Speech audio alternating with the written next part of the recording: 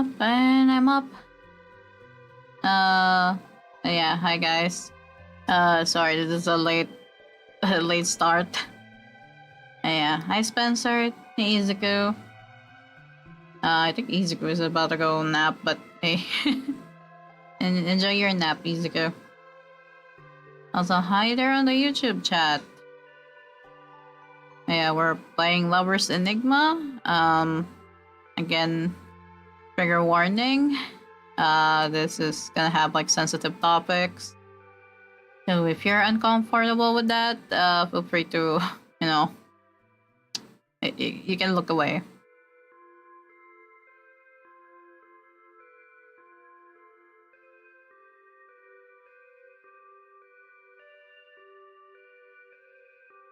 Yeah. Welcome. It's Otome Game Tuesday, and gonna be continuing this game. Go to the game screen. There you go. So if I load this, I think it was this one. Yeah, it was this one. So yeah, I'll try to read dialogues. Also, heads up that I might need to mute my mic at some point because there's construction work happening at my house. So it might get noisy at some point. Yeah, we're just gonna be chilling. Just gonna try to enjoy the story, even though this is a dark themed visual novel.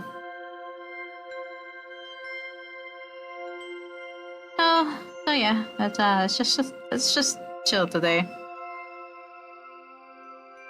And I think we're gonna be starting off on the chapter where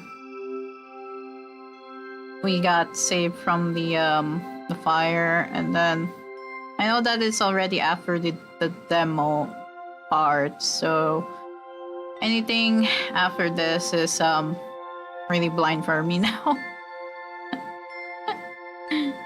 So I'm gonna be saving a lot. Yeah.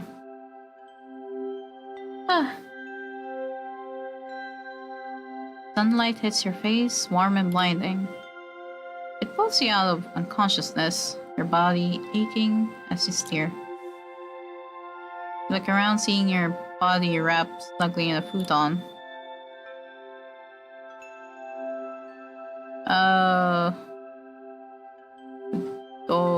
Forecast? Hi there on the YouTube chat.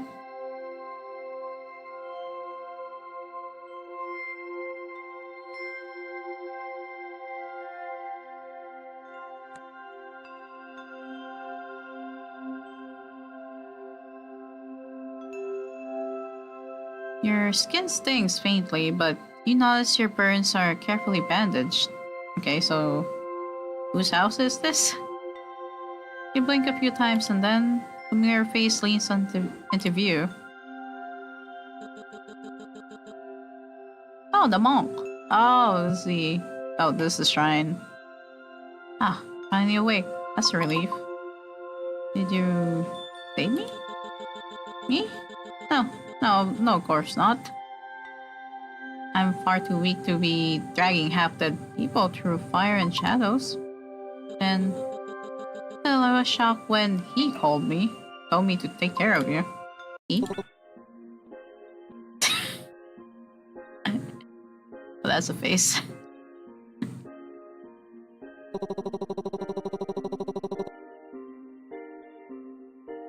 You're finally awake.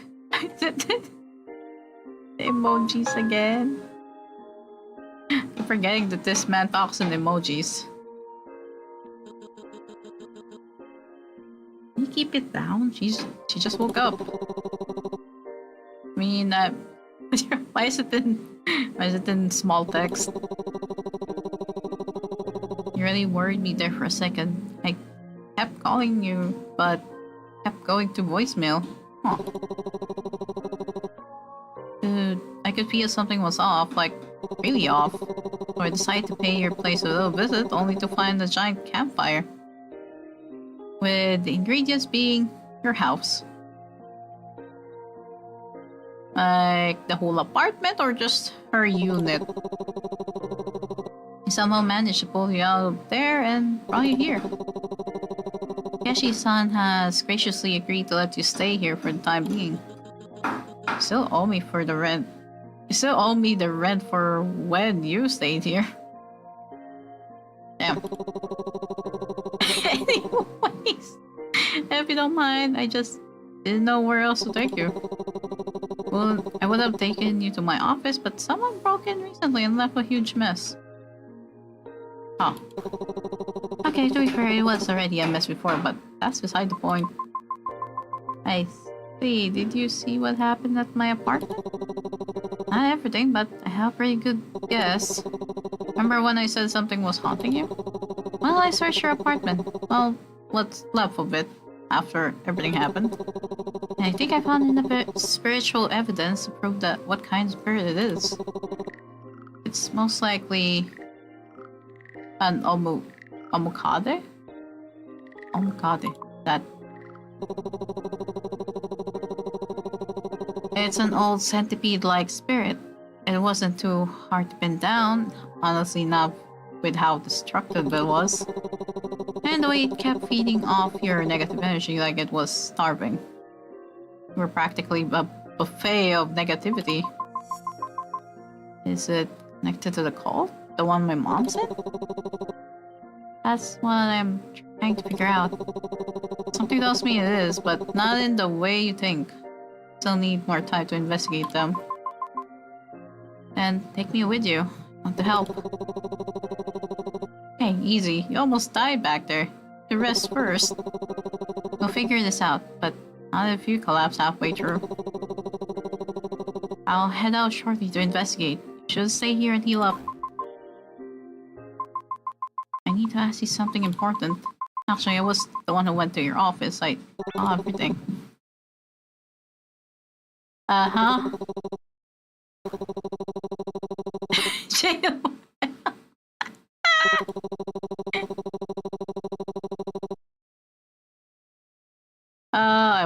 I went to the door. What do you mean?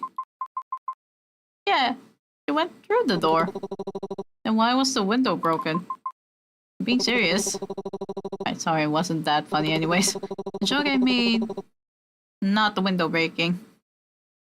I don't have insurance.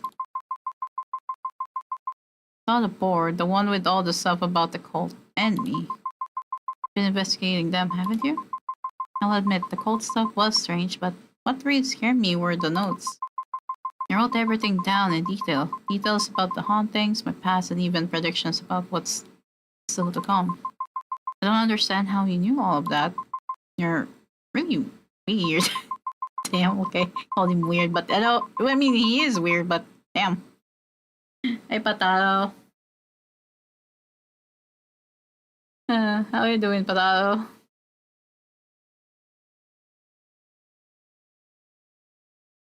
Probably shouldn't trust you. I haven't even known you that long, but somehow it feels like I've known you my whole life.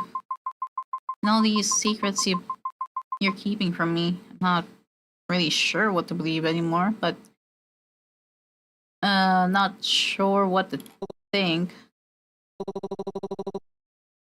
Doing good, and you?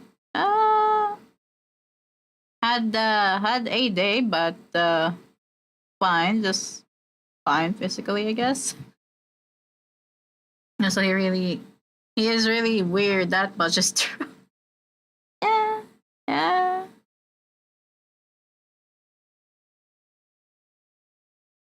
I probably shouldn't be playing this because of how dark this is, but you know what? It's a Tuesday. I gotta go through with it.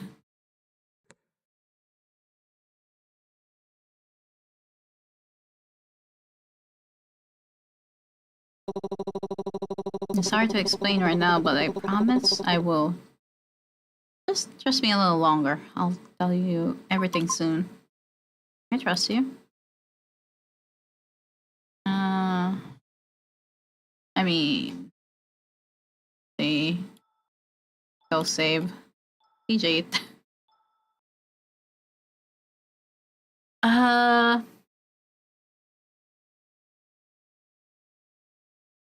least you get to hang around with these guys to chill out. Yeah, I guess.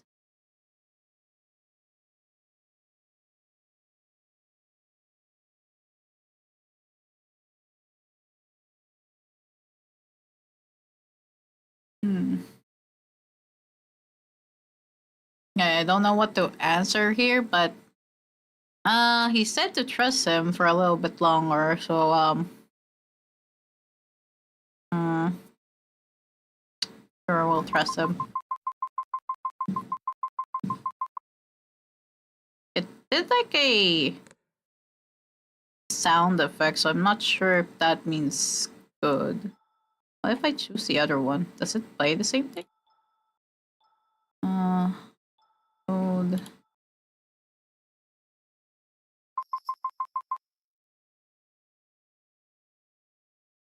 Oh, okay. So I think I know how to get the right ideas, probably. Maybe because every time I make a choice, it's either like a 8-bit damage sound effect or a bell chime. There's a sound effect for each of the choices. I don't know what the bell chime means. I don't know what the damage sound effect means. I guess it's a really low sound effect, but I can hear it every time I make a choice. With the choice I made at the moment, but I need to know the truth soon. It made a bell chime sound when I clicked on it. Meanwhile, the other one, it made like that 8-bit damage sound effect. Yeah, I don't know what that means. Hopefully the bell chime means good. Hopefully. I think the bell is good, but with how the game was so far, that might be a trap too. Fuck. What do you guys think? Should I go with the bell chimes or the other one? Just going along with things, but now I'm directly involved. And I realize that these things might be bigger than me, and I rope into it too. I think I deserve to understand what's going on, Haruki. Don't have to tell me right this second, but I hope you will, for both our sakes. Okay, I think that is a better sentence to tell him. I think that's a better reply for me, though. Like, just to tell him that we trust him, and that we'll wait until he tells us the truth. Can you give me a bit more time? I know I'm already asking a lot from you, and honestly, you don't have to trust me. But I want to make sure things are right before I involve you any further. All I can tell you now is that I'm now working with that organization. Okay. Yep, okay. That's fair. Yeah. Members, they're not bad people. Like anyone who ends up in a cult. They're mostly lost, following anything that gives them hope. Yeah, Belle should be fine, I think. Okay. Hey, Yuki.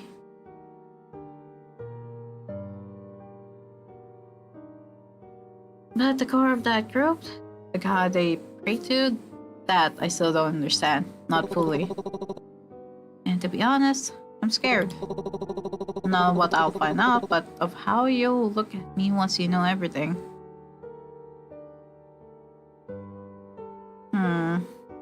Is this related to that one animation we get after the intro or the prologue? Because I think that's it. Because that animation's like hinting that our MC is like a reincarnation of someone. And the guys are also reincarnation of guys who like that lady from her past life, I guess.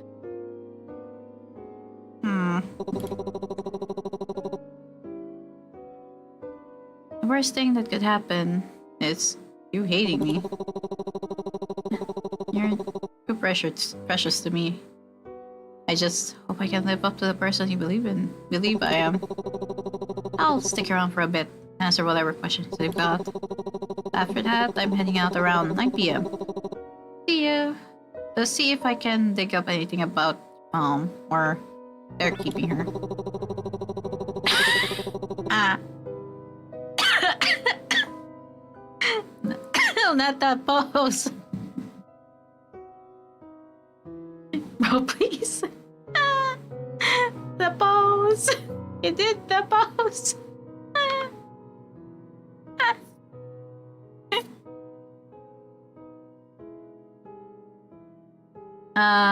Isai, hi. Love this game as well, but only finished one route for now. Oh. I just finished the intro chapters for it. So now I'm at the point of actually playing it blind. Because I only played the demo, so all of my knowledge is only up to the point of the fire incident. So, yeah. The famous at the black pose.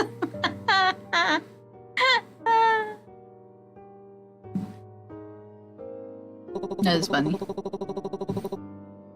Hopefully, ghost damage counts under vandalism or something. I'm pretty sure that doesn't, but okay. Like I had some messages from yesterday, and one of them was from your boss. Oh. And 10 missed calls. Okay. Oh, from the boss.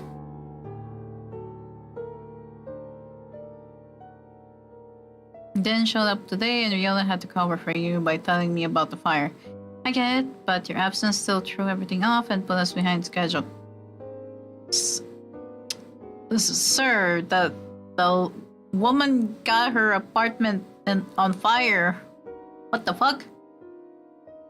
Be grateful he spoke up, because otherwise I'd assume you just decided to no-show. If you want this job, you'll be here tomorrow, and I hope that you'll take the initiative to do some overtime work tomorrow as well. If you do care about keeping your job, that is. What the fuck? Why in the black company? Girl?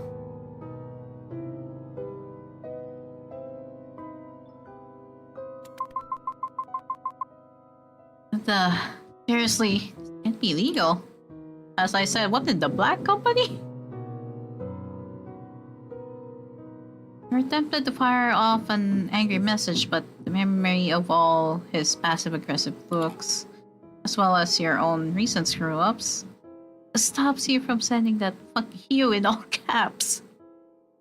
Fair, yeah.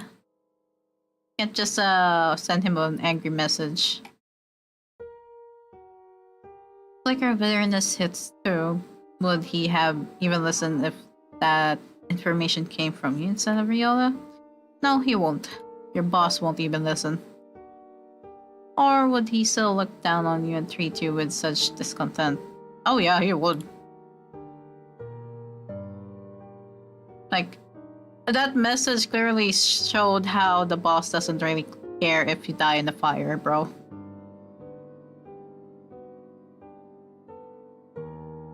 Doesn't matter now. Fighting him would only make things worse. Yep. He could fire you on the spot or drag out making your life miserable anyway. Either way, you'd rather be disrespected than homeless. Yeah. At least you're not homeless, right? At least you're still alive, is the thing. So Harkley. Just chilling there. There's the toilet. Empty space. What's the empty space?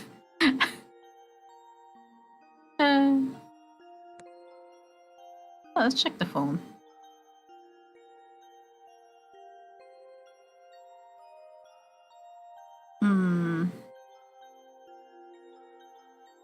There's no task.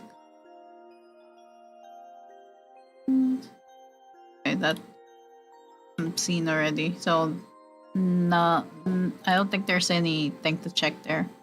But let's talk to Haruki. It's him I have a problem with. What did I do? Leaving the dishes unwashed is one thing. Damn. Oh, why did you replace all of them with the Queen of England's coronation plates? Huh? Who doesn't like a good English breakfast? They were on sale at... I have no idea. That's probably a reference to an actual Japanese store.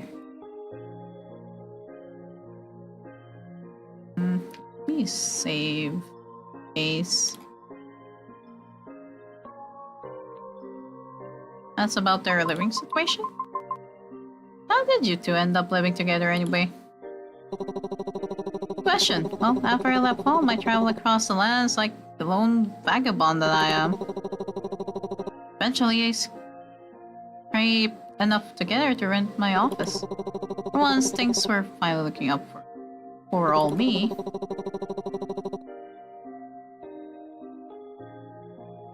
You don't wash commemorative plates, you lightly dust at most. Hey, Mongoose. I'm sorry, the man's whack. Until those damn pigs showed up and kicked me out. Apparently, it's legal to live in an office building because of zoning laws. You believe those capitalists? Anyway, Takeshi-san was kind enough to take me in until I found a way to get back on my feet. Thank God that's over. So, where do you live now? According to the government, I live here. According to everyone else, I live back in my office. It's called dual residency. Very elite. Okay. How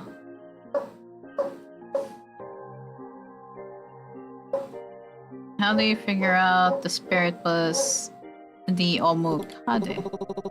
Simple, really. A long time ago, these lands were protected by an Omukade spirit. But at some point, the villagers betrayed it. No one really knows how or why. In retaliation, the Omukade turned against them. And that's what led to a catastrophic event that destroyed the village. I've never come face to face with the spirit myself, so I don't know how it was sealed or why it's active again now. I had to take a deep breath at the end of a lot of those sentences. There. But I just connected the dots, the signs, the... That's a typo, right? There's no spaces between the grandmother down the street. The patterns, they all point to the same thing. The Omukade never left. It's still active, even after all these centuries. What was that before patterns? Oh, okay. So that was intentional. It's how it's pronounced is he was pronouncing that phrase or part of that sentence really fast. Yeah, he intentionally said it very quickly.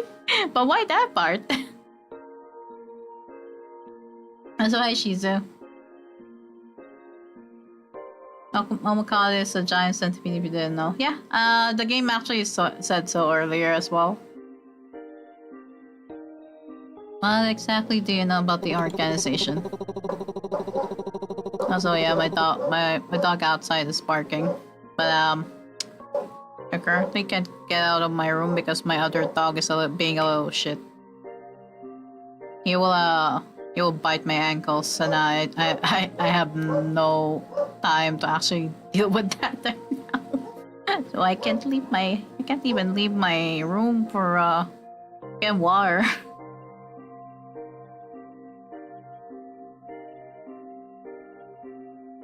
Oh damn. Yeah.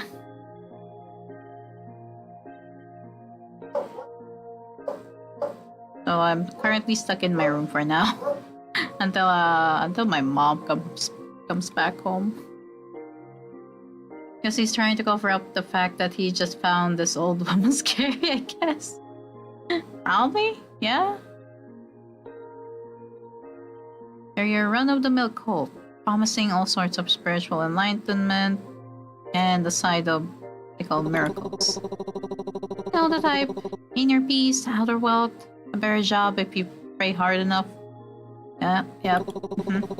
Even remember some of their teachings, like those who force their beliefs risk driving away the faithful instead of guiding them. Or true wisdom comes to those who seek with devotion. Sound familiar? Mom probably used to say the same things. As for the so-called lord they worship, Hiroshi Nakami, I don't know much about it. I'm sure there's something buried in the library archives. Whatever the truth is, someone's gone out of their way to keep it hidden. Only way to truly find out is if you're part of them.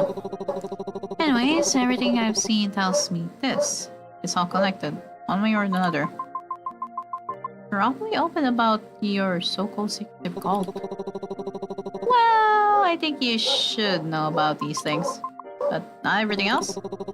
I'll tell you everything someday, I promise. Okay. All up down. Will you consider a Shih Tzu a hound even? Little shit is Shih Tzu. Little shit is a Shih Tzu. And he has bitten me several times already, and I don't want to deal with it.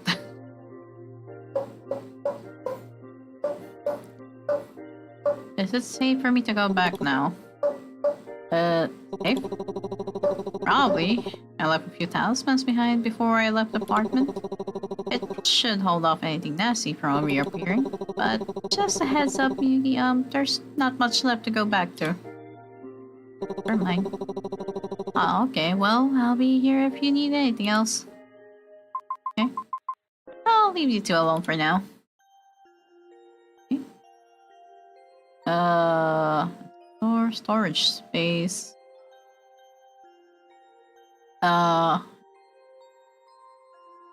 Gifts? Oh. Miyoto.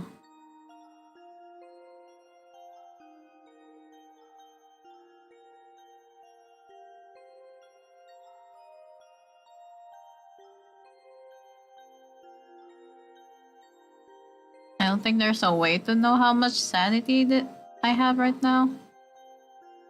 Why don't we go to the toilet? At least I can still relax a bit here. Yeah, let's do this. Oh, it's got name for a reason. Yeah. Just go easy. I don't wanna... I just wanna chill, so I'm going easy.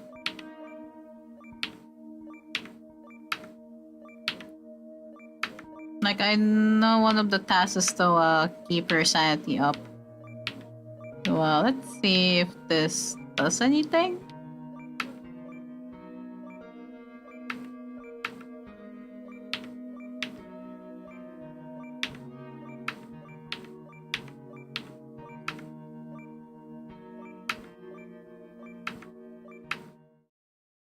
Hey. The zoo only had one animal, a small dog. It was a Shih Tzu.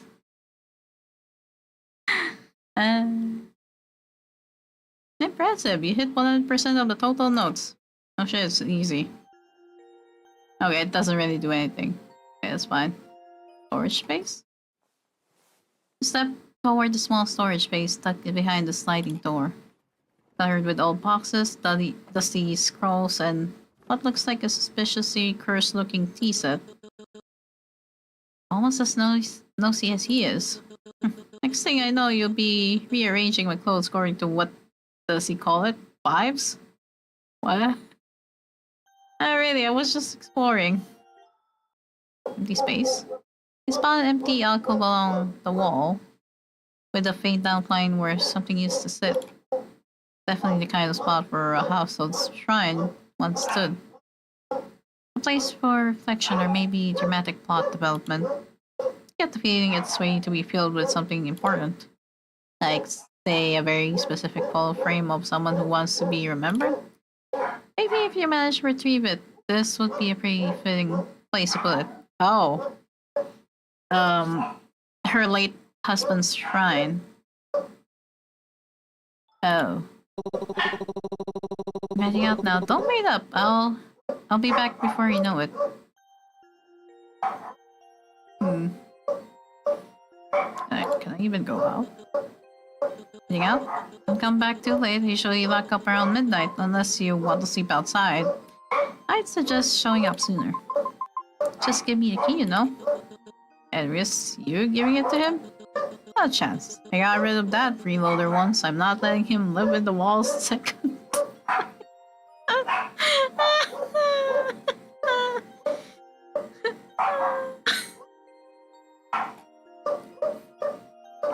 Restoring sanity by playing DDR on a flip phone. Yeah, I had doubts.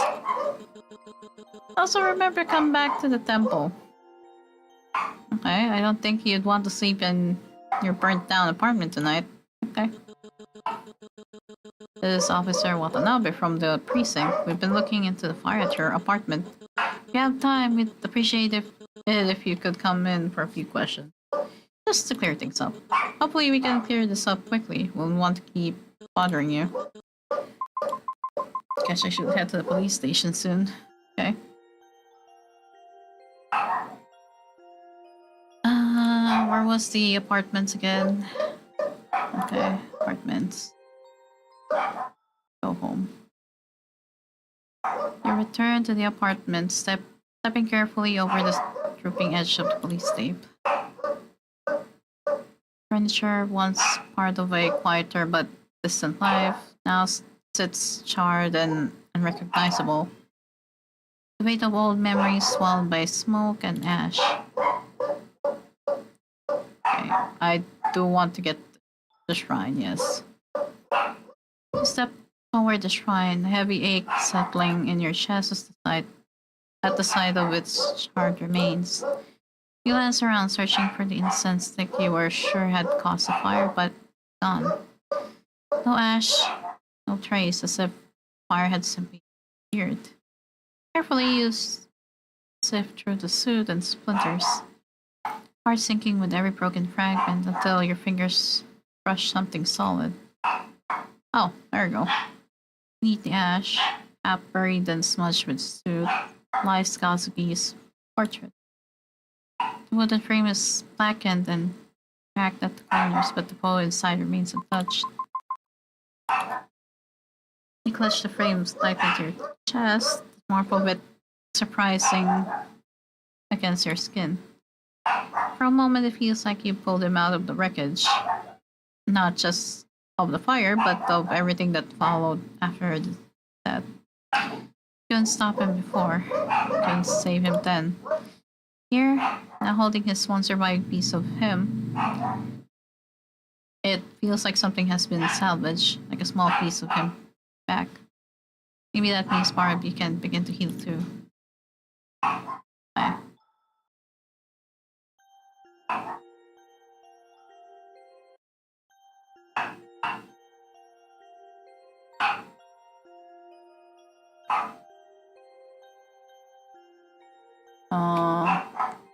I'm gonna save before I go to try to check the neighbor's door.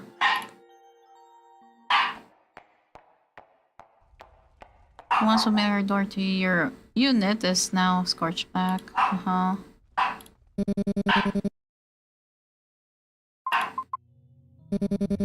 Yeah, I'm totally fine. And my apartment is even better. Fire didn't spread too far into my place, but It left these scorch patterns along the walls. It's kinda cool, I guess. Well, minus the part where I was inhaling smoke. You're oddly positive about this whole situation. I guess you're probably going through something. I don't want to make things worse for you. And I should have done something. When I saw the fire froze, I was so scared. It wasn't until some weird guy with ugly red glasses came and literally broke down your door that I snapped out of it. Oh. I guess I'm sorry. I was too scared to do anything and could have died. Really helpless, huh? I'm the one who should be sorry. Fire, it started because of me. I could have put you in danger too, but I don't think you're weak. I wouldn't have known what to do either. Yeah, I just wish I reacted faster. Could have been want to save you. Or that selfishness, isn't it? Say all that when in reality, I didn't even do anything. Still, I'm really glad you're okay. Thank you. I'm glad you're safe too. If you need me, I'll be here. I'm glad I actually went there. Where was the police office? Step into the police station, scanning the area until a familiar voice. Oh well, we meet again, ma'am. Can't say if it's a good or bad thing this time. Different circumstances, after all. The details around your apartment fire are concerning. You're lucky your neighbor wasn't home and that no one else got hurt. Fortunately, someone called the fire department in time. Though I have to say, timing's a little suspicious. But hey, protocol's protocol, so why don't you tell me how the fire started? Oh god. Ah! Cat.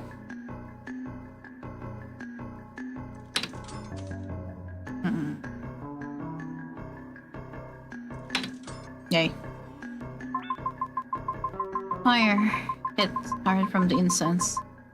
Some sparks must have fallen onto something flammable nearby, and it just spread from there.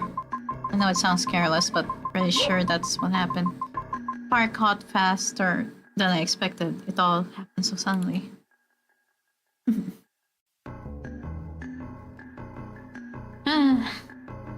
The officer takes a moment to write down your statement, then looks back at you. The man who reported the fire saw Donos, I believe. He seemed a bit unconventional. Anyways, he was the one who reported the fire. For the record, could you clarify your relationship with him? Oh god.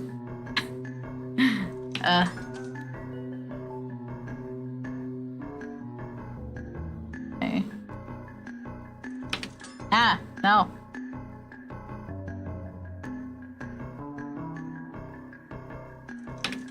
Oh, well, that's fine. It's a friend of mine. He came by to check on me. And honestly, it's a good thing he did. By the time he got there, the fire had already started. I was still trying to get out. Completely overwhelmed, and he was the one who called the police. If he hadn't shown up when he did, things could have ended a lot worse. Were you alone in the apartment when the fire started? Oh god.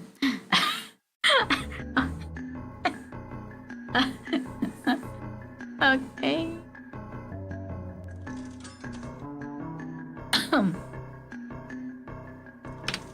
Okay, I got to, that's fine.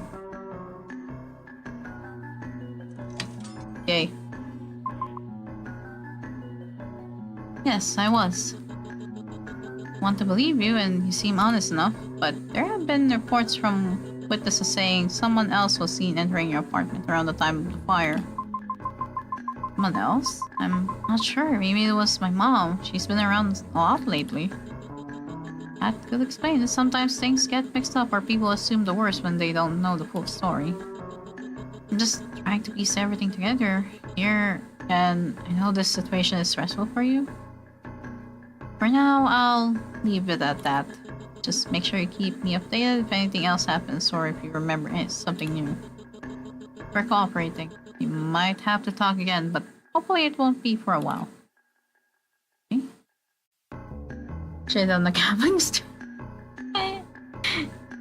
Step out of the police station. The conversation lingers in your mind like a shadow, unresolved and unsettling. Who could that person have been? If it wasn't Mom, then who? Someone familiar? Or a stranger lurking in the shadows? Why didn't you notice anyone else around? There's so much you don't understand yet, and now more than ever, you need to find out the truth. Oh, now we can just go back to the temple then. No, that society is decreasing. God damn it.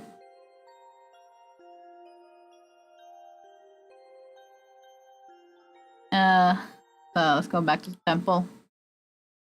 As you make your way back to the temple, so a familiar voice calls out from behind. Oh. I found you. Oh, how did you even find me? I ran into that weird guy from with the red glasses. He said you were staying here temporarily. So naturally I came to make sure you weren't, kidnapped or something. You know what? Fair. You know what? Fair. Fair enough. Now, since I'm already here, do you mind if I ask you something? Sure, what's up? It's a fair concern. You want, you can come stay with me. My place is always open to you. Oh. That's really kind, Viola, but Haruki went through the trouble of letting me stay at the temple. Can't just leave after all that. Oh, I heard the bell chime. Yeah, I figured you'd say that. I keep thinking about last night and I hated I wasn't there. When I found out what happened, all I could think was, what if something worse happened to you? What if... Sorry, I've been there. I really wish I was there for you. But I'm glad someone was there, even if it wasn't me. No matter how weird that guy is, I'm thankful he pulled you out. No matter how weird that guy is. You know what? Fair.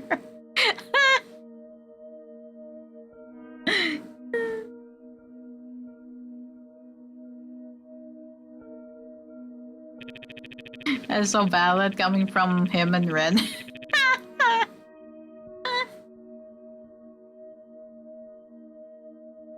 Don't tell him I said that. I don't want him to think we're friends or anything. No matter how grateful I am to him. He's a good person. He is. I hope he treats you well. Don't forget we'll always be here for you, alright? We'll always be... Never mind.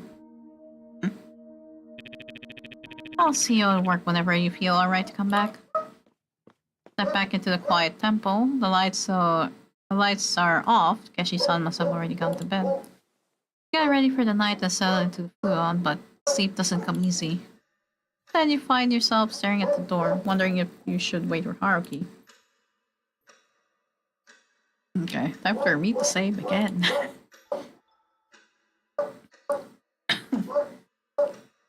Wait for Haruki. You decide to wait up for Haruki. It feels a little rude to go to bed while he's still out. I guess I could kill some time with a game or two. Oh, here again.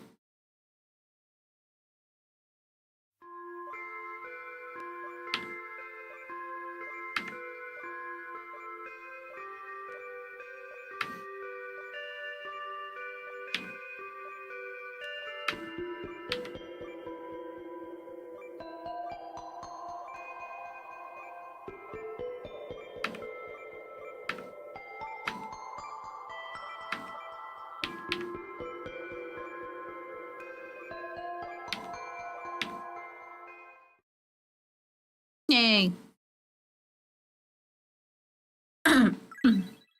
Sanity up, yippee! Should I wait up for him? Yes. Keep calm until Haruki arrives. I hate that.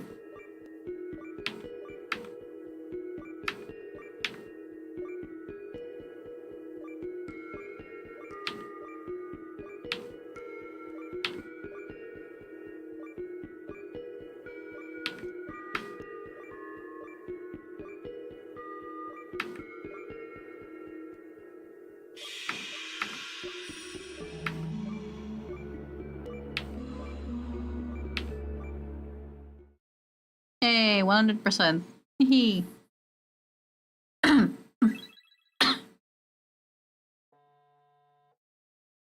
Huh? Ask about the cycle? Huh? Atsuki? What? Eh?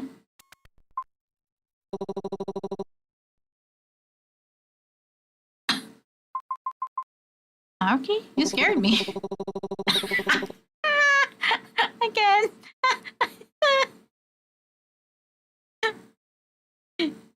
He does the pose again. Sorry. Kinda defeats the point of asking if you're awake, huh? But, hey, I got my answer. It's his new favorite pose. Something wrong, maybe? Eh?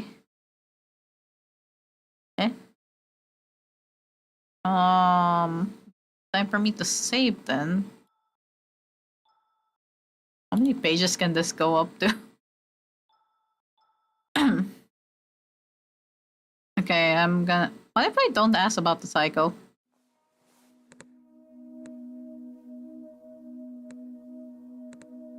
Okay, I didn't hear anything.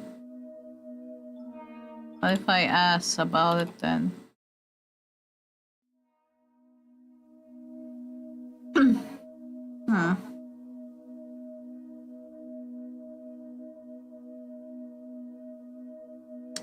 Okay, there's no sound effect whenever I choose anything. At least not right now. But let's see. Hesitate before speaking. The word's sitting heavy on your tongue. But you force it out anyways. May I ask you something? Of course. Something bother you? What is the cycle? Cycle? That's, it's something related to the Omokade. A bunch of spiritual stuff. Where did you hear it from? Not important. I just... Something tells me that I need to know more about it. It's a long, boring story, really. Spiritual stuff. Very thrilling. It's nothing you need to worry about. I have things all under control.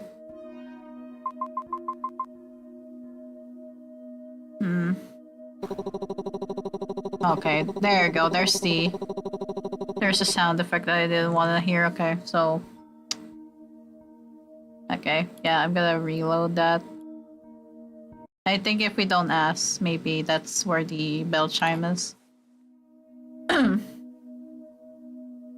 pull the blanket up to your chin, avoiding his gaze. That didn't look like fine. We're tossing like someone was dragging you underwater.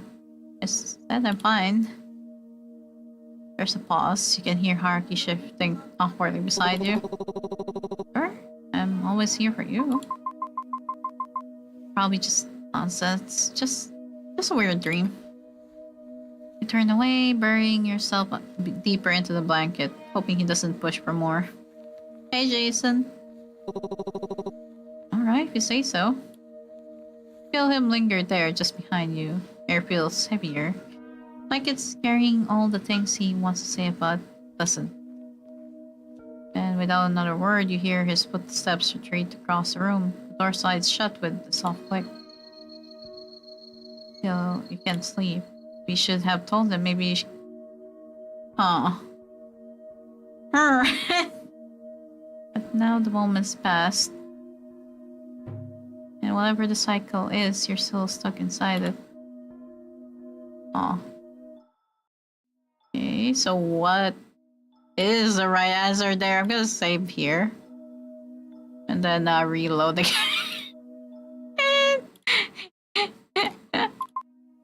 Okay, I'm gonna see. Does he actually tell you? I want to understand. I want to protect you. He says it quickly, then looks away flustered. Oh. Just have to trust me on this. Okay. Anyway, how about we not bone scary stuff right before bed? think this is the right option then. He did say it's okay to ask him stuff. Interesting art blend with the retro style backgrounds. Yeah, it does. That's why I was interested in the game, and you know, and I'm happy I'm actually playing it now. After I played the demo like 4 months ago. I can make some tea.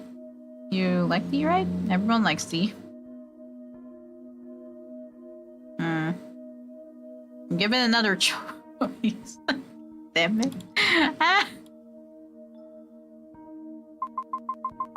Fine, I guess some tea would be nice. Huh? Really? That work? I mean,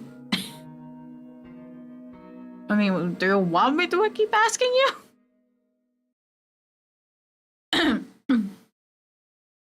Okay, that didn't really do much. Let me save here again. The amount of saving I'm doing in this game though. Okay, if I say the other one. And go with the cat.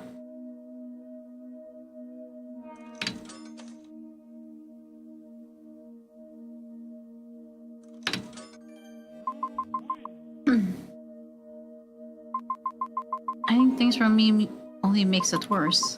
Yet that you want to protect me, but it just makes me worry more. I don't understand why you're keeping this from me. We're a team. You're right. I know, I should have told you. I'm scared. Not of the cycle, not really. I'm scared of how you'll react. What you'll think, what you'll feel. I've been through a lot, more than I ever thought I could handle. I'm stronger than I look.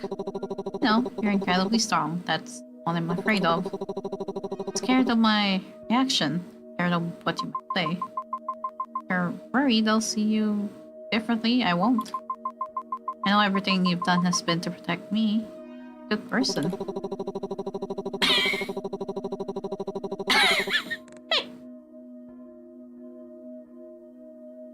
I failed so many times. That's what makes me so scared. Aw. Really am. With you. Damn, okay then. I'll tell you, okay? But please be nice to me. If you yell, I might actually die.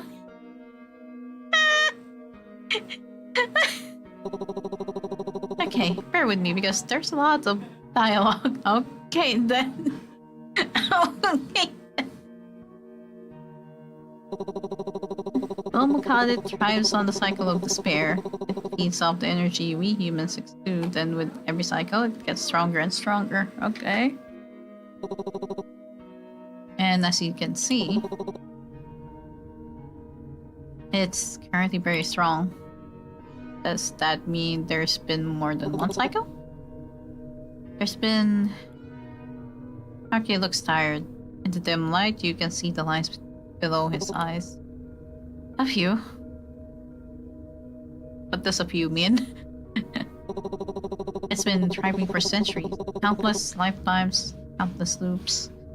It's been very greedy. Is there a way to break the cycle? There was. The Omokade is drawn to you. Your emotions, your relationships. There's an old belief that everyone has a missing half who completes them perfectly. The two souls come together, they create a balance that brings harmony and stability to their lives. Something the Omokade clearly doesn't want. That's where the choice comes in. You have to choose that missing piece, the person who brings balance and stability to your life. Someone strong enough to keep the Omokade from feeding on you any longer. I haven't made such a choice yet. But to the Omokade, you have. Lots to think, but it doesn't take long before the realization.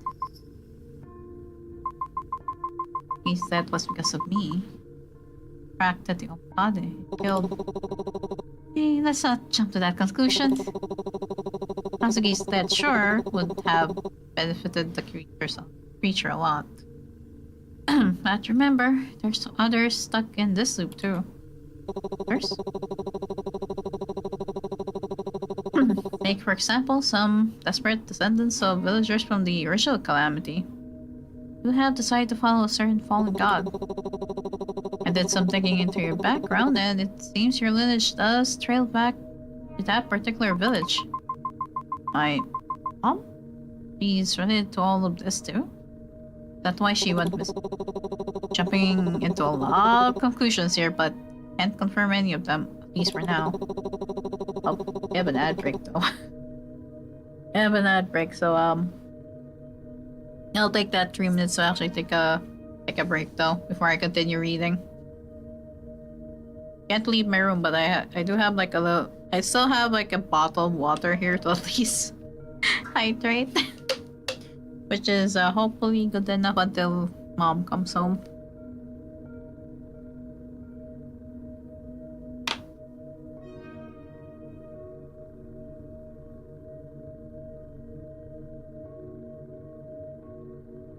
Also, I think the dust from the construction is also making my nose itchy.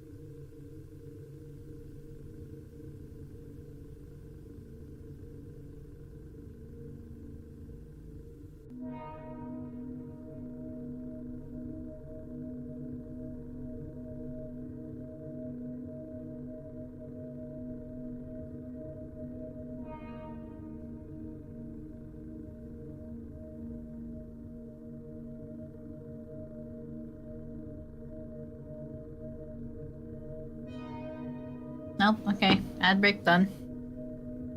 Let's just continue.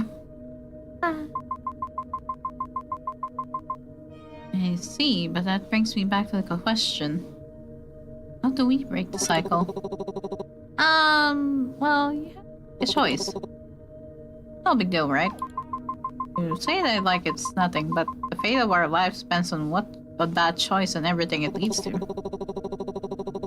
Yuki, I don't care what choice you make as long as it's the one you truly believe in. want you to be happy. And besides, I know you. You'll make the right choice. You always do.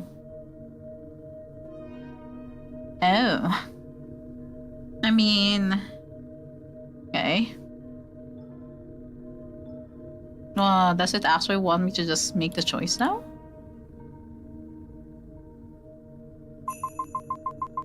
Already made my choice, Haruki. You. Well, I don't mean it has to be romantic, of course. It's just that you bring balance. Like you said, you bring balance and stability into my life. Every day with you feels lighter, easier. Yeah, lighter, easier. I always think about Asuki, and I'll keep looking for whoever did that to him. I owe him that much, but so embarrassing. You know what I'm trying to say, right?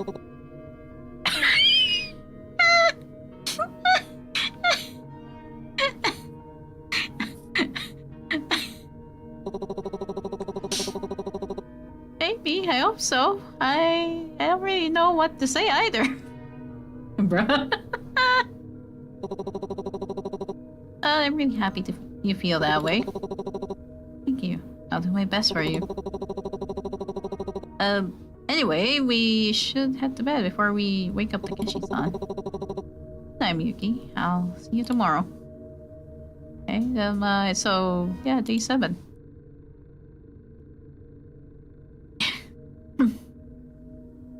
You got to sleep that night. Thoughts still spinning from everything Haruki said.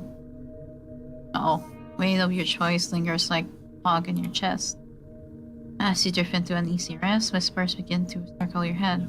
Faint at first, then sharper, clearer. Singing praises over and over again, echoing the fears you buried deep within. The old you might have crumpled under this, but not anymore. You've seen too much, ensured too much. You know the truth now, or at least enough of it to stand your ground. You let out a deep sigh and try to block out the noise. Will yourself to ignore the whispers that crawl at the end of thoughts. But they persist. They grow louder. Louder. And louder.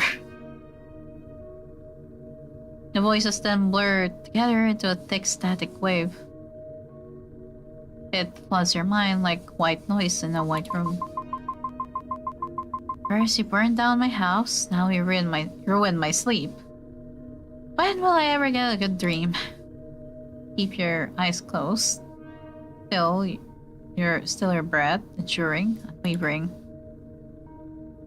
Not giving in. Not tonight. Until they form something familiar. You see a silhouette cutting through the static. Like sunlight through fog.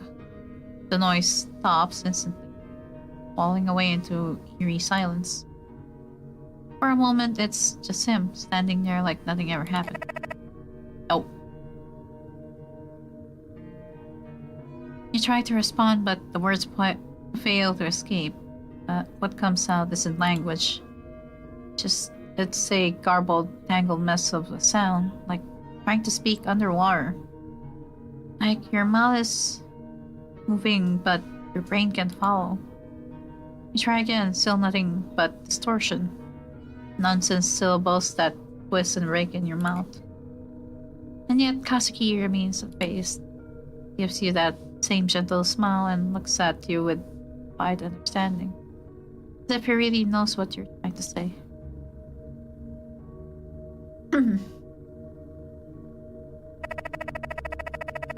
Sorry, can only meet like this?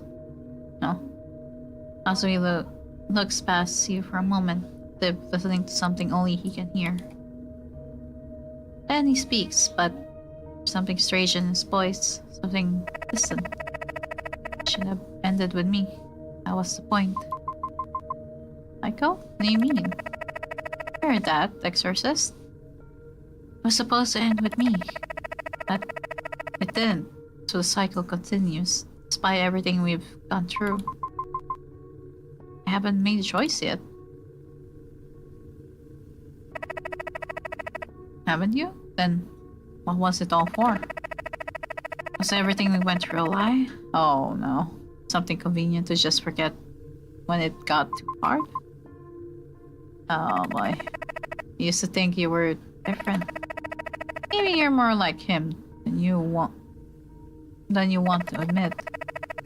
Always running, always shutting people out when it hurts too much. Pretending it doesn't matter until it's too late. So I was just another thing you couldn't face. No. The man you told me about.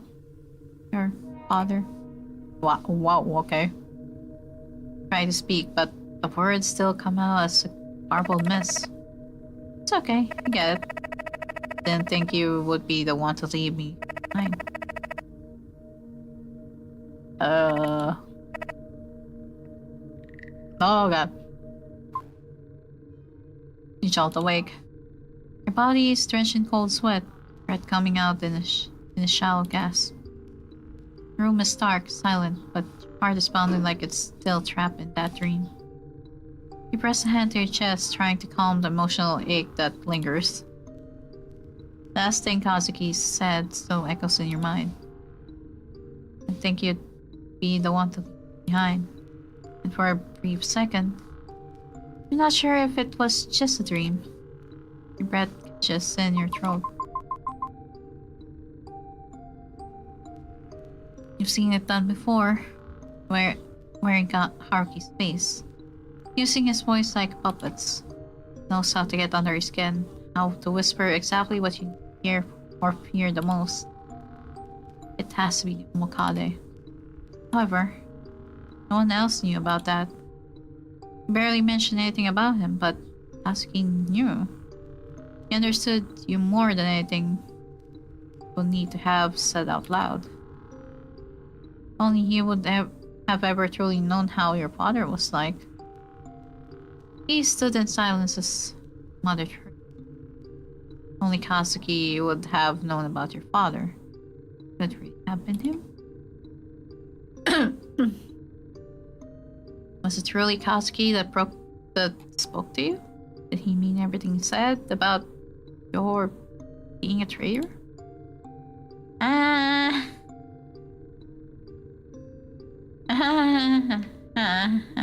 See.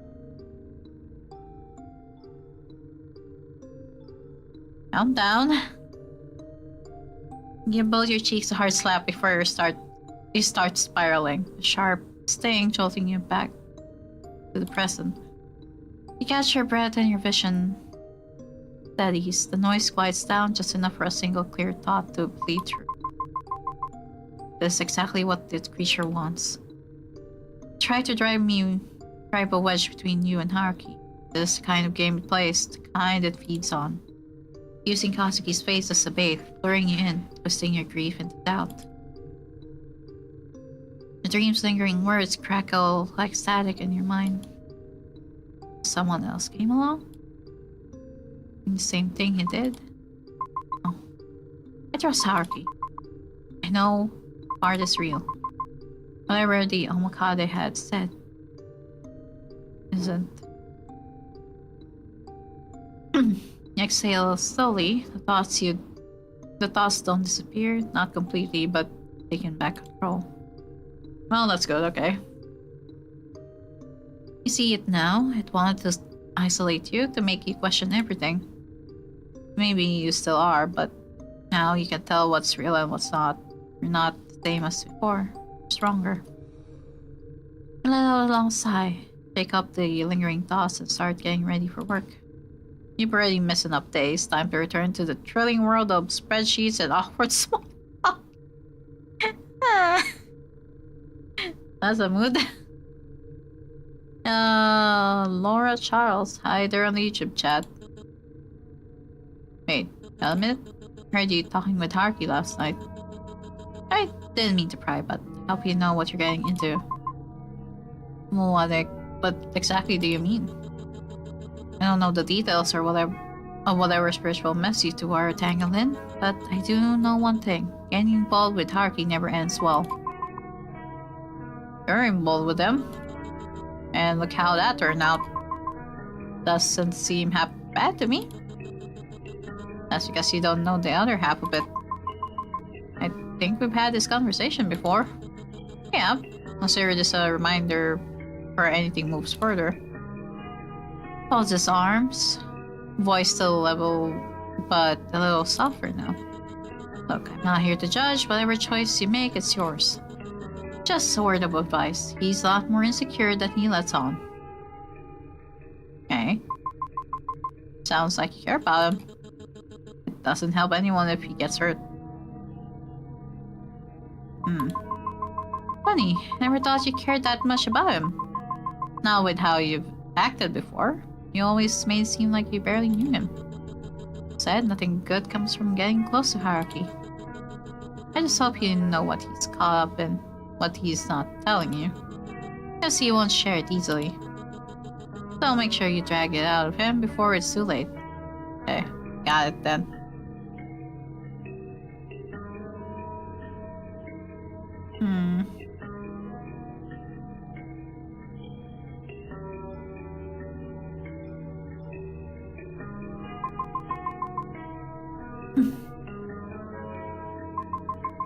Even if you're a little shy about showing it. I'm not shy. I just don't want him getting the wrong idea. We're not friends or anything like that. Okay, if you say so. A little too late for that. Still, thank you, Takeshi-san. That's not a grunt and shoots you a look that clearly says, please stop. Yay, my sanity went up. Affection with hierarchy increase. Okay, I did the right thing then. Whoa. 3D hands. Whoa, 3D hands as well. I see where this was made.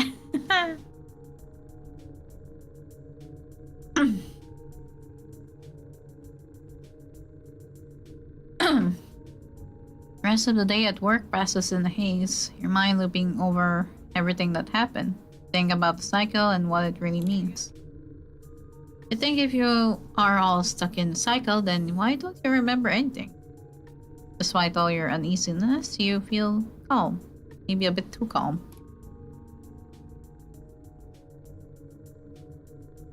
I wonder if it's because you've heard it all before, in another version of this timeline. Or maybe the effects of the Omkade are beginning to fade. Still, that sense of calm doesn't quite reach the surface. On the outside, you're unraveling just enough for the worst person to notice. Oh.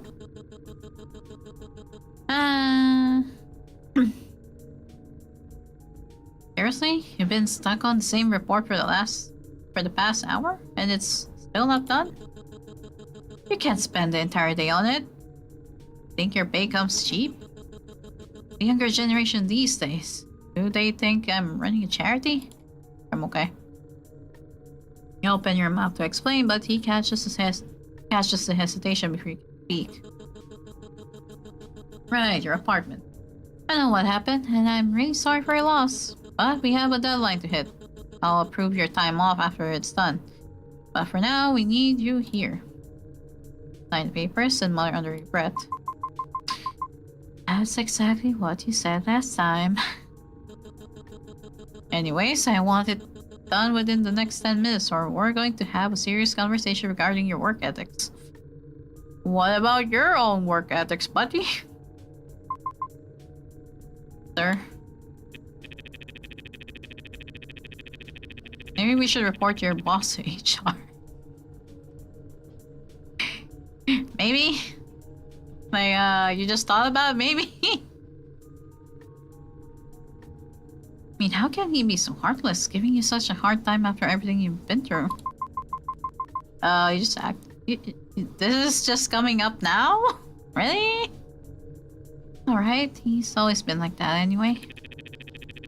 We'll first go to HR, then Ministry of Labor, then the mayor. Don't you think that's a little extreme? No, that's not extreme, girl. It's not enough. It's not enough that we see. We must also fail. All right. I'll think about it. Once the grief of losing my apartment stops fogging up my brain. Sorry, house, new place at least. It's all right. I'm grateful Takeshi-san's letting me stay there. He's not. You're meeting new people faster than I can keep track. It's the monk. It's the monk in the shrine, buddy. I would like you to meet him sometime. They're good people. Oh.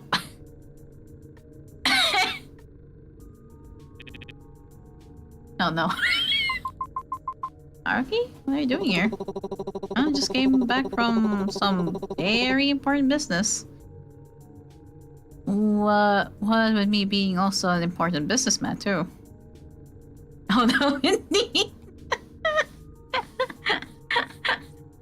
Ryota's oh no was like oh.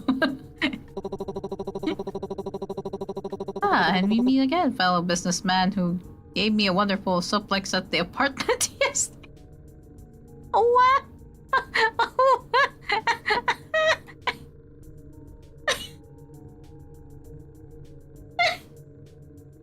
What do you mean a wonderful suplex? What do you mean?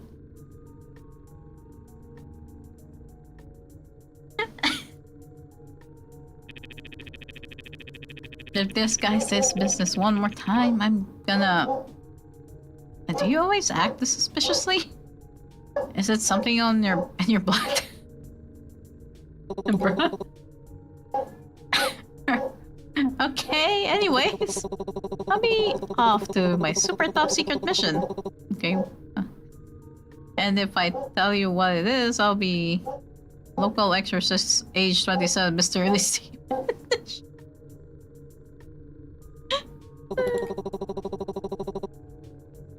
So it's classified. You hear me? Classified.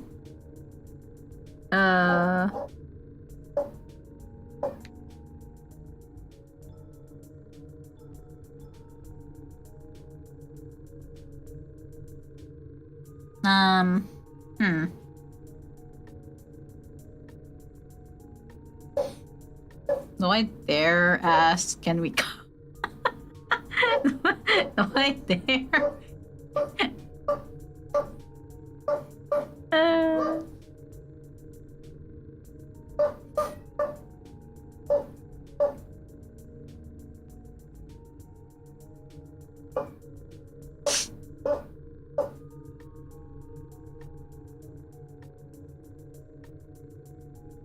You know what? Never come along. I mean, will I even be going? Yeah, is this actually a good idea? I think you could both use the company. Well, what are you doing anyway? I was just going to the library, lol.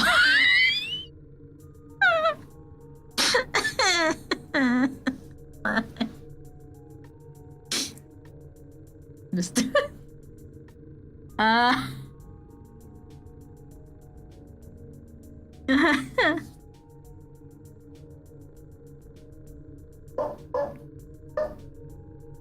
head hurt. My head hurts from this man.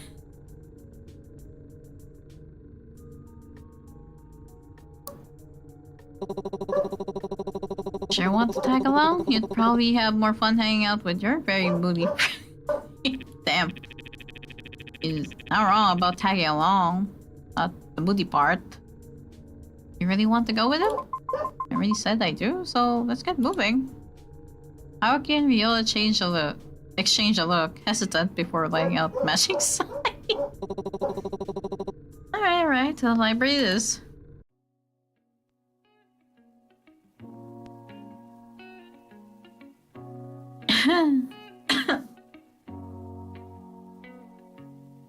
The three of you head to the library.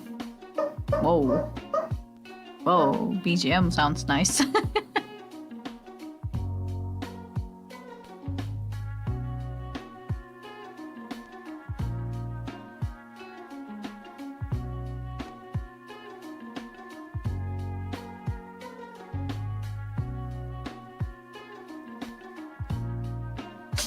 BGM sounds nice here.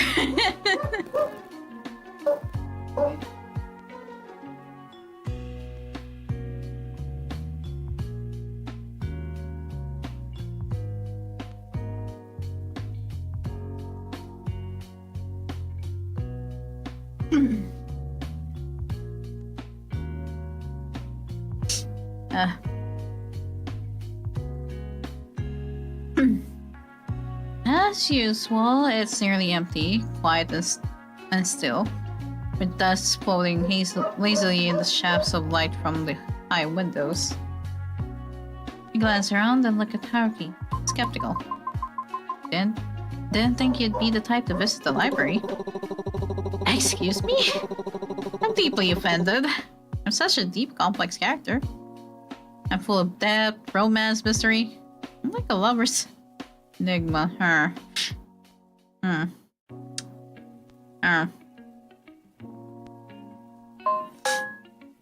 Okay then. I see you. See you, Debs.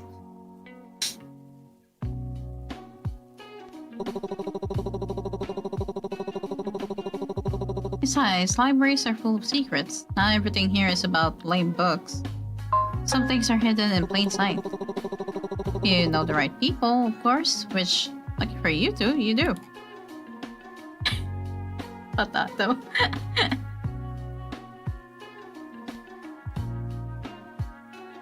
With a grin, he gestures for you and Ryota to follow, weaving past rows of untouched shelves until he stops in front of the locked door. Were you about to get cursed? We have a little faith in my skills? Well then. Haruki unlocks the door and steps inside, holding it open for you and Ryota. The moment you enter the room, you're filled with unease. The sight of it was the very definition of unsettling. Well, that's creepy. Yep, I'm like, that's a very nice sight, isn't it?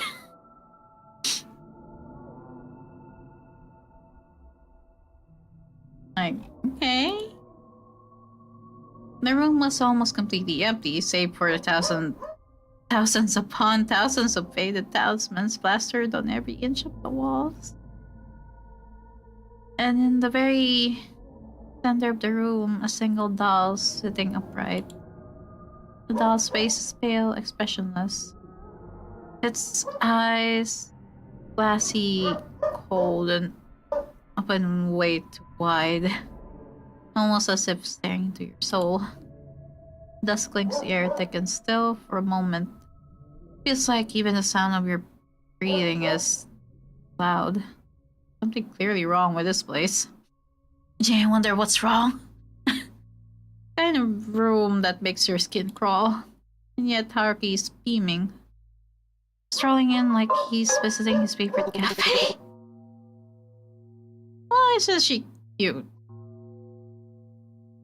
No? Don't mind the strange aura around her, she's just shy. What?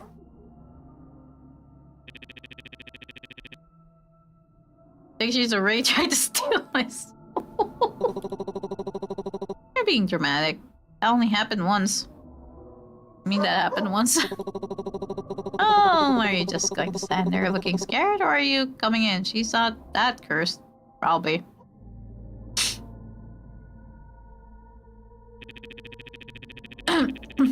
Yeah, no, I'm good. I don't think I'll head into the scary room with a bunch of talismans and a creepy doll in the center.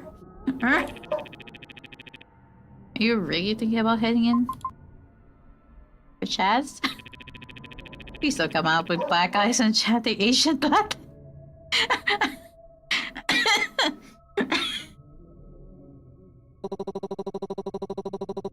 Rude. For the record, she only speaks ancient Japanese. If you're going to be rude, at least speak accurately rude. Again, this is a fair concern. I'll be fine. If Haruki trusts this place, then I trust him. We hope you know what you're doing. You step inside before your nerves catch up with you. Behind you, Realer mutters something under his breath and crosses his arms, waiting just outside. Haruki, on the other hand, looks positively thrilled. So why are you in a dusty back room with a haunted doll? Oh, well, it's a bit of a long story. A client of mine had had a pretty irritable spirit hanging around. It just won't leave her alone, so I figured I might as well give it something else to bind to. A doll. Okay. The spirit was extremely mad about it, but I promise it'll be set free after helping me with a few fancy errands. Which included scouting out a much larger, more terrifying spirit that may or may not be the one that got us all into this mess in the first place. Okay. That sounds dangerous. Oh, it is. I get nosebleeds sometimes when the doll's active. Okay, that's concerning. But nothing a box of tissues and a cold compress can't fix, probably. Okay. Probably. Look, danger is just a matter of perspective, and how much blood comes out of your nose in under a minute? Right, and this has to all happen in the library. I guess Shisan would have banned me from the temple if I tried something like this in a sacred place. I mean, yeah, he would, yeah. This kind of thing isn't exactly widely accepted in our circle. That still doesn't explain the library. It's quiet, creepy, and full of forgotten books. You know what that means? No traffic, high vibes. Okay. And those blank books, they soak up stray energy like little paper vacuums. Practically a free containment chamber with bonus bookshelves on the side. I see, and how has it out? Well, I haven't tracked down the Omkadi yet, but I did stumble onto something else. Something a little harder to seek into. The Shinsei Kaihodan. Wait, aren't you already undercover in the organization? Isn't that super dangerous? I'll deal with the fallout when it comes. Right now, this is the best lead I've got. I've only managed to worm my way into their lowest ranks. And it's not like they're handing me any big secret. Just the usual, you know, cult stuff. That's actually really impressive. Is there anything I can do to help? Huh. You know, maybe there is. Huh.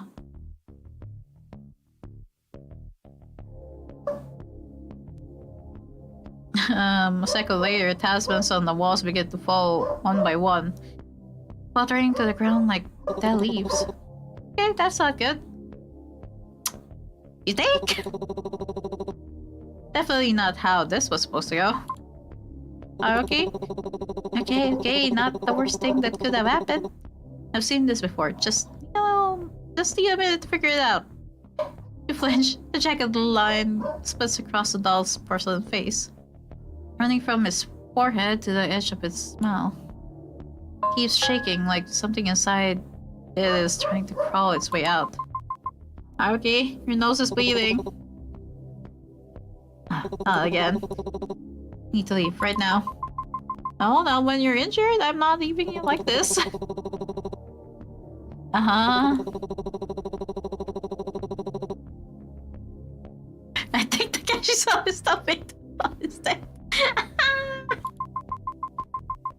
Then let me help. There has to be something I can do. You always have backup plans, right? That's one of them. Naoki looks around nervously as though wrecking his brain for answers, or reaching out to his pocket and forcing a talisman into her hand. Huh? Parrot? At exactly midnight, no sooner no later. Hide in the storage room while you do it. Certain spirits might try to interfere, change the surroundings, distract you, keep your wits about you. Don't let anything pull you away. Ow. Anything. Sounds, light, solutions, they'll try to make you hesitate. But you have to focus. Stare at the talisman at the stroke of midnight. Everything else, just ignore it. What will it do? Hopefully, something useful. Counting on you. Okay! Okay. Scary. He doesn't give you a time to respond. He shoves you toward the door, slams it shut behind you. You spin around to grab the handle, rattling it. It's locked. Peer into the frosted window, but inside there's nothing. No doll, no tasman, no blood, no Haruki. The room is empty. So everything that happened in the last few minutes never existed. Feel the force his brow as you rush out of the room, clutching Tasman tightly. What was that about? Explain everything. The doll, the cracked face, and Tasman falling. Haruki's nose bleeding. Now he forced the paper into your hands and told you to tear it at exactly midnight. Stands back at the door, heart still pounding. That's weird. I don't know how it sounds, but it really happened. Didn't you hear anything? No, that's the thing. I didn't hear a single sound. Not the crash. Not Haruki shouting. Not even you two talking. Huh. That room like in a different dimension? Question mark? Huh? That's not possible. It was loud. When I looked through the frosted glass, all I saw was the two of you. Just standing there, staring at the blank wall. Says it so calmly, but it sends a chill straight down your spine. And you didn't see the doll or the talismans? No, it's just Haruki. It looked off like something wasn't thinking right. Huh. You don't have time to think about what happened. You don't have time to explain either. You need to go. Like, where? What's going on? I have to take care of the talisman. Haruki left it with me for a reason. Sure, you really don't want You really don't want backup or something? No, I've got this. Just I relax. I relax. Oh my god. Don't wait for a reply. You really feel it. The tug in your chest. The tension in the air. Whatever's waiting for you. It's at home. Oh, okay. Save then. Just in case I fuck up.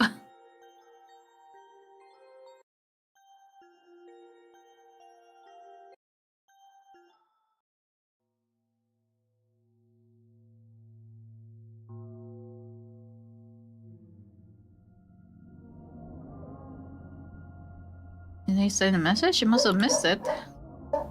Besides, of course they'd pardon it off. After everything that happened, it was only a matter of time. Still, seeing it like this, it stings more than you thought it would. Huh? Okay. Hey, history.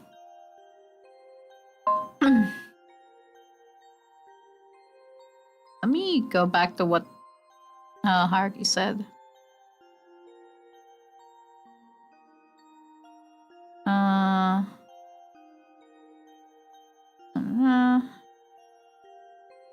Hide in the storage room while you do it. What storage room? Is it at the temple? Wait, at the temple, right? Yeah, there's a storage room in the temple. You hear a faint knocking at the door, soft and hesitant. Haruki waits for a moment. You think it might be Haruki, maybe coming back to talk out up and said.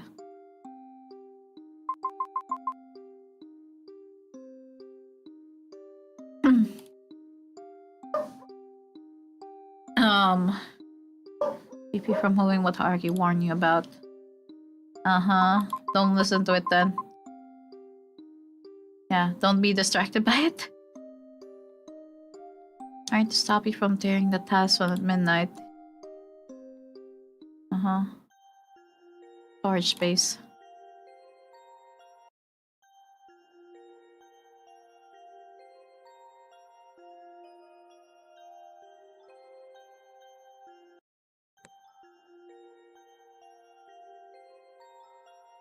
Okay, I'm double saving, just in case.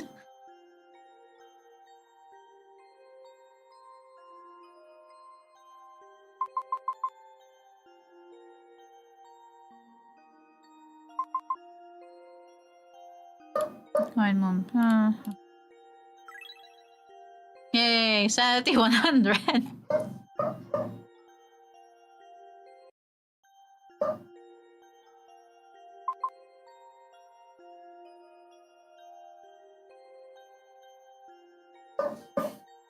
Here, save it to a floppy drive, more protection. Hey, maybe, yeah. So let's try to pass the time. It does say that to do it at midnight, and it's not yet midnight. Also, I save anyway, so it should be fine if I fuck it up.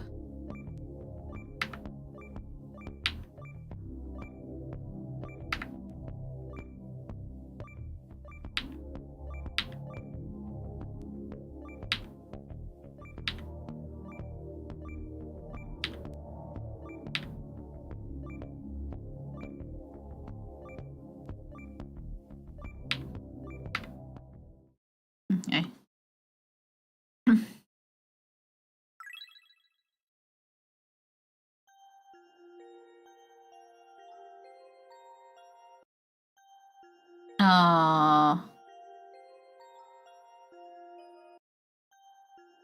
Okay, how do I pass time more? There's still 5 minutes on it, but it's not letting me go to the storage space.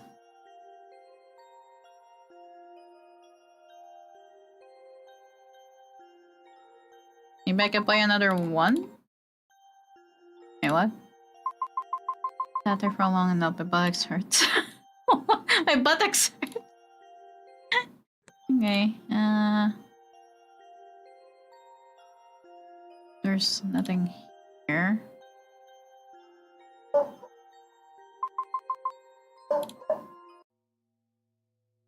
Find overwhelming urge to constantly check at the time. Yet, time moves at an alarming slow rate, as you wondering if RP is alright. Ended. No, I won't be thrown off. I'll be fine. Spirits, just spirits. At least that's what you keep telling yourself. Suddenly the phone rings, you scramble to pick it up, glancing at the clock and make sure not it's not yet midnight, hoping it's your mom. You brace yourself, but inside another voice greets you with not full-blown profanity. More like a toned-down PG version of it, but it's still enough to make the blood drain from your face. I've just looked over it and it's full of mistakes. What were you even doing for those 3 hours? I need results, not whatever this is. What? I didn't. Uh-oh. This is to distract you, girl. No. Saria, hi there on the YouTube chat.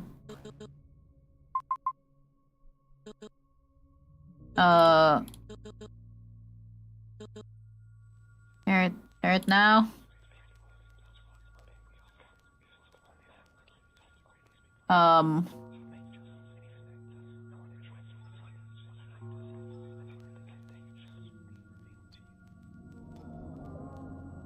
There? I'm gonna save that there. Oh, I said something's wrong. I need to concentrate.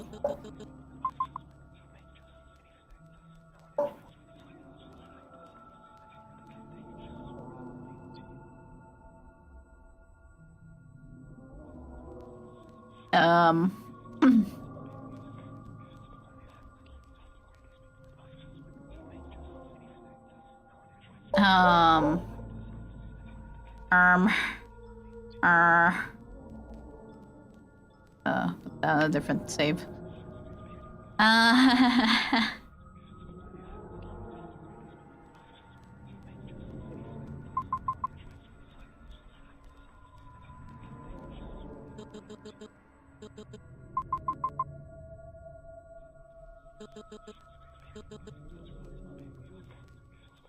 Throw the phone away. Storage space. You scramble into the cramped storage space, struggling to wedge yourself with 3 stacks of random boxes as you slide the door shut behind you. Calm down.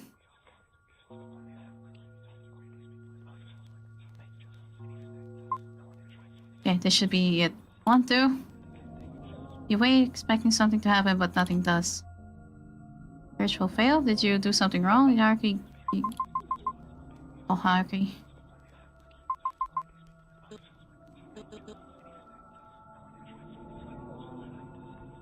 Oh. No. What the fuck? Okay.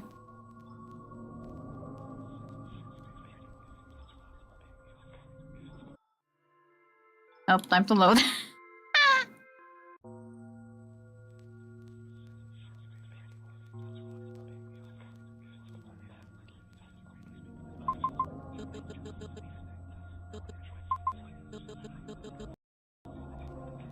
Throw the phone away, I guess. Storage space. Wait, what do you do on this then?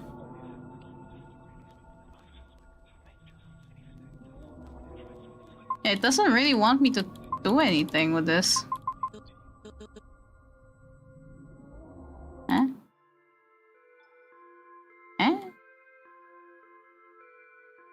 Huh?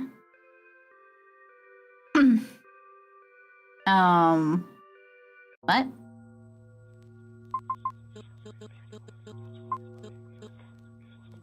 What if I freeze up?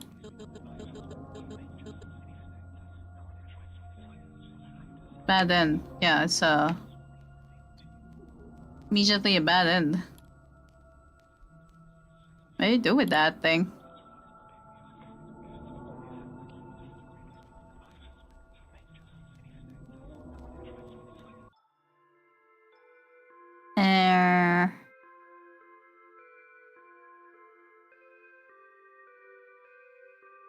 Okay.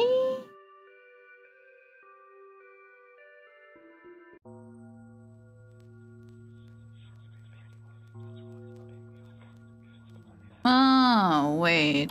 There.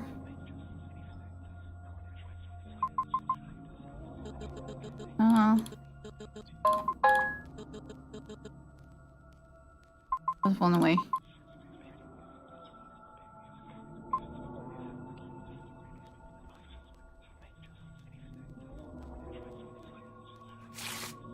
Oh, there you go.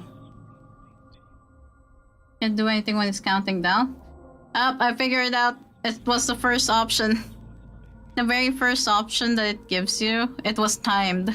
You have to time it before it says I'm useless or something.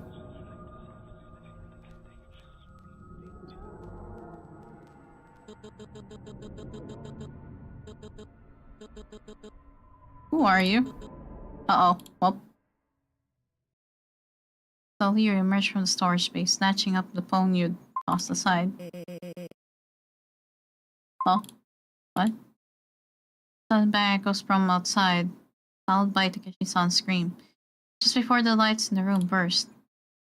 Before you can react, something drips into your hands. One drop, then another. Even in the darkness, coppery scent of blood hits your nose. The door slides open, footsteps thumping closer. But before you can do anything, darkness swallows you whole. Okay.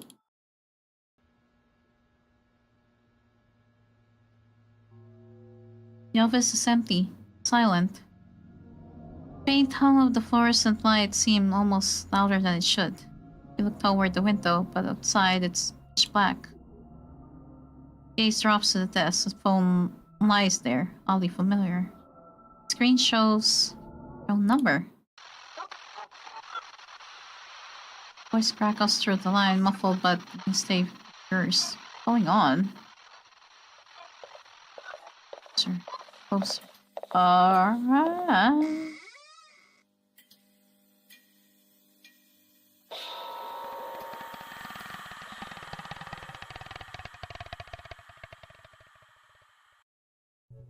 Okay. You wake up in a cold sweat, twisting your neck, expecting to see the imprints of that god-awful creature's fingers choking you, but there's nothing. Talisman. You always dropped your hands. The talisman is still there. Like, the blood from your nose has dried, leaving streaks across your shirt.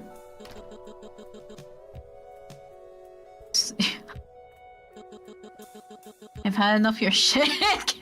Getting me involved is one thing, but her too? What if she did? What if she hadn't been so lucky the second time? See Takeshi drag Haruki by the collar, then drop him in front of you. His chest heaving. What's happening? Haruki looks pretty beat up, his face worn, and you see traces of blood left over from whatever happened the night before.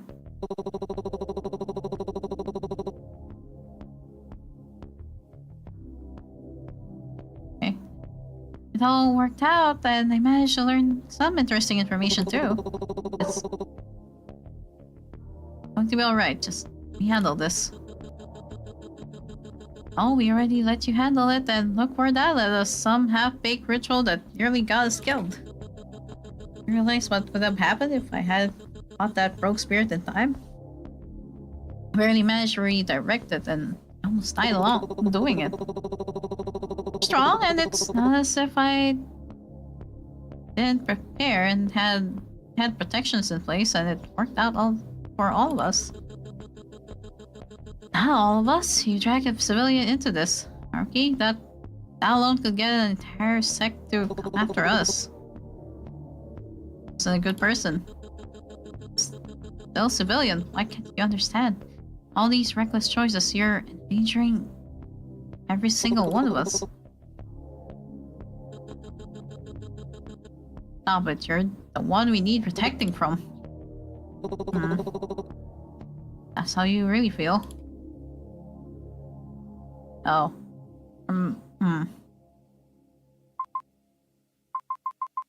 Did we go after him?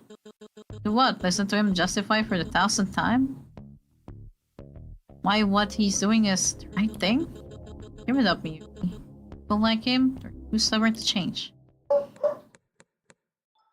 Well, since I'm on this route already, I have no idea how many pages this could actually save things. Chase after him. You step out of the house, you hear your cell phone ring. I was pretty surprised when I got your message last night saying you weren't coming in to work today. Hope you're feeling alright. But really surprising was that your leave actually got approved.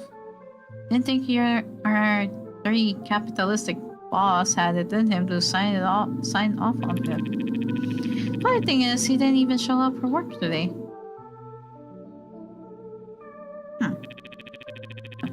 So much for his usual why should I pay employees when they're sick nonsense. Anyways, I hope everything went okay yesterday. Especially with all that weird ghost stuff with Haruki. Well, it went as well as you can expect when you're dealing with angry spirits, right? I'm really glad you made it out in one piece. You're incredible. Anyways, I might not be an expert in spiritual matters, but I came across something interesting in the library today. If you're free later, could you drop by? I'd like to show you what I found. Won't take up any more of your time. Find out what Rio came across. Okay, where is Haruki though? Can you go to his office? Fine.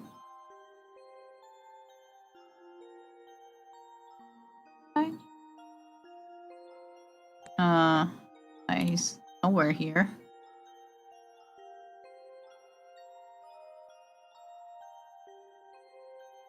Check the alley. His office, probably? Every battle he'd been fighting with insurance companies seems to have ended in total defeat. He's not here.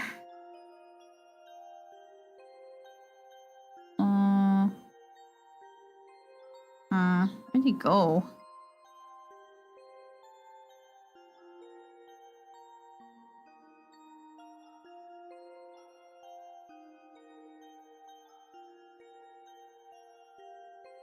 I don't think he's there.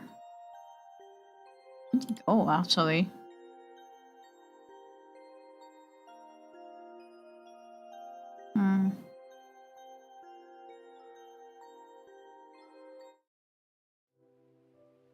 Oh, there you go.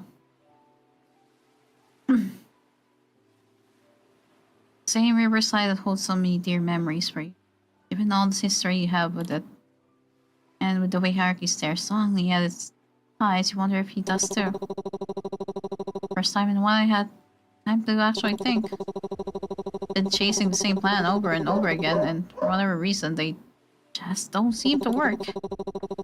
No matter how strong I am, they always seem to fail. Right, I don't know how long I can keep this up for. And let me help you. You don't have to do this alone. He pauses. You can see the tremble in his lips as he holds back what he wants to say.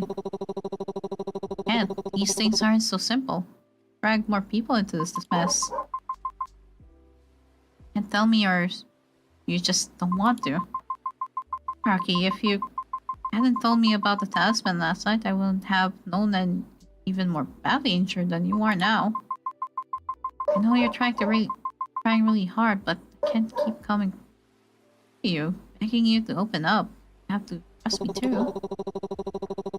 Trust you, it's just hard. Everything always comes back to me, and for some reason, I'm the one who remembers everything, and... Oh. He remembers everything from the cycle, doesn't he?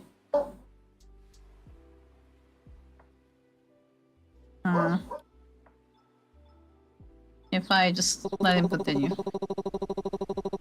No matter what I do, the outcome is always the same. This damn loop, it keeps resetting over and over and over and over. Don't know how to stop it. If only that guy was here, would have known what to do. But I had to go mess that up too, didn't I? It's no wonder Takeshi hates me. All I do is ruin things for everyone. Even know why you're still here. Please, Kazuki made you happy. All I do is hurt you. What's your next move? Who cares? It doesn't matter anymore. Everything I do just ends in failure anyway. It does matter because now you have me, and not just me. Takeshi's here too, and I can probably get Ryota to help us as well. Not alone. Whatever happens, it's not your fault. I don't care about the outcome, as long as I get help. Maybe you can handle it on your own, but doing so will probably lead to something really bad happening to you. I want to prevent that as much as I can. I care about you. Let's get through this together. Keep out.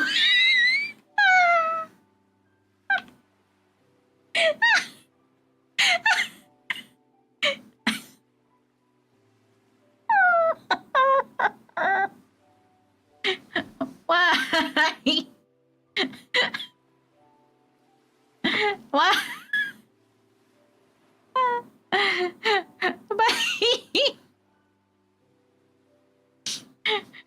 Ape alone weak, monkey strong together. Bro has negative social skills. I hate this.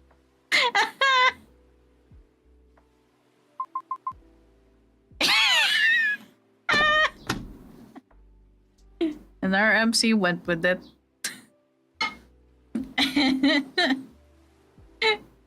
Ape together strong.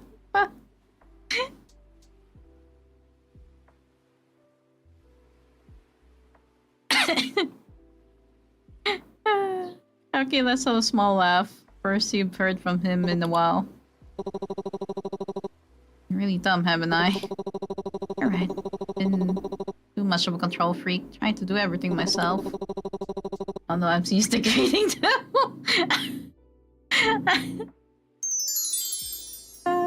Nix, thank you for the follow. Hi there.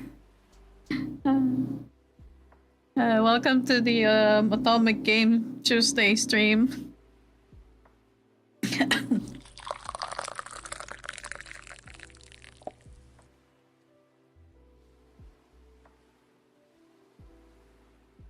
Yeah, hi.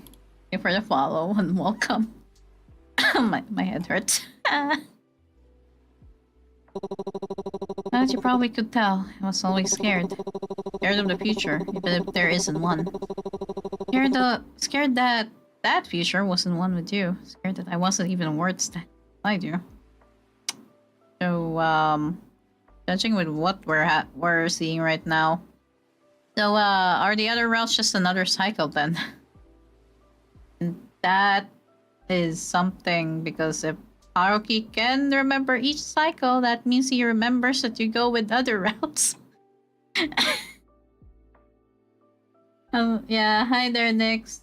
Thank you. Thank you for the follow. Yeah, welcome. Also, we have an ad break, so I'll let the ad break play out. I'll just hydrate and take a break. Yeah, 3 minutes. So I do need to check on my messages real quick.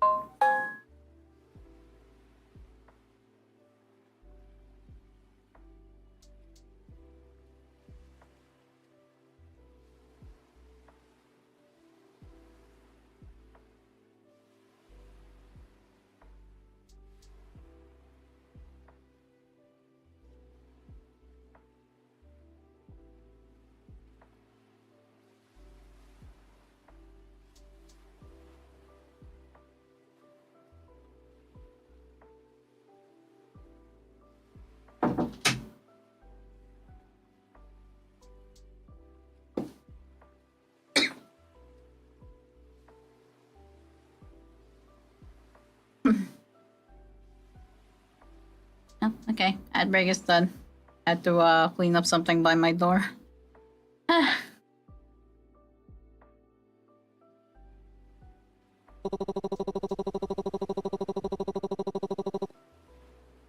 think I'll always be scared, but hearing your words now for the time, it's really comforting. It's nice to be on the receiving end of that for once. I'll be home at midnight today. Got an idea. This time, I'll share it with all of you. So, wait for me.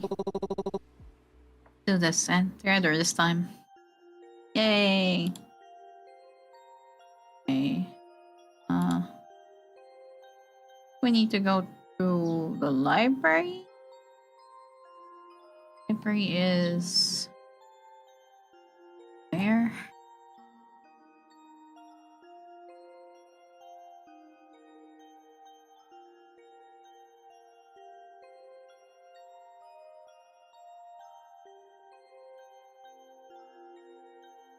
Ah, there we go.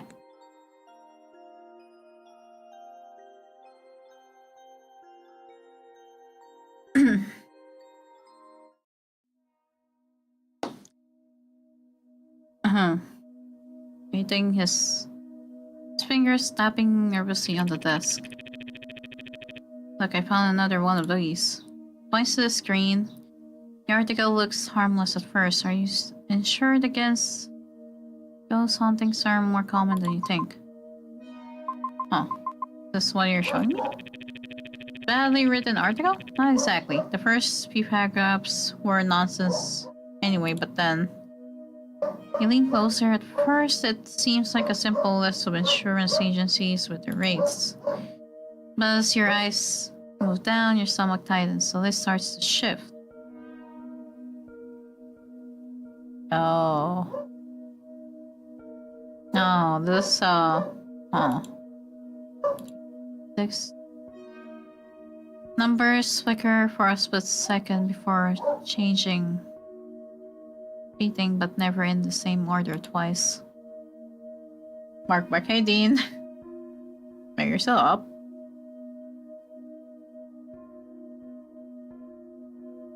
Some lines glitch mid-sentence, phrases overlapping. Dates flicking back and forth, you blink. Is that cycle 250 or 251? Oh, it was crazy, but this is a whole new level. Do you have any idea what he's trying to say? Cycle. I can't mean cycle. Now you're scaring me. Is there something you two are up to? I just got home. Oh.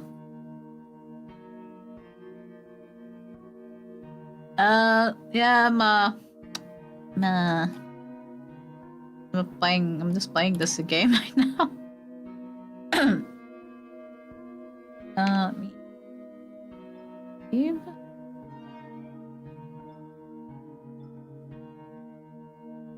I go to otome game.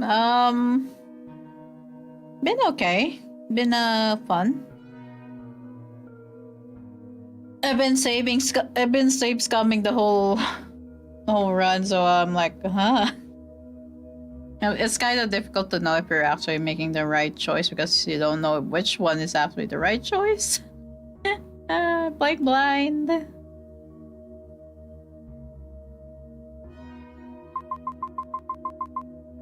I know this might sound impossible.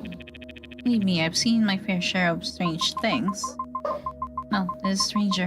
Didn't believe it at all at first, but until I met that thing. That thing that burned down my apartment, it spoke about a loop, cycle. At first I couldn't make sense of it, but Arky knew about it. Believe me, I've seen my fair share of strange things. Okay. No, this is stranger. I didn't believe it at first until... Huh? That thing. Don't know if the loop is real, but everything. Wait, so you're stuck in the same sci-fi time loop? Is there even an escape? That's the thing. Haruki said I have to find my spiritual other half. Someone whose energy complements mine enough to break the curse. Yes. Who that is? Oh, I see. I see what it's trying to do now. You just keep on saving. This is the horror one from last week? Yeah, it is. I got through the part where the demo ended.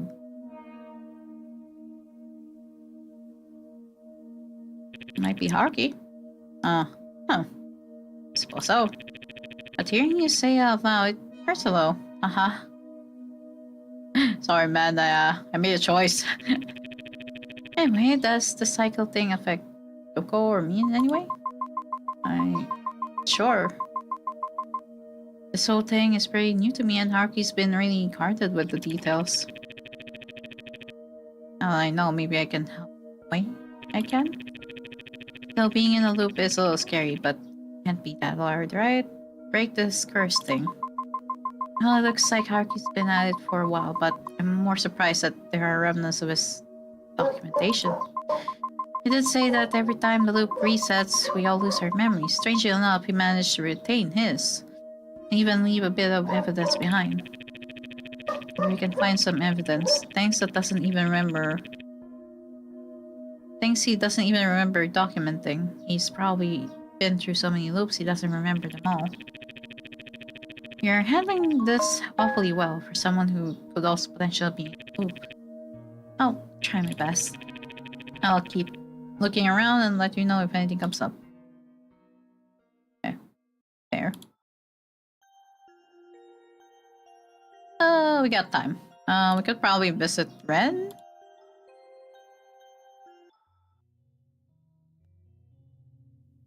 There's no answer. Ken? Ken? No. No. What are you doing? Get out. I was worried about you. No, I don't want your concern. I just want to understand. Never do. Stop trying. Want to help you. If you cared about it, you'd let me repent on my own. Huh.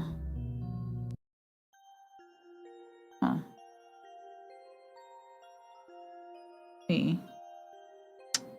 And does he probably remember a loop as well?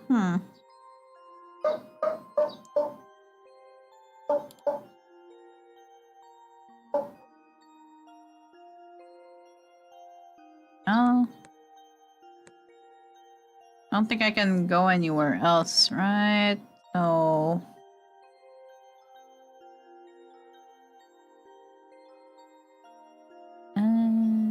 Over Street Temple. You return to find Hierarchy sitting awkwardly at the benches. The talismans were scattered across his surface. And although Takeshi still refuses to acknowledge them fully, the air feels a little less tense. If you'd come any later, I think I would have died of pure anxiety. This guy keeps looking at me weird. Not. Just baffled by your sheer incompetence and recklessness at times. Mean? So mean. Well, I'm glad to see you two made up at least. Hardly. I'm simply extending my charity by tolerating his presence. Okay.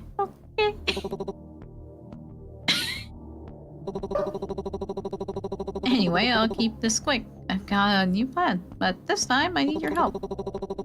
You know what went wrong with the doll? It's simple, really. When the spirit is controlled by just one person, all their anger and resentment gets funneled into a single point. That makes the curse unstable, like a wobbly table leg. And then you add vengeance into the mix and bam! Bindings just collapse under the weight of it all. Summarize. I was getting to it. Basically, we need two things. More conduits to stabilize the building, the bindings. A powerful spirit whose will isn't powered by vengeance. Suppose weird conduit spark. That leaves powerful spirit. Or even a spirit like that? Most spirits are driven by vengeance.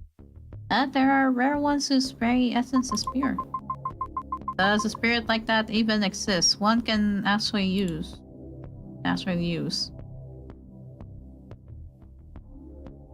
Airships heavy and uneasy. Takeshi's eyes narrow at Haruki. His glare sharp as if he's pieced together something you haven't.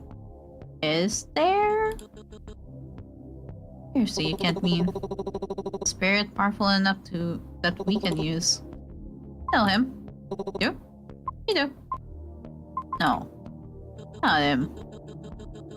Look, you don't have to agree to anything. This guy is always coming up with the most absurd plans.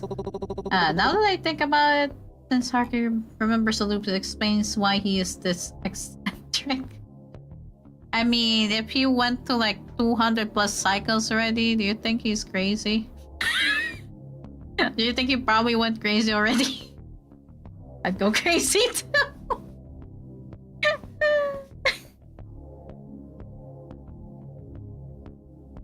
Yeah, I know, right?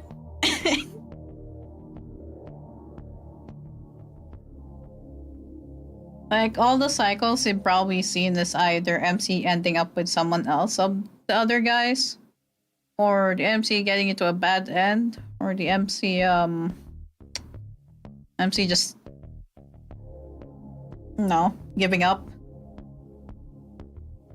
Just it's constant losing MC every time in each cycle.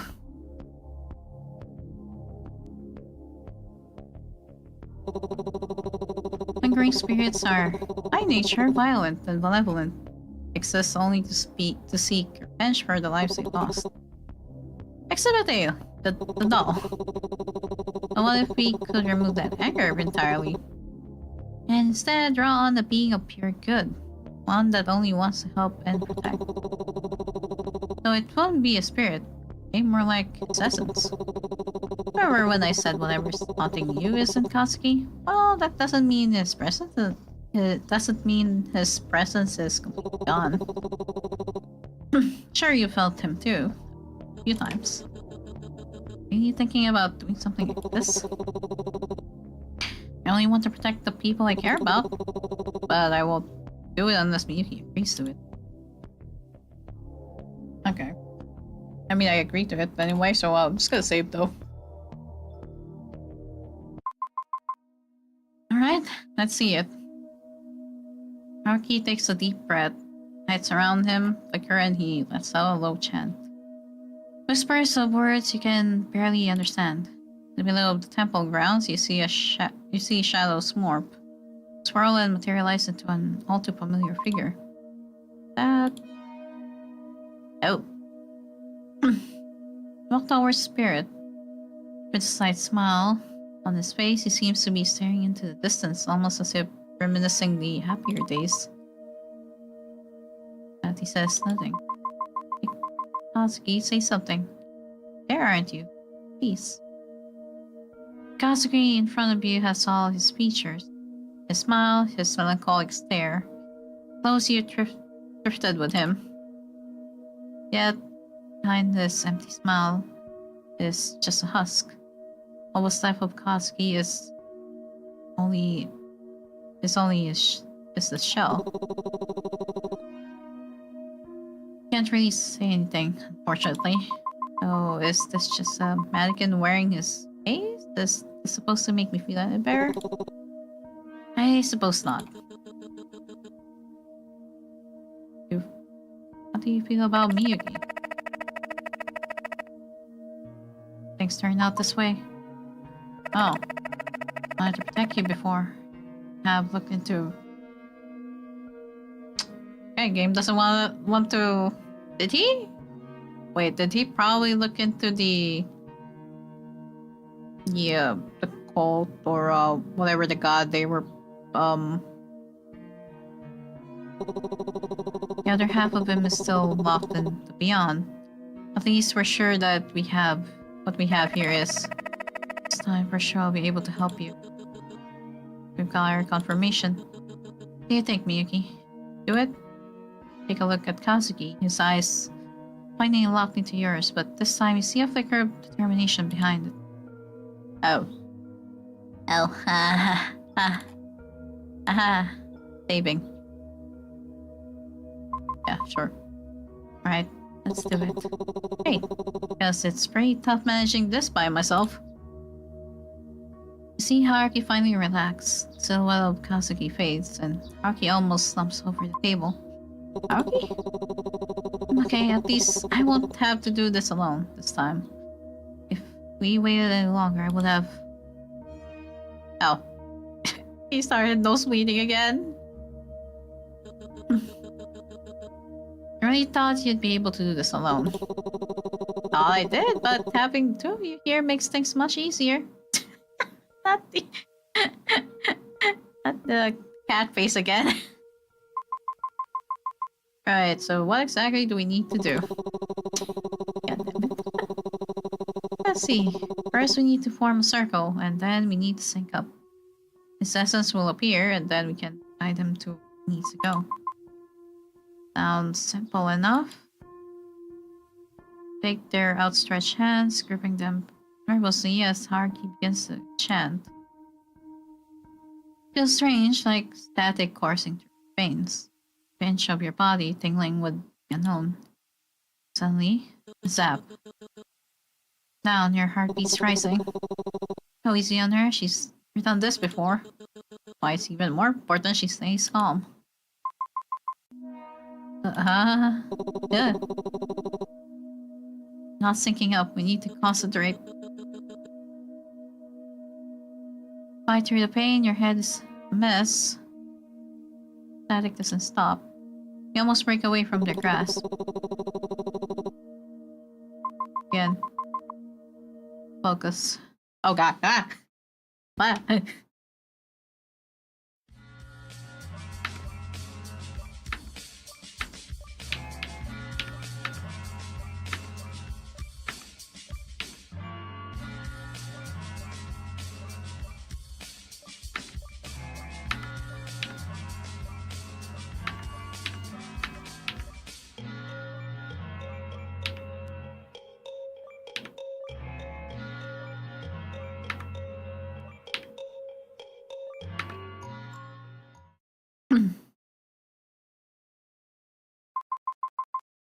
I can do this. I can do this. That's the spirit. We're almost there. Soon at the center of the three of you, the silhouette reappears once more. Feels like your senses are blocked again. You're not sure if it's because of the ritual or the growing discomfort of seeing Kazuki again. And yet, even through your blurry vision, you can make out Kazuki's smile. Begs and staring back at you. Alright, now that's done, here are 3 talismans. They'll safeguard us in case anything goes wrong. You know the drill, tear them if something bad happens. This one's mine, as indicated by this cute little drawing of me on the side. Okay. This one belongs to Takashi. This one is yours. This one? Well, tear it in the end so Kazuki's essence turn. Alright, let's get this over with. Day 9.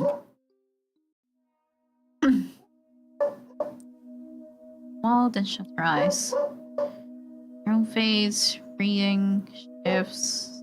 Something thick sells over the air. Haruki's voice lowers. Go on. Bark. Barkin. Darkness cracks open.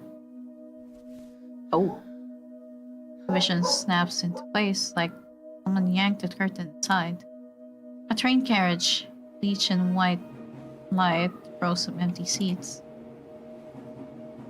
The methodical bumping of the rails as the train glides across it. Turn toward the windows. You see your reflection staring back at you.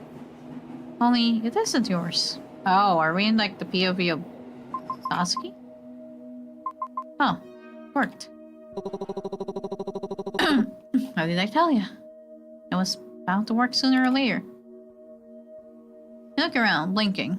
The air smells faintly of metal and disinfectant. Fluorescent lights hum overhead. This train. Perfectly normal, very mundane-looking underground train. Huh? Is it? I was expecting something a lot more mystical.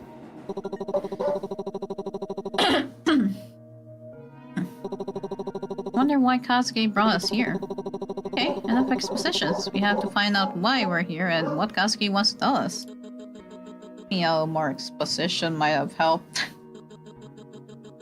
We are literally standing inside someone's subconscious manifestation of trauma. Or just a regular stationary train, and at the train station, that's why we have to find out. That's the sad face. Ooh. Ooh. Okay.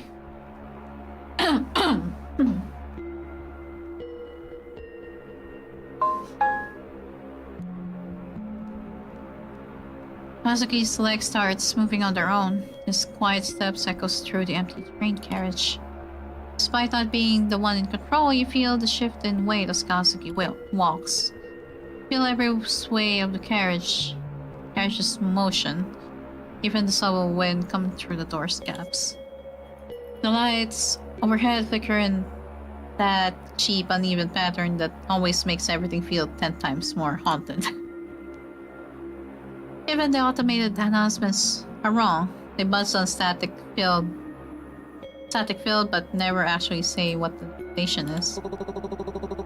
So, see anything of importance? Anything spooky, symbolic, deeply traumatic, or anything dangerous? You'll never know what's lurking around. Kazuki's body continues moving, almost like he knows exactly where he's supposed to go. I don't know yet. Glance from seat to seat, searching. Nothing, just the metallic hum of the tracks below and the cold silence pressing in. Oh.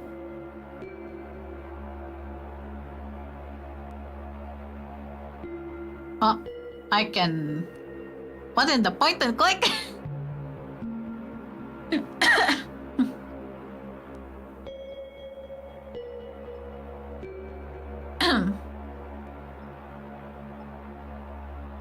Oh. Oh. Was I not supposed to do that? Uh-oh. Okay. There's a bag there. The bag sits on the seat. You recognize it instantly. That's Asuki's bag. Looks exactly the same. Same shape, same worn edges from his morning commutes.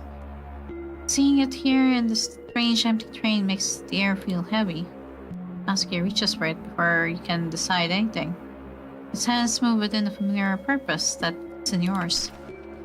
The latch clicks open. Inside are stacks of papers, dozens of sheets, handwritten reports, notes, timelines. Eight? Asuki flips them too fast for you to take in. Interesting. This all seems to be information on the cult. Oh.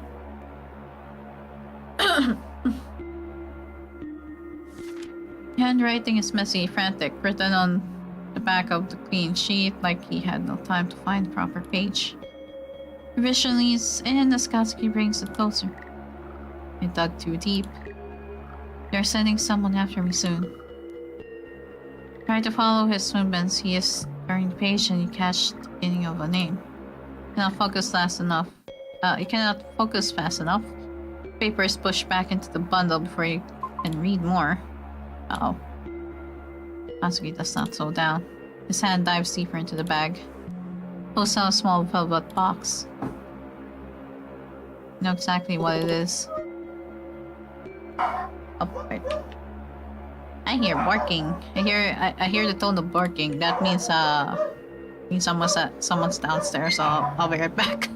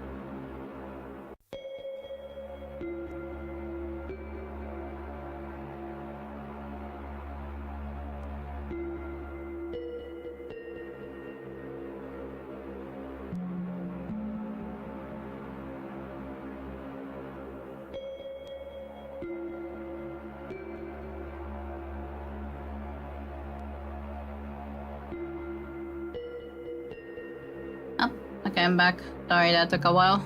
I got asked to do stuff. Yeah, I'm back.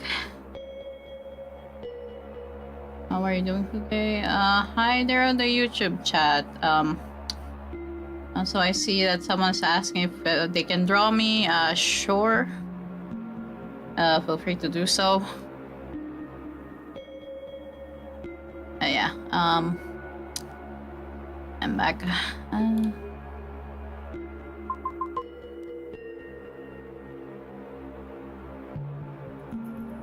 Rain hums around you. The lights flicker as if reacting to a sudden shift in emotion. Kazuki opens the box only a little. Inside, a small gemstone catches a faint glimmer of light. Promise that never reach the future. Yet one breath with him. One fragile second. Felt your heart's warm for a split second, turning to a slight ache, then from confidence to hope. Before Kazuki closes the lid, not harshly, not carelessly, just firm and final, just like his passing. He places the box back into the bag. He shuts the latch. His hands rest on the bag for one last moment, as if finishing a thought in that voice. A sigh, a feeling of disappointment and confusion overwhelming you.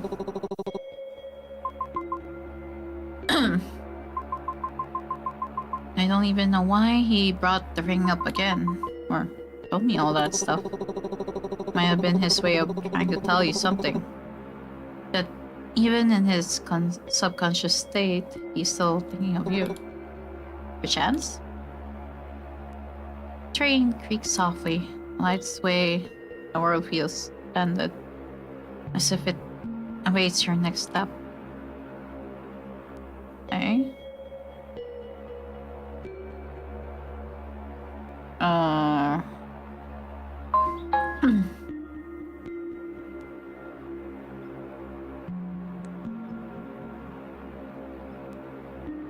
Okay, I am really not allowed to do that.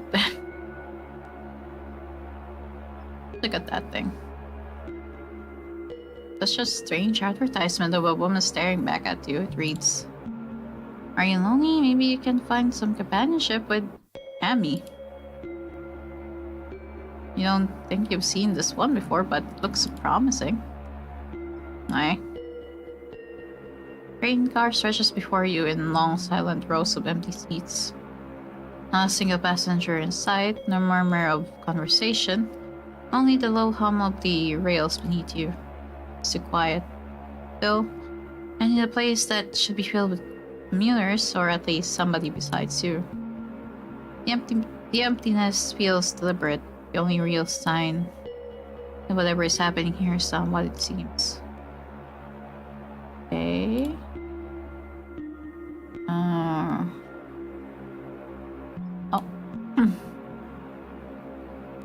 Glance at the window, and your reflection stares back. I doubt you'll ever get used to it, though something is different. His expression looks pained. What's that noise? Oh. Lights in the previous cabins are going out. Rapid predatory rhythm, each bulb snapping into darkness like something is moving through the train, claiming space as it comes. Something might be here with us. Okay, well, we're there. Saving. Before you can even process it, Kazuki's body reacts. Your breath catches as you're dragged into a full sprint. Please, we're not staying around to find out. Train stretches on forever, each cabin identical, each doorway slamming open with the force of Kazuki's momentum. The lights overhead continue to die, chasing you cabin by cabin. Really don't like this part. Just saying. The lights surge for a moment. Deep black rolls through to the train, and everything flickers. In that fractured second, you catch a shape in the next cabin. Silhouette at one of the seats. Still familiar. And the lights snapped back and Kazuki's body burst through the door to that cabin. There. Granny. Sitting calmly in a seat as if she'd been waiting for a long time. Before you can react, her hand shoots out, claps around your wrists with rising strength. You expect her to greet Kazuki with a perplexed look, as if she can't quite understand why he's here. But instead, she turns to you. Oh?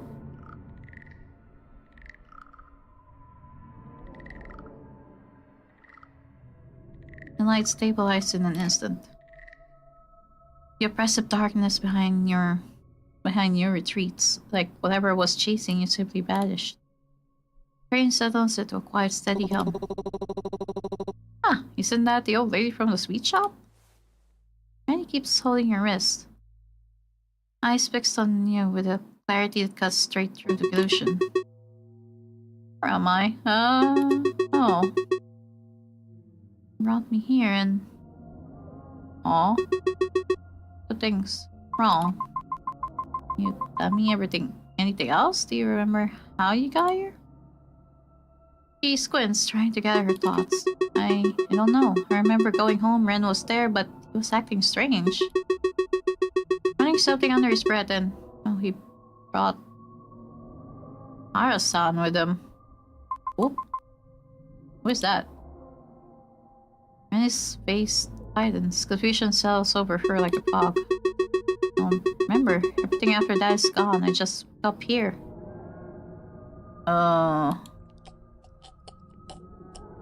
Starts coughing again, harder this time. She lifts a shaking hand to her mouth.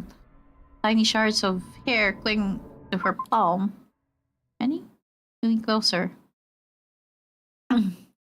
Instinctively reaching out to steady her. Uh-oh. Winding her up from inside. Then she looks up at you. Her eyes are glassy, unfocused. Wrong. She lunges at you. Huh?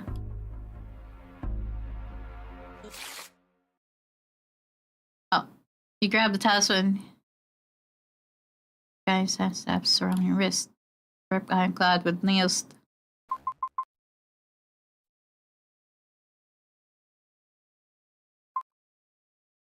You brace yourself for the burn, but instead of crying out, your own echoes through the room.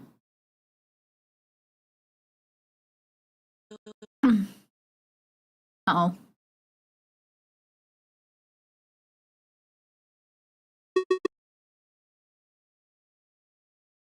But before she can say anything else, her body begins to crumble. Firing into the air like dust, followed a beam of light. Uh-huh.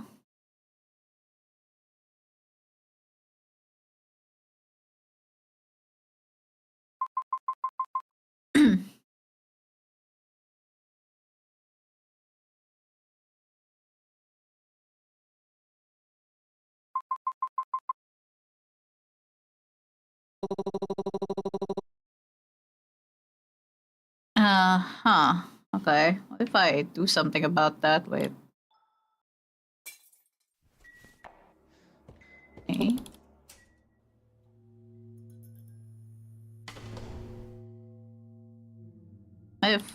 Do I even have the choice to not tear it though? Let me see.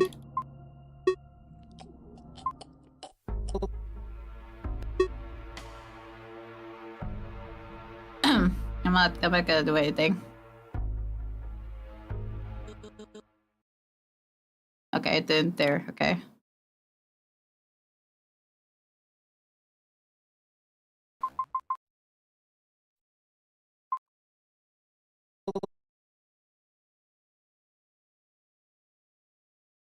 First with a sharp tearing rust.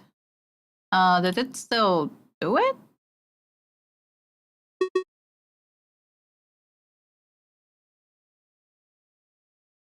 Form dissolve it to ash. Okay. Right after, though, he looks more annoyed than mortified. He's with her, his figure breaking apart. Freeze, your eyes starting between Haruki's shoulder and the space where Granny and Takeshi once stood.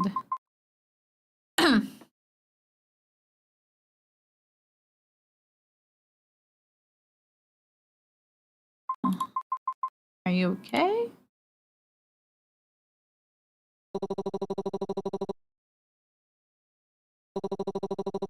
Fine. Who left? Maybe try not to use them all in the next 5 minutes.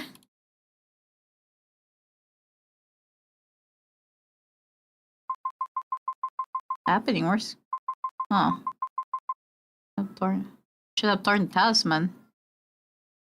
Okay, so do I actually need to? I could load it up back again. Alright, let me save. Save a copy there.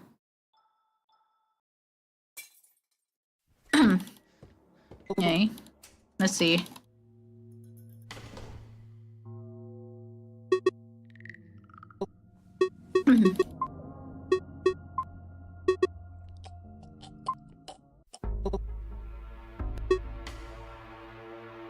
And I tear it? I did.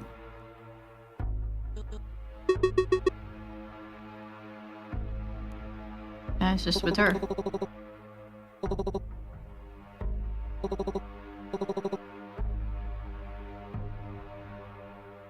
I don't know, Miss Wilhelm, your mind is already as well. Granny. What's happening here? Is Granny? Granny okay? Me too. I want to hurt her. What? I'm like pulling Granny into all of this and me. If we rush to her, whatever it was, we lose. From what I can tell, her body should be fine. Maybe a little sore from all the bad energy, but she'll be alright. We'll need to find the source. That is the only way to fix any of this. So you need to pull yourself back to alright? Okay. Oh, okay, so Takeshi's fine then. We are here, just stay focused, you can do this. Okay, he's fine. Only the shaking in Kazuki's hands eases. Right, let's go. Okay, okay, time interactions, got it.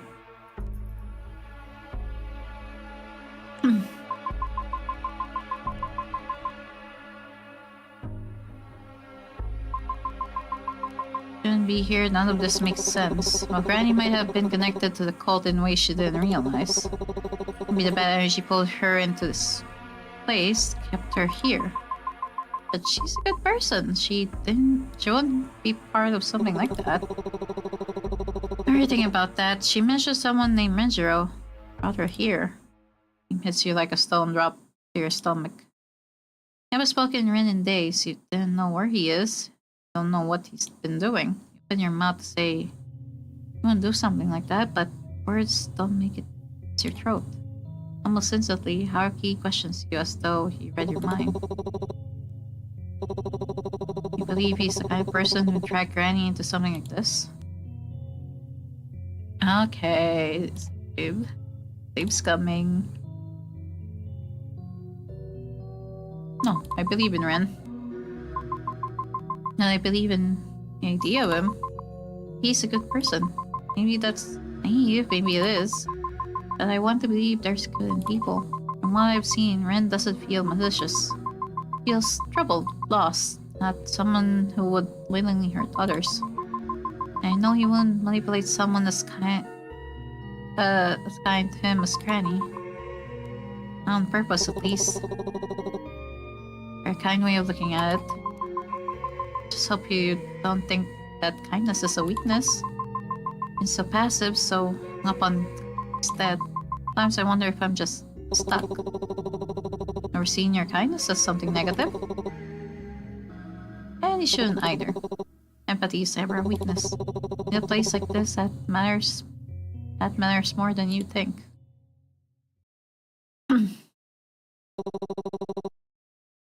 Uh-huh. Feeling quite anxious. Way more than I usually am.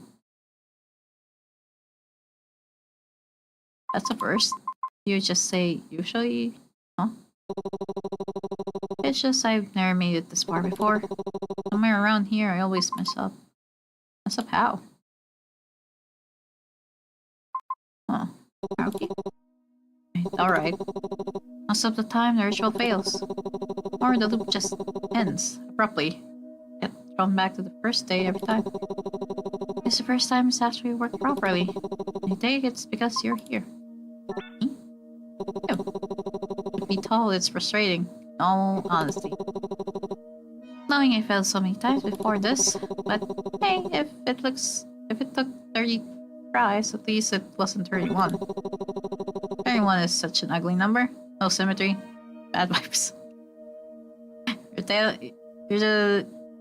What you mean your OCD's triggered? Unless you flip it horizontally and the one doesn't have the pointy thing.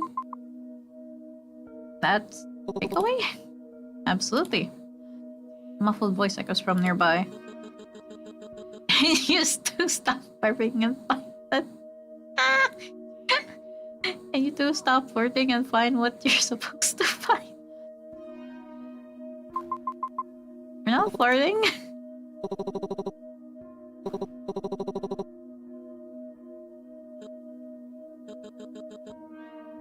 I regret being cautious.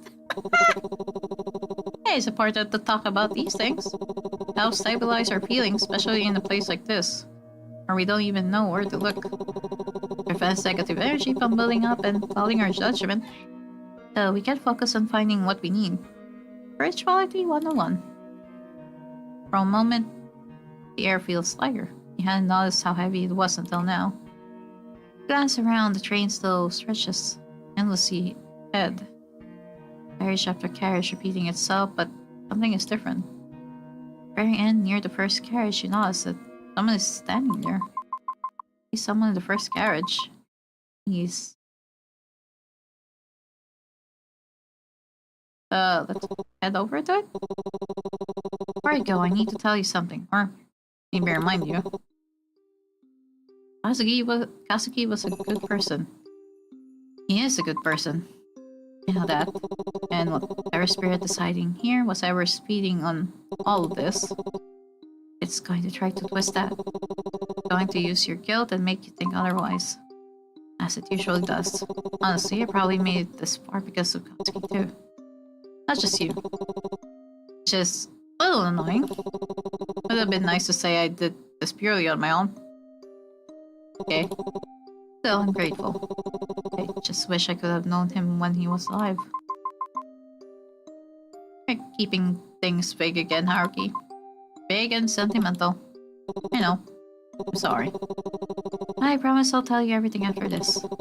Especially the things we tell you when he was alive. Even in this strange place, even with fear buzzing quietly under your skin, those words settle heavily. As if acknowledging them pulls the world forward. The endless carriages finally end. Feel what? Great. Get this over with, maybe they can finally tell us what's going on. Hey. Yeah, save.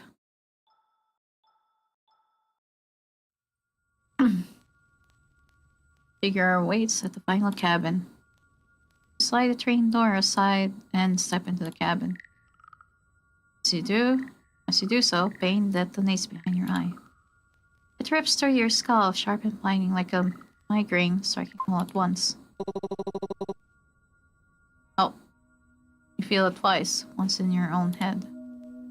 And again echoing as though it does not belong solely to you. Haruki's pain resonates through you, ritual connecting you two in some way. Force yourself to stay upright, pushing through the pain, looking onto the image ahead. Kazuki moves forward on unsteady legs, his vision wavers. His limbs tremble as if they might give out at any moment.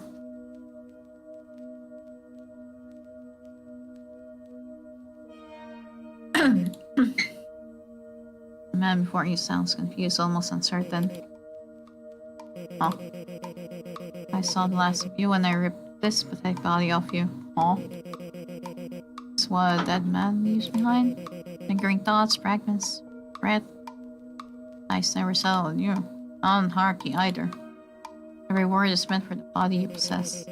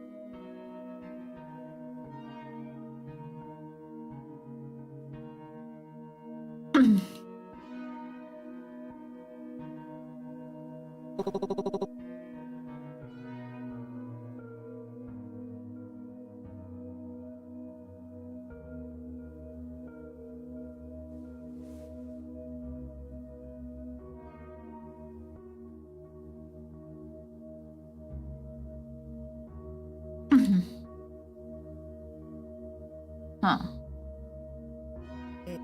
Perhaps. Oh. Yeah.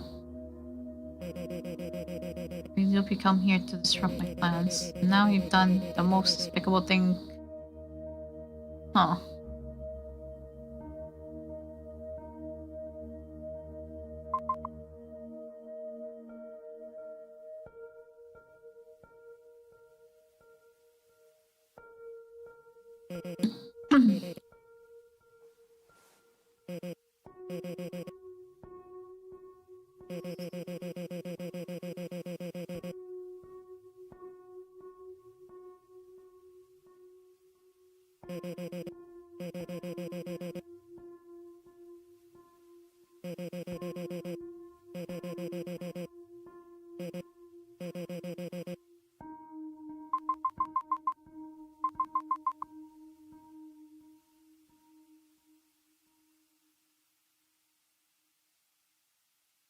Oh.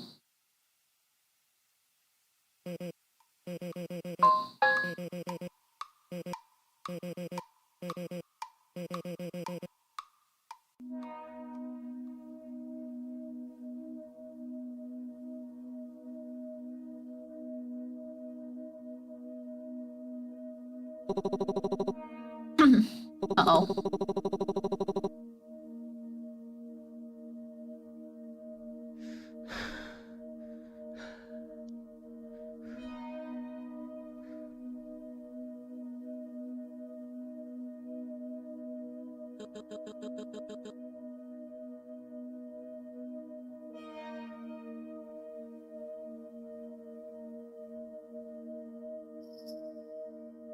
Small bell rings. Okay, the bell again.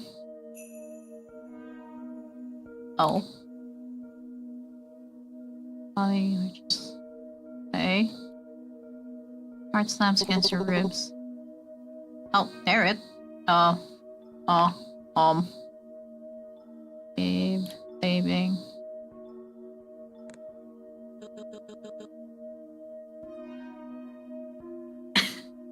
Oh god.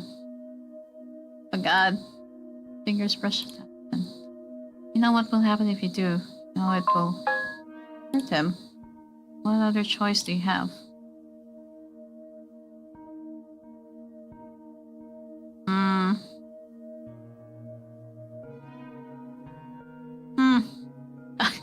Okay.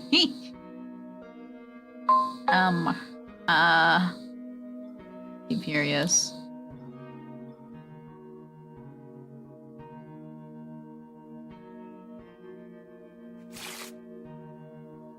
Pulse you. Felt his fingers close around it. Drips through your body like the air has been punched straight out your lungs. Yes, but no sounds come out. You spin violently, walls warping and folding in on themselves. Arms wrapping around your shoulders, your back, keeping you upright as your legs give out completely.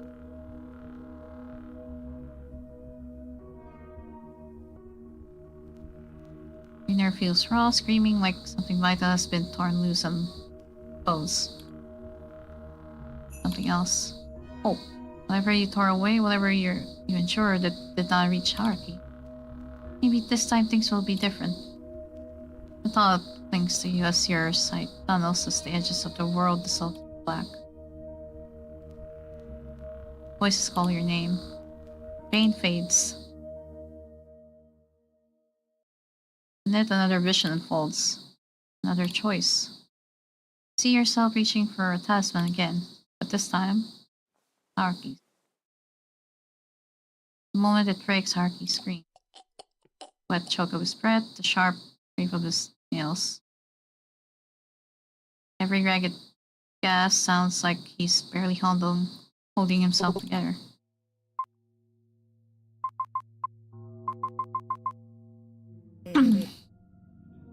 Good. In a certain timeline, one choice among many. Heard them. And I'm not going to this time.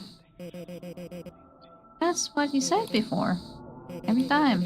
You always say you'll protect them. Yet when fear sinks its teeth in, you choose the same way. I won't. Always found it ironic. You want to be loved for who you are, yet you refuse to give anything up. You used to bleed. Isn't that right? Whoa. It's all ones and zeros. The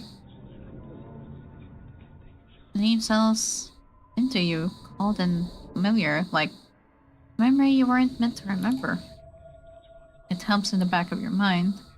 Felt an echo clawing its way back, cold fingers sliding with each breath. Something stirs inside you, like word itself takes hold. Your voice changes, and for a moment you are someone else. Darker, as if the theme is speaking through you.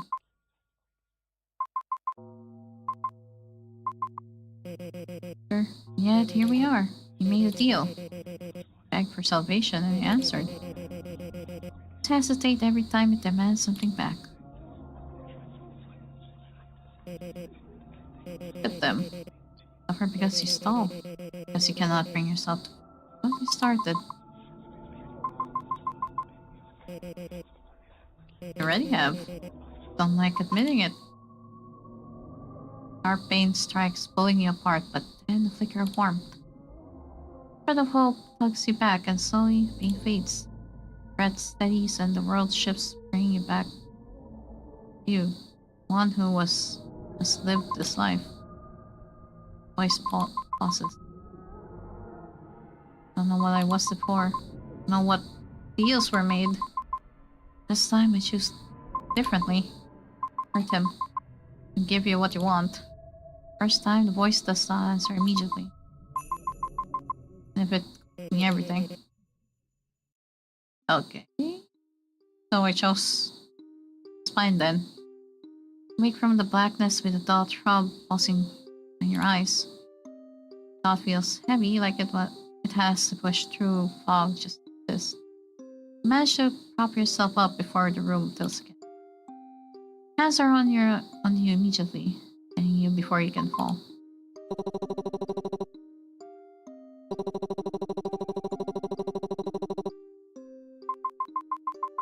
I'm okay. Maybe just a little sore, but I'm okay. Oh, don't say that. You or your own talisman. Never should have hurt you. Should have torn mine. You okay? Trusted me enough to give me my own talisman. That's a mistake. You got hurt. That's okay. Not? Can't be. Isn't. This to me. Sit up a little straighter. Despite the lingering ache in your head. Didn't want to see you hurt. Don't have to be the only one who takes the damage. And if I follow in the process, that's alright. Besides, you said it yourself. Tone down the effects of the talisman so it hurt me as much. Which it didn't. It just bruised easily, like a really smooth peach. Hey. I'm not that fragile. Guess you could say I'm part of a... Okay, yep, yep. And you don't have to protect me by hurting yourself completely. You don't make this easy for me. Good. That means you're starting to trust me too. I'm my best. I guess she's just third wheeling. It was reckless of you to tear your own talisman like that, but as you said, Haruki trusted you enough with one and you decided accordingly. Anyways, more importantly, do you remember what happened? I do. We were in the train and then he appeared. What happened? Yourself up, but just as you do so, Mary comes crashing back into you all at once. Train. Man in the carriage. Couldn't have been... No. See? If he was? On your feet before dizziness fully hits. Already heading for the door. Where are you going? Barely stand. Slow down. Go to the station. Or at least I think he is. I don't know, but I have to go. Try to remember what he looked like, how he acted. Head throbs sharply, pressure blooming behind your eyes. You look like him. You look like him, yes, but... Be him? We are too familiar. But... wasn't Kazuki. Wasn't him. Turned back, staring straight at Haruki. Who was that? Haruki opened his mouth and... again. Can't keep doing this. Yep. You already know who it is. What? Oh, yep. No. That doesn't make any sense. And why does he have Kazuki's face? Just tightens something inside you. Open. Images line up in your mind, things you never wanted to connect. Missing body, silence. I mean, nothing ever found. No. You knew. Didn't you? Not that simple. You know? You know what happened to him? You knew, and you didn't tell me. Protect you. From what? Truth? Or from yourself?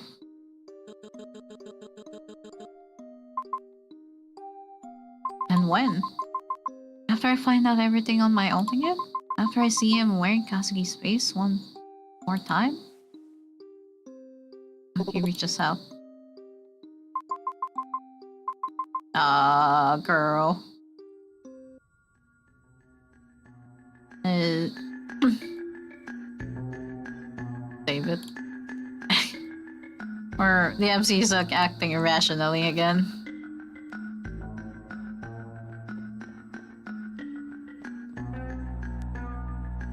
You feel sharp, cold, every breath scrapes on the way in. Think. But your thoughts won't line up, they scatter all over one another. You used to slow down. Not now, not again. Haruki hid things from you. Asked him over and over. Told him to handle it. Encouraged him, trusted him, leaned on him, and all this time he was watching you struggle while holding something big back. How could he do that? Was it... oh? Was this all just a way to get to you? Now the bitter laugh under your breath. Of course. Fight again. Typical. Should have known better by now. Stop. It's true. If you really think about it, he didn't lie to hurt you.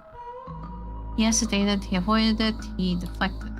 Those aren't the same things, are they? No. Oh god.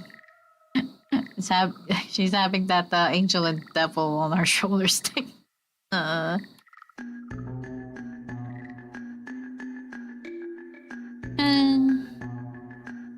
okay.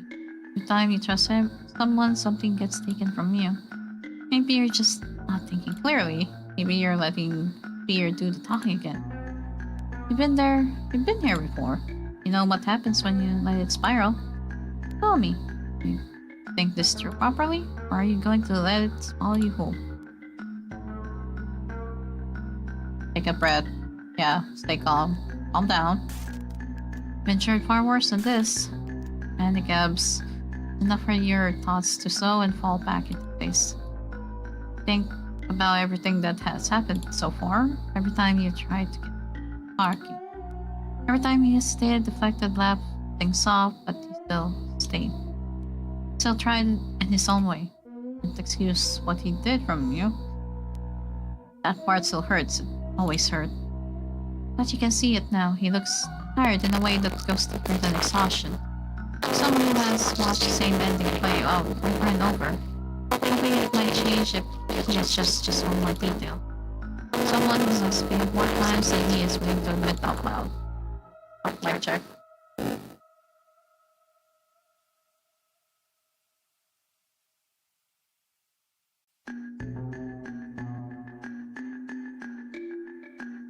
Okay.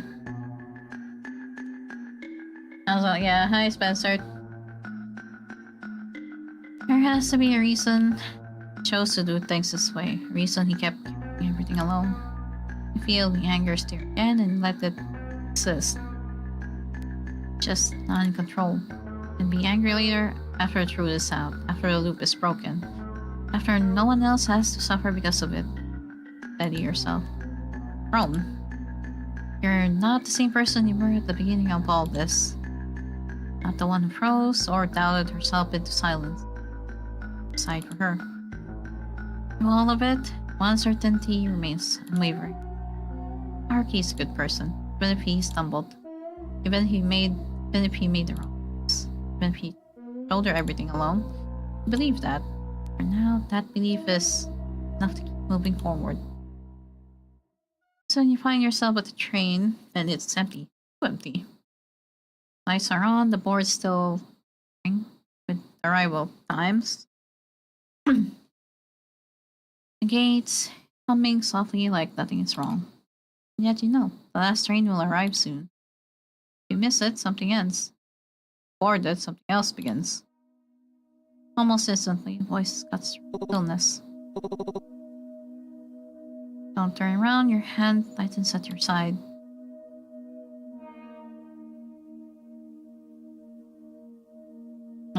It's another choice. I'm gonna see. Page 16.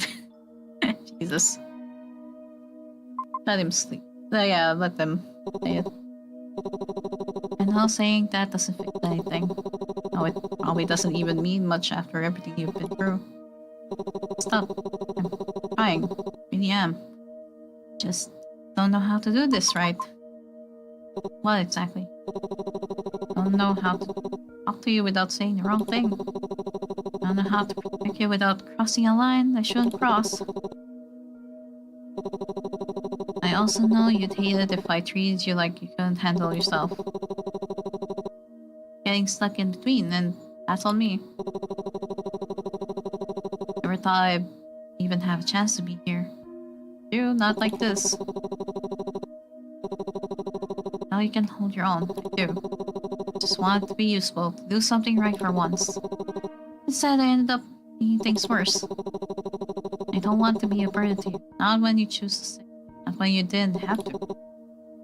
That's new to me. Don't usually get chosen. That's sad. Especially if he knows the cycle that he's been going on. No. I only made it this far because of you too. Didn't couldn't do this alone. We're there, even when you messed up. And when you're scared. It counts. Really unfair, you know that? It made it really hard for me to give up on myself. Especially now. I want to live as badly as I do now because of you. When he speaks again, his voice is softer. Now explaining everything... We're not explaining everything to you sooner. Previous loops. When I tried to tell you everything right away, panicked. Thought I was lying, or worse, that I was crazy. I don't blame you. I really don't. Anyone would react that way. Even when I finally managed to post to you again, when I became the exorcist your mom hired. Trusted me just enough to let me stay. Didn't really believe me, not at first. Not about the loops, not about the things following you, not about any of it. I had to find another way. Felt awful every time I had to lie to you. But if I did you too much, too fast, I lost you. I hid things. It's enough to keep you from running away. Didn't know any other way. Didn't know how else to earn your trust without breaking you in the process.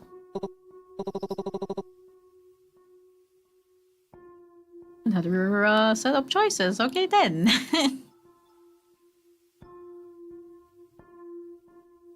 Take a slow breath. The anger take the wheel. Not this time. Trust you. Words came out steadier than you expect. I won't pretend I'm not angry. Lied to me, you hid things, and yeah, that hurts. But I can also see why you did it. If you told me everything all at once back then, I probably would have freaked out. I would have thought you were crazy or lying or trying to manipulate me. And we both know how that would have ended. But we're here now. Somehow we made it this far, and little by little, trying to understand what's going on. Maybe this way, slower, maybe it's messier, but it also lets me breathe. Lets me think. Though I'm still mad at you. I won't let that disappear just because things are hard. But I won't let it out my judgment either. You've protected me over and over, even when it true. So I trust you. Not blindly, but enough to keep going. Yes, more than I deserve. Maybe. That's what I'm choosing. Here between you cells, still a little tense, but steady enough to move forward. Next moment a blur, and soon enough, you're standing in front of the platform, empty rails stretching out into darkness. Last train awaits. Last train waits, door still shut, humming softly as if it's holding its breath. Ready? Ready for what exactly? For the train? The man carrying Konski's space? Or the Omokade? Or whatever waits at the end of this loop? Door slide open with a low hiss. You hesitate, feet rooted to the ground. What if you see him again? What if it happens all over again? What are you supposed to do then? Or your thoughts can spiral away any further, warm perhaps around your hand. Okay. I'm not right. I'm not ready either. I don't think I ever am. As cheesy as it is, with you by my side, I'm willing to feel all sorts of fear. It means I get to see this with you. And if I'm terrified and I have no idea what I'm doing, you mean it's trying to prove that Almighty God and everyone who doubted us that I am not weak, and neither are you. Let's see through the end of this together. Ah, okay. Door slides shut behind you with a final echoing thud.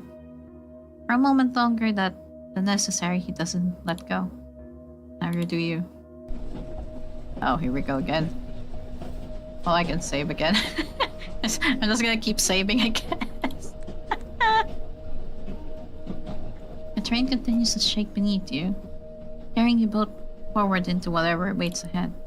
Neither of you speak for a while. Just sit there, side by side, letting the train pull toward the end of the line, toward the fight. Can't avoid anymore. A station.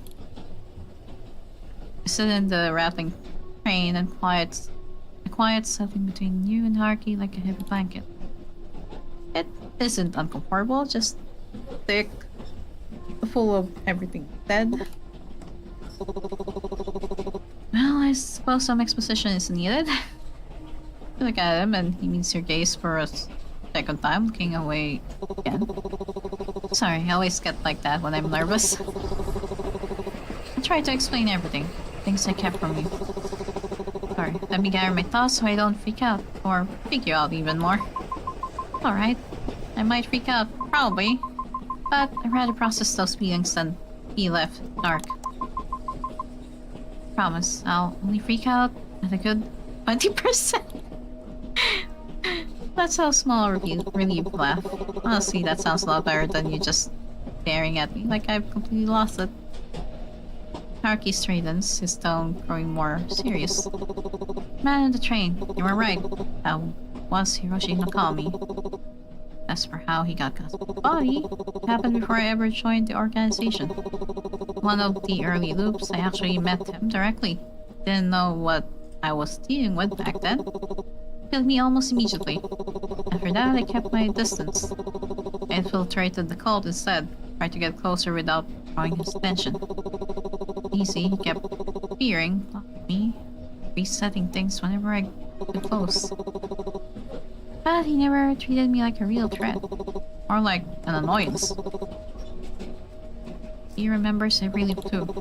At some point, he just stopped caring about what I did. He was tired. There are still things I don't know, even after all these loops. Some things never stay clear.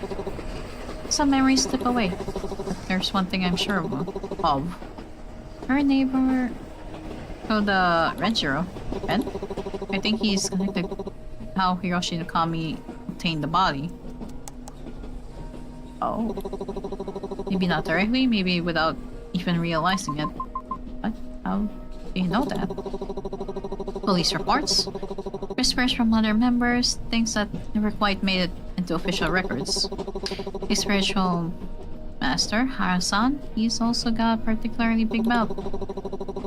Kept bragging about some special tasks that would let them join the upper ranks. Things that were not enough to prove anything concrete, but enough that ignore it. That's all I could gather. Across countless loops, that's as far as I got. Station. Hey. The weight of it settles between you. Take a slow breath, trying to arrange everything in your head. Loops, Yoshinokami, Katsuki, Ren.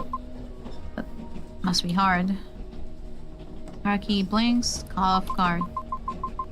Doing the same life over and over, watching people die. Forget, reset. Carrying all of that by yourself? He lets out a quiet laugh, more tired than used. We get used to it. Okay. Or maybe you just stop noticing how strange it is.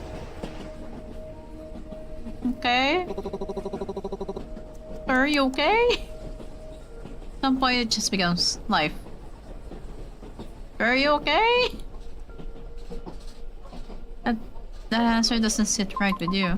That doesn't mean it stopped being heavy. He doesn't argue. Instead, he studies your face. Cautious.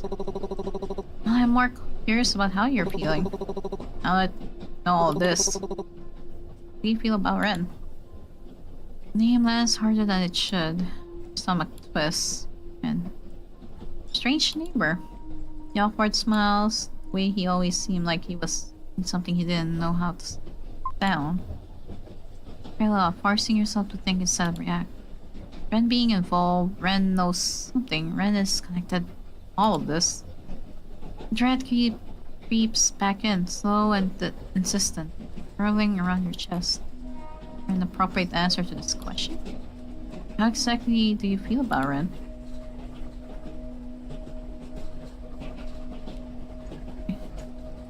A save file for that. I'm more worried about him. I think I'm more worried about Ren than anything. The idea that he could be mixed up in something like this scares me. Not because I think he's evil, but because I don't think he understands what he's standing next to. You've seen how manipulative the organization is. I wouldn't be surprised if we manage to convince him to do something wrong. If he is involved, then it means he's in danger too. Marky watches you carefully. You're not angry? I don't think I can be. Mom was involved with them too, for years. I spent so long being angry at her. For lying, for tracking me into this, for choosing that organization over everything else. And I still am. Exhausted from it. But my how much I hate what she did. I know how convincing it sounds when you tell yourself your right reasons. If I can understand her, even after everything, then I can understand Ren too. If I condemn him completely, then I'm no better than them. At least that's what I feel. Red lingers, thick, but horrible. And for the first time, the question isn't just what is Ren hiding? How much has already been taken from him? Train slows, metal screeching softly against the trails as the lights flicker overhead. The automated voice cuts through quiet. Police station. Nice. Talking like this, I mean, I'm always overthinking conversations. Feels like a rhythm game to me. Rhythm game? Sort of, in a way. If I say the wrong thing or pause for too long, it feels like I missed a beat. And I have to do everything in my power to recover or the game is over. Otherwise, the whole atmosphere just crashes. I suppose you can tell I tend to overcompensate. With the whole esteemed exorcist persona. Anything to keep the combo going. Nice talking to this version of you too. This version? Not that again.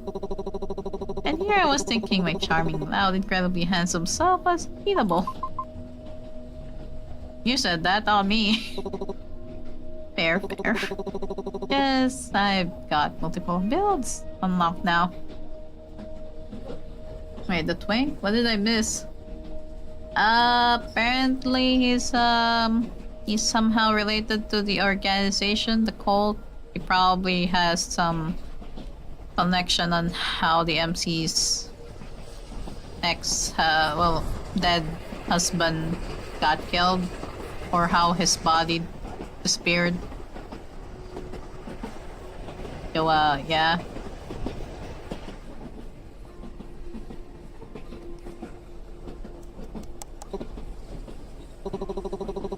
Which version do you like best?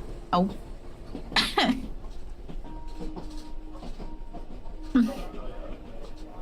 It's a save again? I don't know if there's even a right answer for this. I'm gonna save though.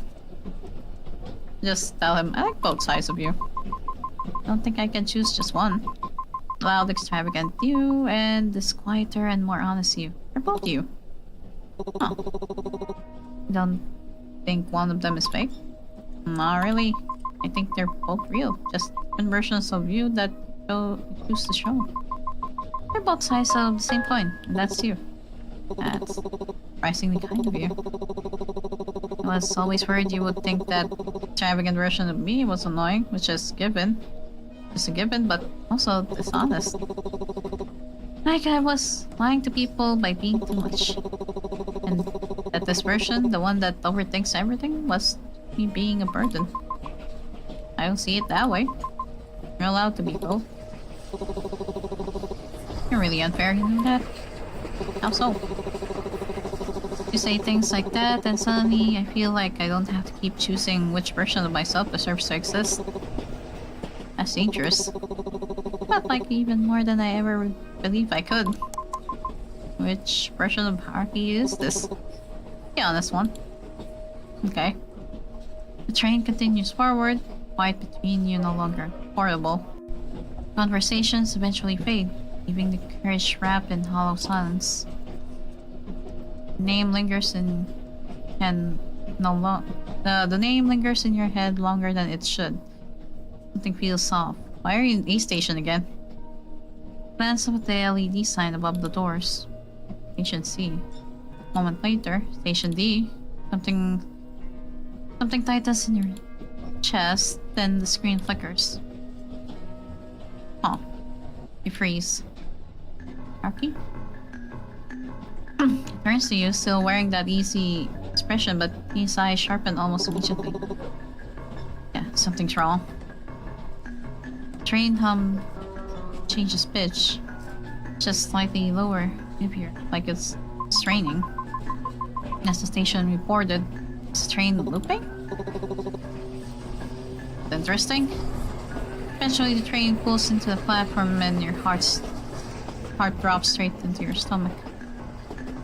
It is the same station, same pillars, same hanging posters on the walls. What's going on? And you hear the soft click in the cabins to your left. The lights go out in the last car. Darkness swallows the entire cabin. Oh. Huh. Harky can barely hear your own voice over the low hum of the train. For a split second, there's only silence. Then, not supposed to happen. His hand finds yours, fingers curling around your grip. Yup. Another click. Yep. Time to run. Through the doors into the next car, then the next. Your footsteps echo too loudly, distorted, overlapping like they don't belong to just two people. The air feels thicker the further you go. Another car, another. The lights ahead snap off one by one, as if whatever's behind you is turning them off manually. Something yanks you backward. Oh, fingers slip from his.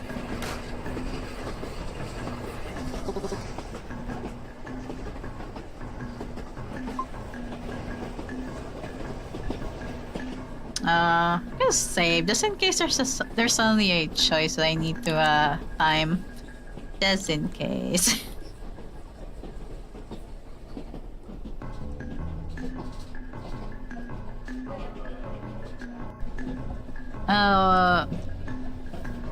The Pino, hi. Hi there on the YouTube chat. Nothing answers you, only the sound of the next cabin light going out. Uh-oh.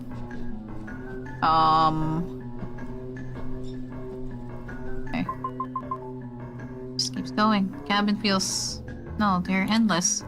Every time you think you have reached the front, another door appears. You reach the next door and grab the handle. Move. Throw your weight into it, pulling hard. Your hands slip. Your breath hits the back of your throat. With a sharp panic. Behind you, the darkness sees another cabin.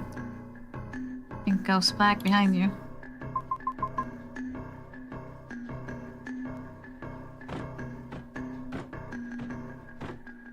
Oh boy. The door one more time. Oh. Huh?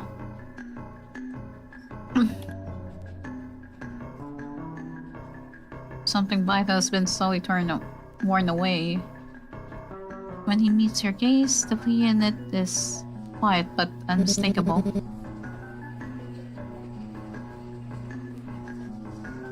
Oh, shouldn't be here. Oh, you shouldn't have come here. You should have just accepted him. Oh.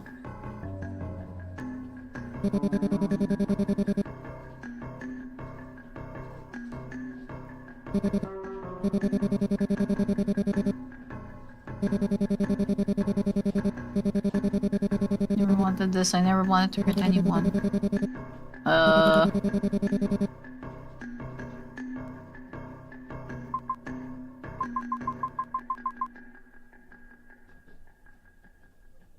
What are we playing?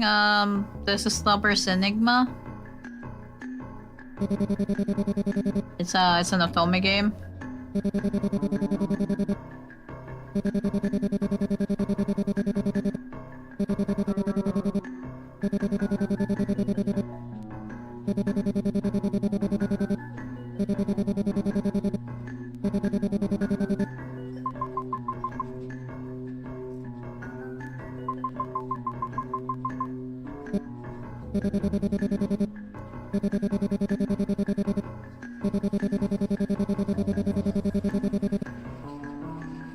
Oh boy. Never trust twinks, I guess. Damn. Damn, potato. The only thing I can do now is buy you more time, and I hate that it's all I have left. I've done more. The what? Potato? There's the next time. I hope you'll do things differently next time. Be in another loop. Be here with you without all this hanging over us. I've stood by you. Would have stood by you. We have faced together.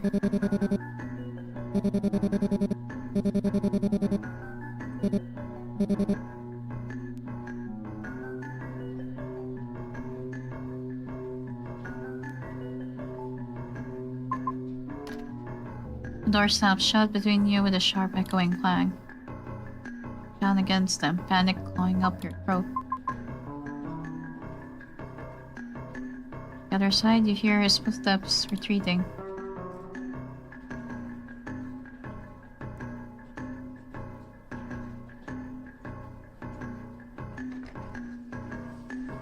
Oh. 3, 2, 1. Huh?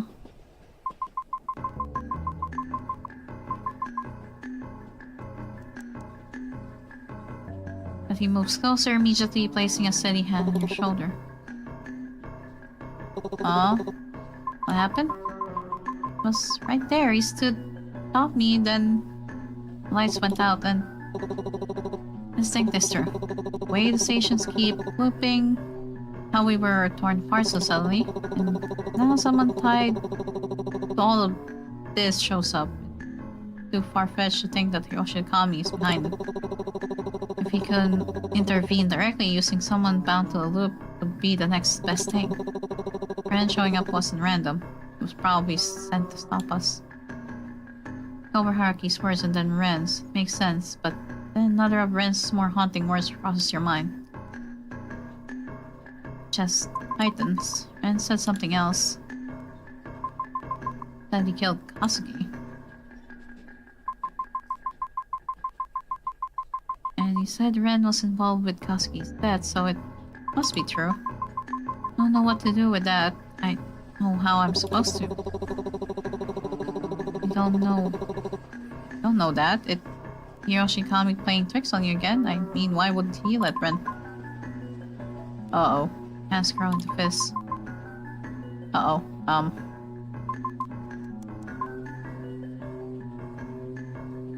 And quietly another voice slips in, close, almost gentle. Knowing that, how will you move forward?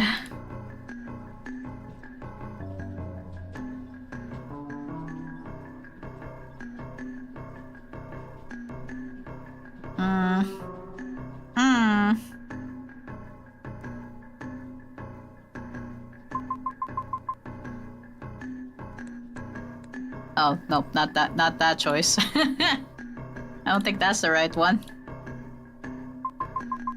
Need to keep going. Don't get to stop now. After everything that's happened. I need to know why. I need to unravel all of it. Oops, Hiroshi Akami, him.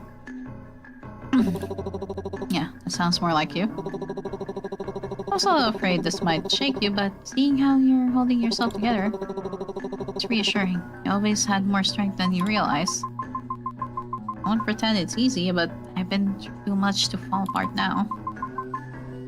Still here, that has to count for something. I do want to unpack all of that with you, like, sensibly. We've got bigger problems breathing down our necks right now. Good news, though. I think I figured out how to get out of this subway.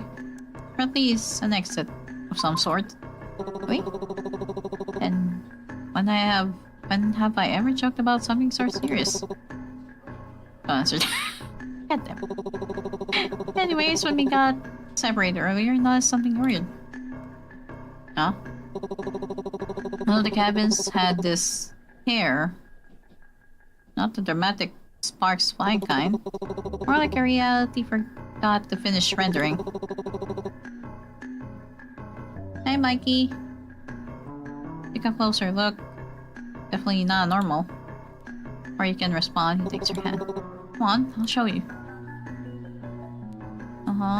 He slows as you reach a particular car and stops. Funny you should ask.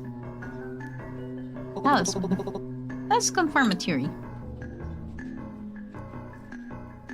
Squint.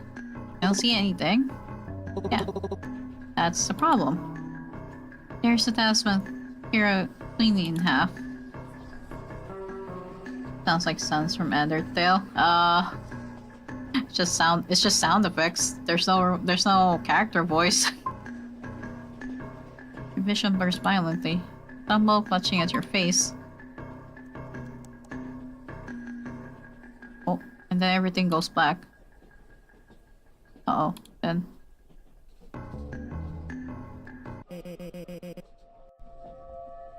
Oh.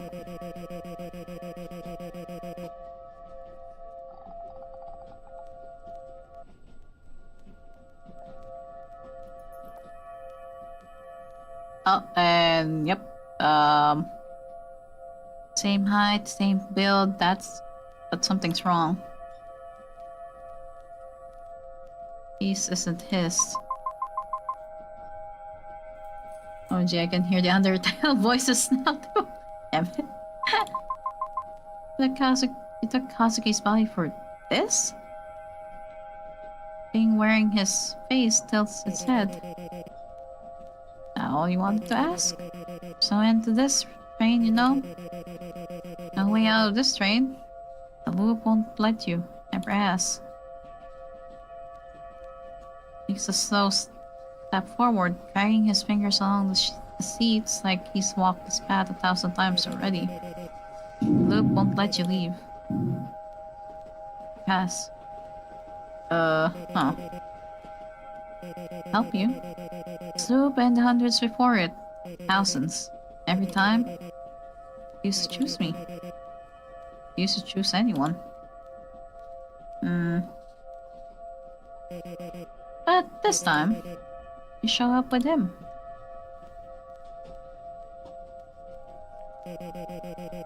Someone so painfully pathetic. A failure who couldn't even the loop himself. Even with the power to remember every failed attempt. Death, reset.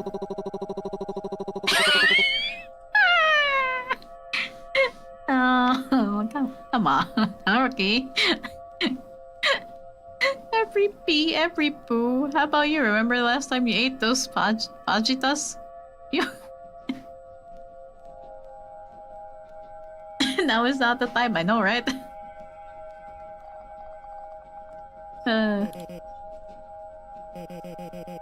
Everyone survives me like that.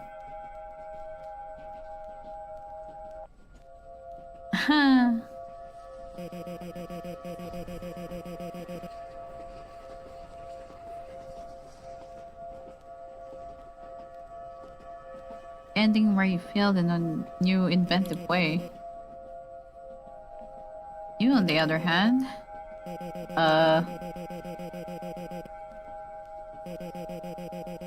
all those loops where you came here with her, all those times you watched her break, all the moments you stood there, helpless while she shattered in your hands. You couldn't endure it. So you erased them, not to save her. Spare yourself.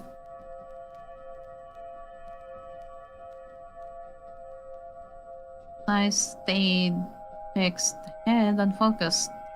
Like he's staring through the room and into memories he can no longer find. Oh, we have an ad break though. I'll wait for that.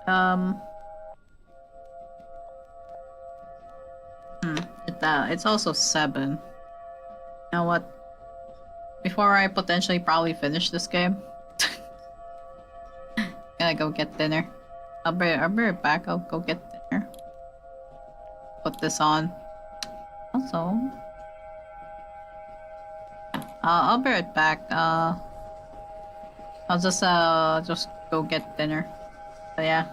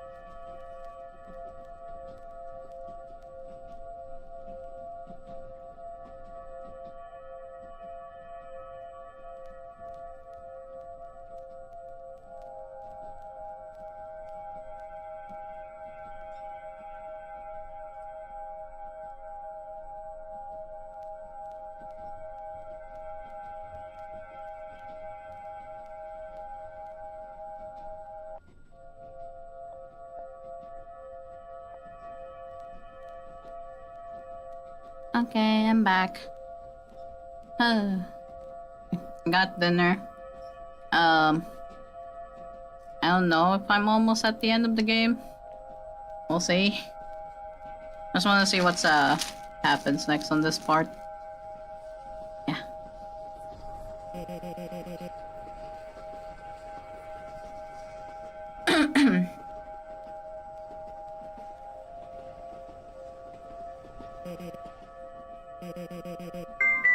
God, I'm getting called up right back. I'm getting called.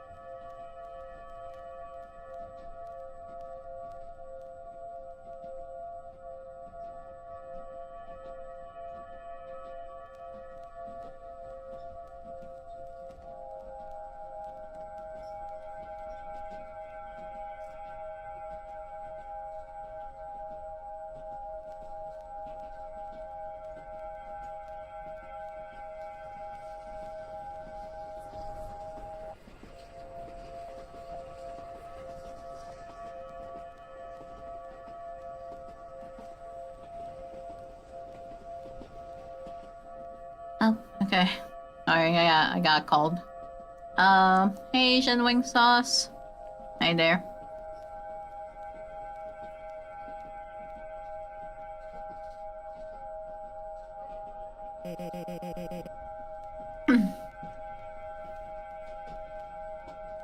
He raises his hand against somewhere this time. Deliberate. Let's see how much he can block without forgetting. Huh? Barely have time to react. Oh.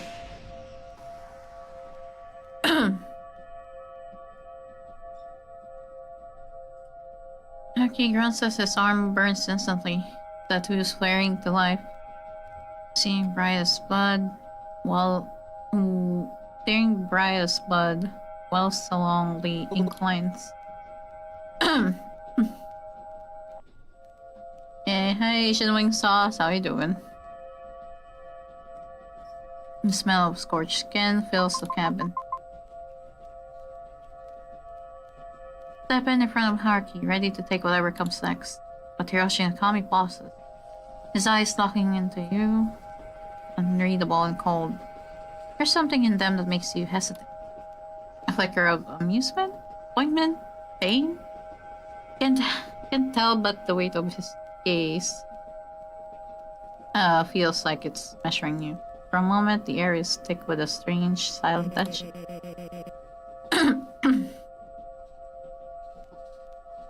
never looked at me like this before. Every time. Every time I see you like this, I think maybe this time you'll remember everything. First time you appeared in manner, the way I how to control the power in your veins. Or the calamity, where everything fell apart. Our pain shoots through your skull. Oh.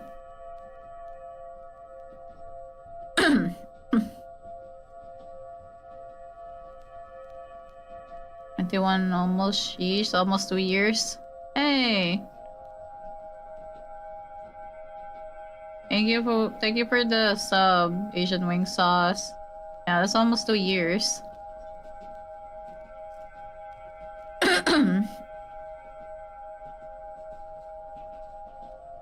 And it's been that long. Yeah, thank you for the sub.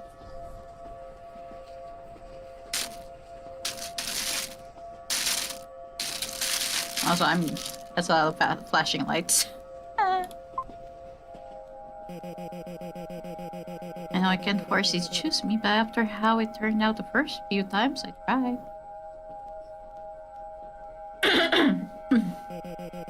I'm running out of ideas. No matter what I do, no matter how hard I fight, no matter how sincere I am, or choose me.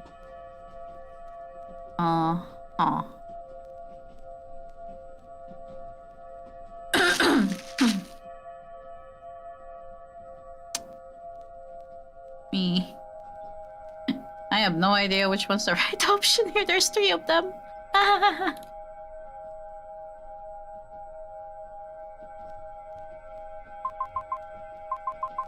No matter how hard you try to be.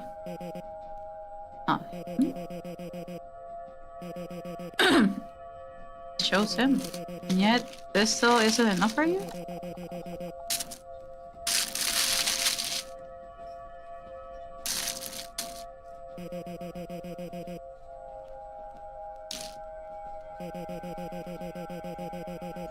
I'm just nomming on some dessert while this is happening to yeah.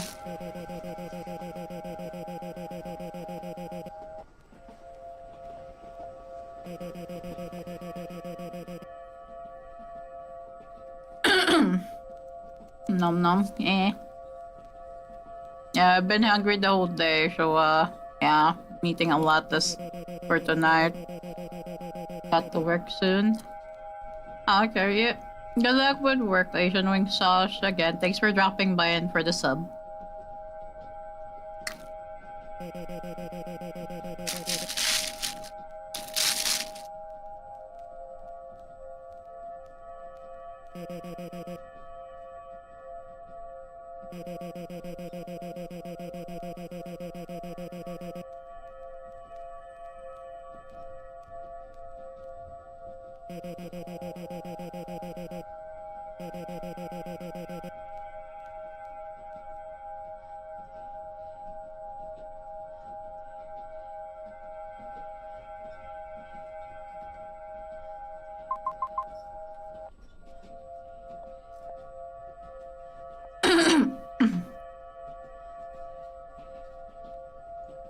It's fine, Asian wing sauce. There's the VODs later. Yeah. Yeah, I know you have work, so yeah, good luck with work.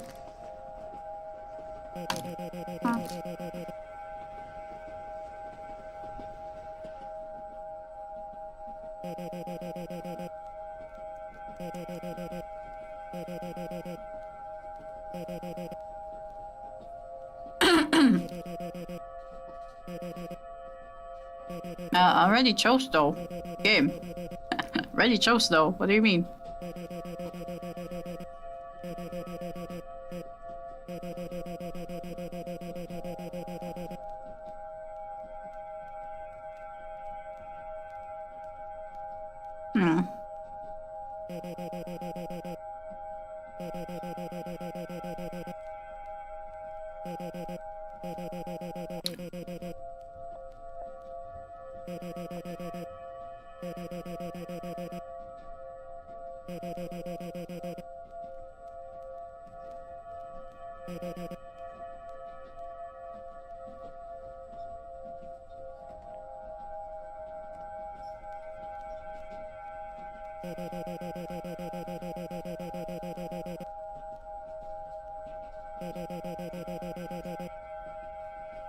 Huh.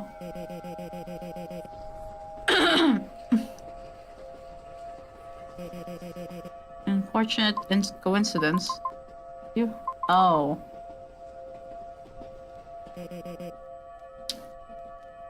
Oh, Ibn Ryota is...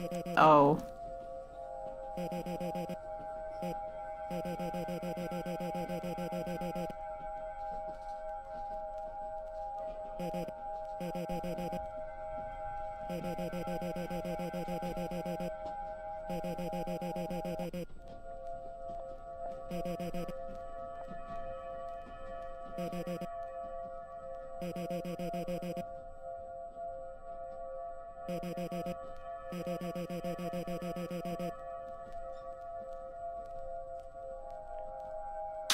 Oh boy.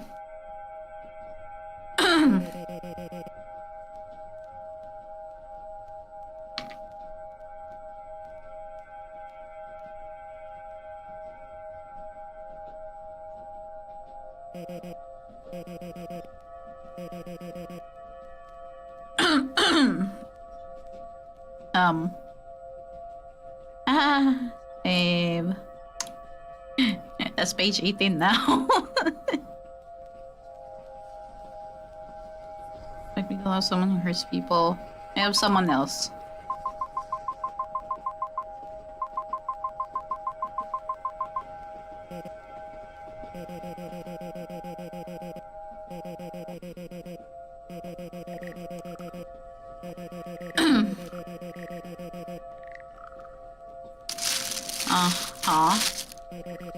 In the end.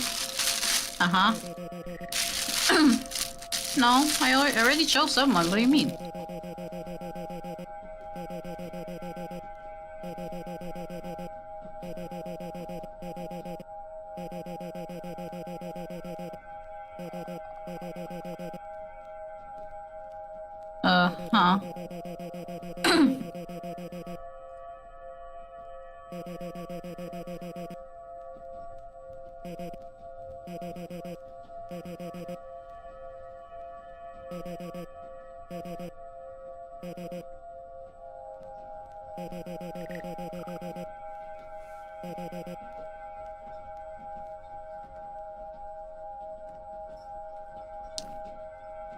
How many saves am I gonna do in this this run?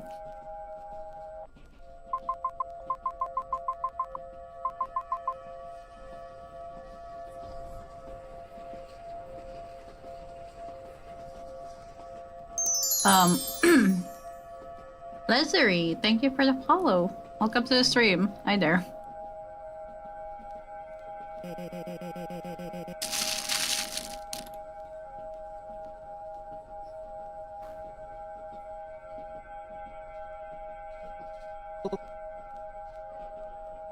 Oh. Hey, don't sideline me just because I went quiet for a minute.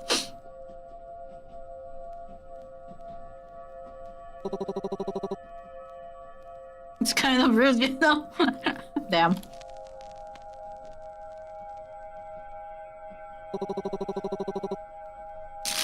Not the emoji, goddammit.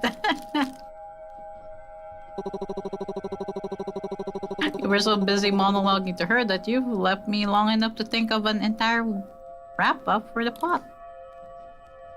Damn.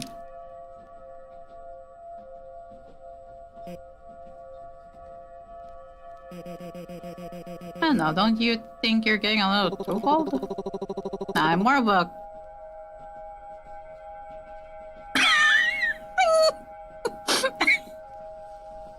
a buddy. Okay.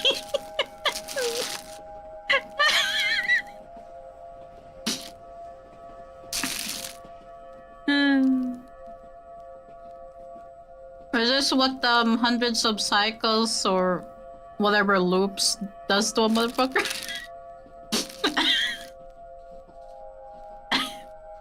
First time. That.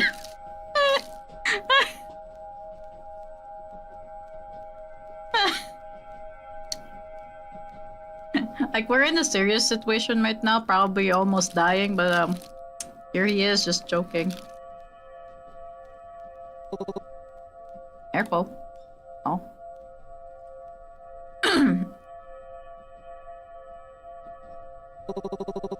You wouldn't want to show her more of your bad side, would you? Kind of undermines the whole eternal double lover image. Damn.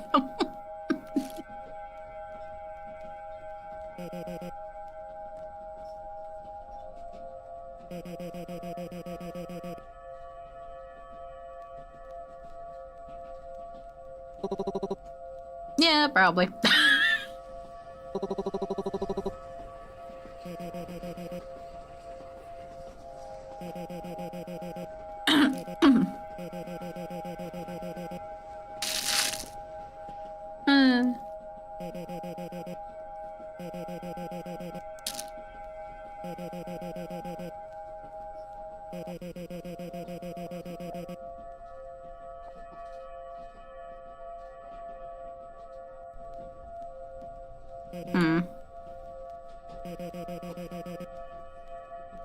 Oh.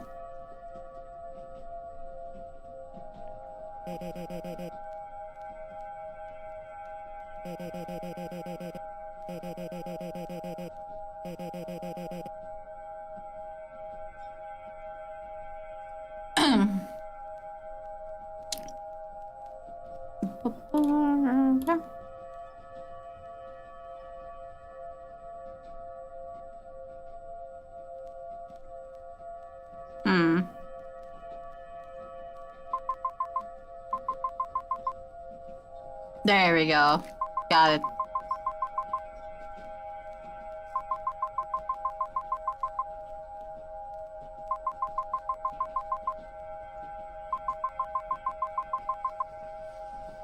Uh-huh. Let's go, girl. Tell him. Tell him, girl. Go.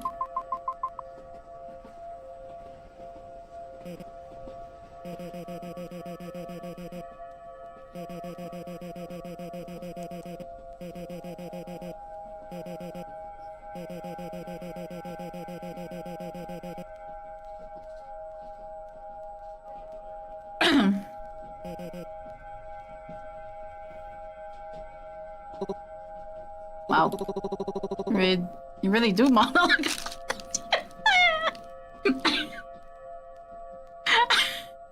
Yeah, he does. And you know, I was wondering when you'd notice. Damn. Or when you'd stop pretending not to.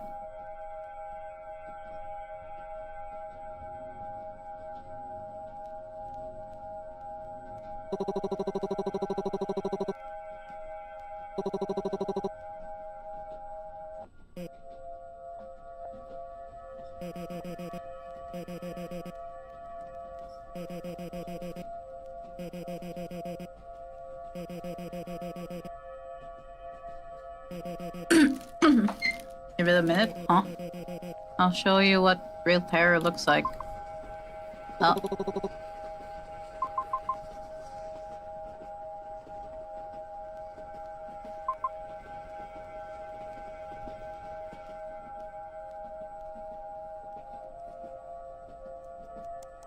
Are you sure that's his hand? Are you sure?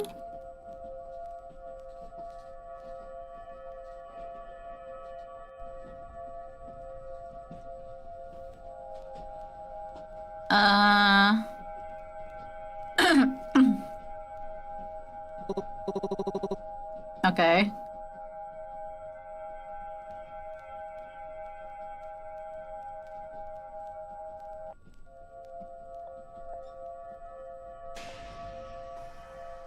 Oh. Oh. Wow.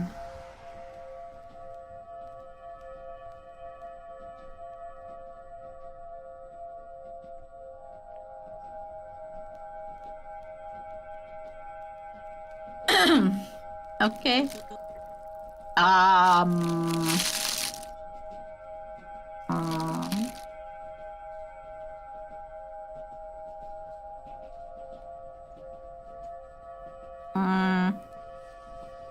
Hmm. Ew. What? Potato, no! Sorry, had to... No! Um,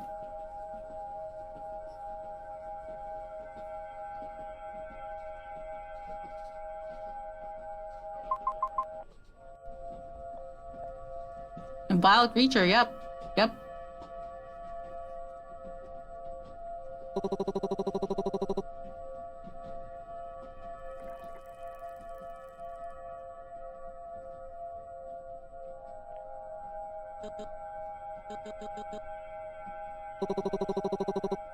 Oh, is my present that not welcome?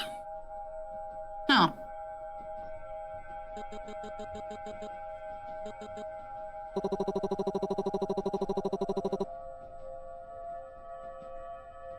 Damn, okay. Damn, okay. But she has. Over and over.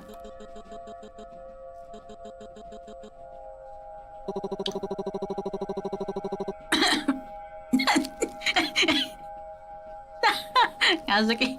No, Haruki, no.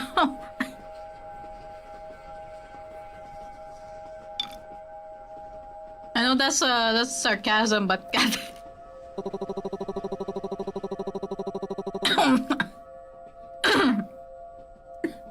God damn it.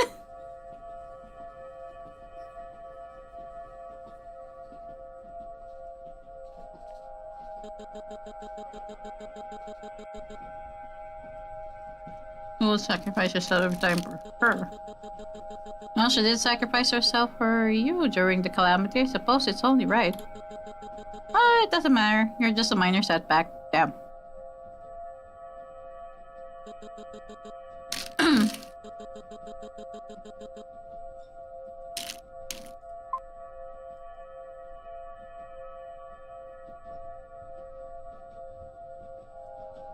Where's the sternum? What?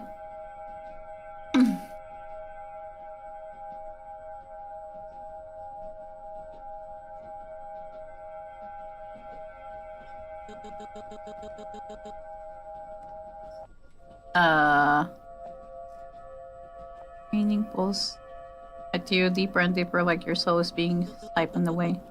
Oh.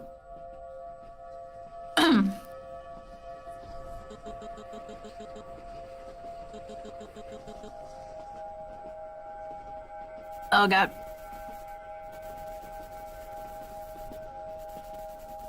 Oh. Those are probably CGs for the other routes as well.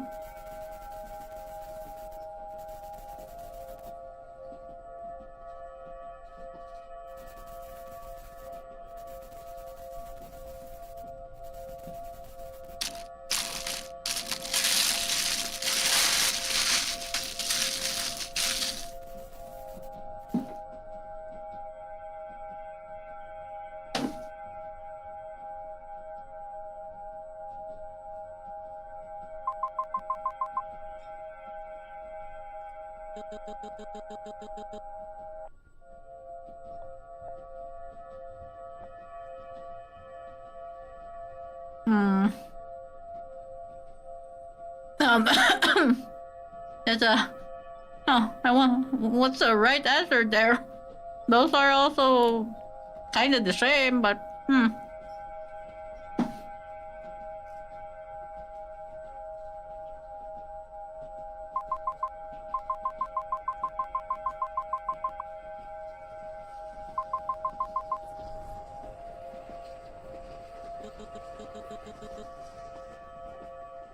Super shit. I know, I'm chewing.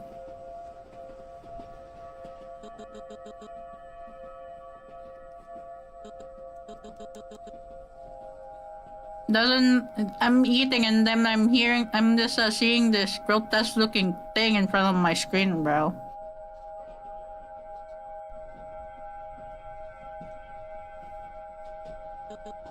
Kind of difficult to chew.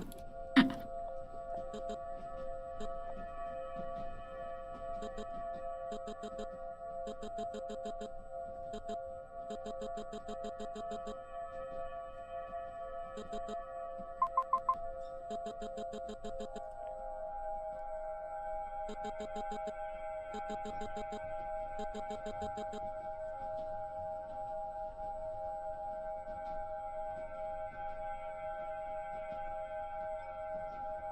how many pages am I gonna make here?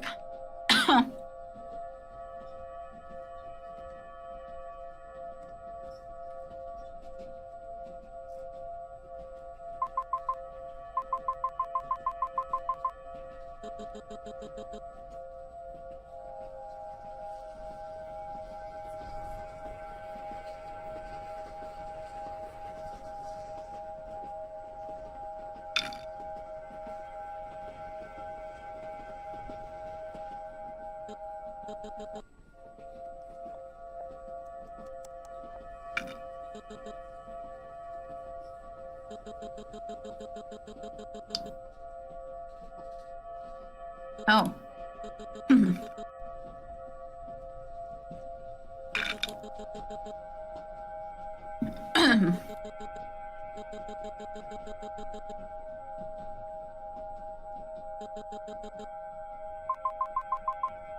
Oh.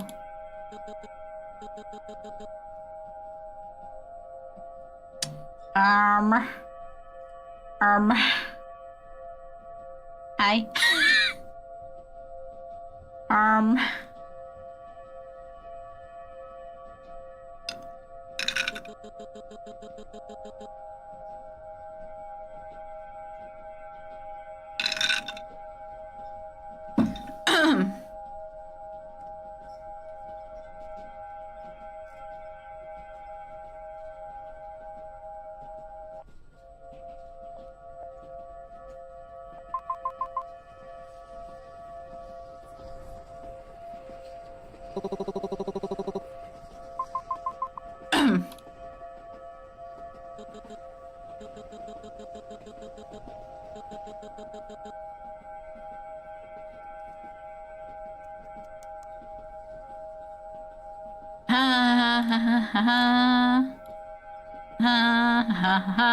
Loop ends now.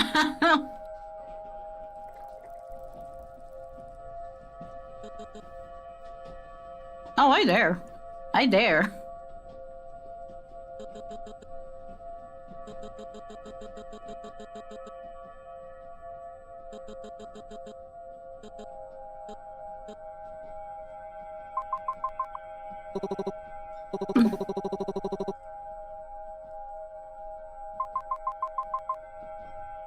Buddy, I've played this game before. Buddy!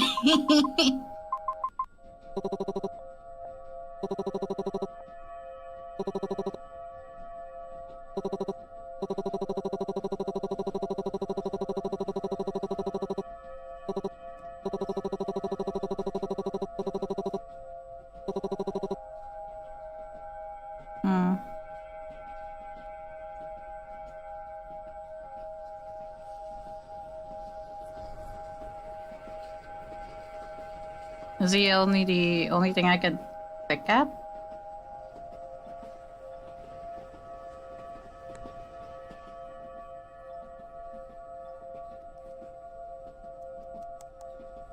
Yeah, he's the only one I can click at.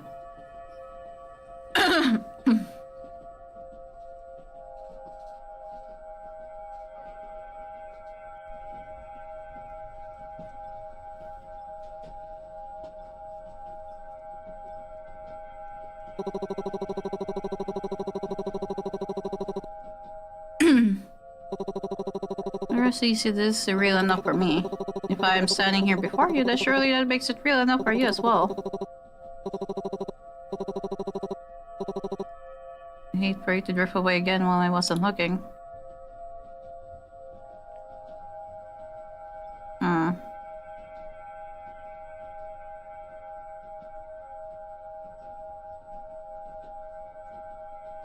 Okay.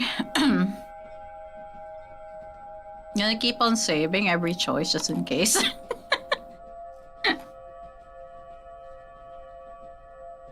Feel like I'm forgetting something important. Hmm.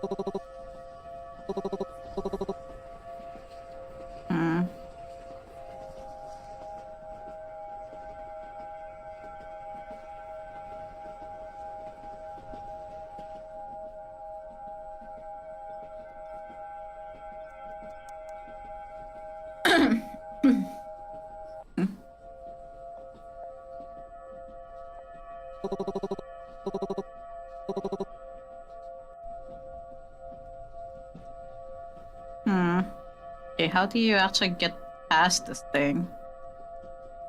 Today we're looking at that. Did something happen before I woke up? Do I actually just have to keep questioning him?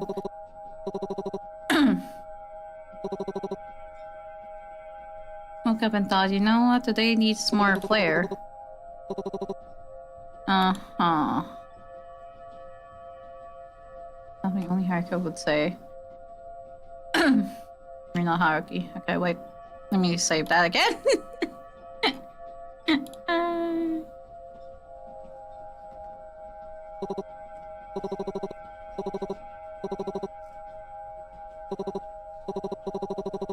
Don't go anywhere.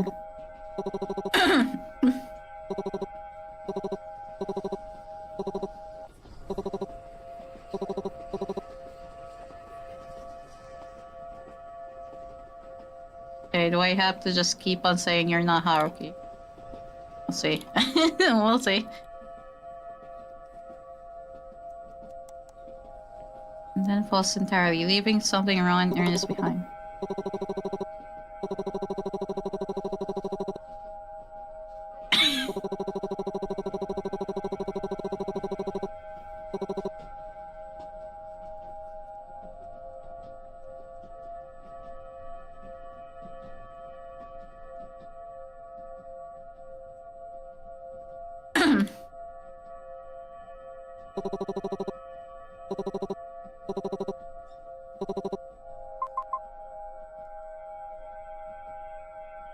Something's supposed to false hierarchy back like discarded. Fuck, but you really are difficult. Huh.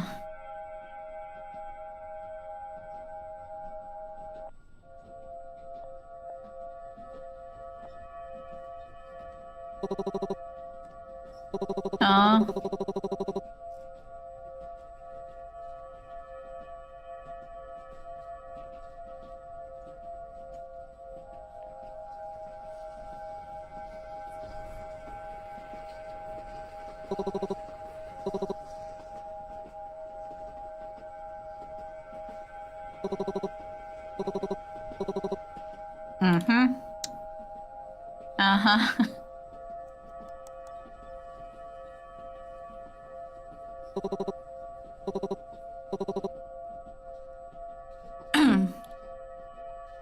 Well, it's pulling a Doki Doki literature club at me, but played this game so far.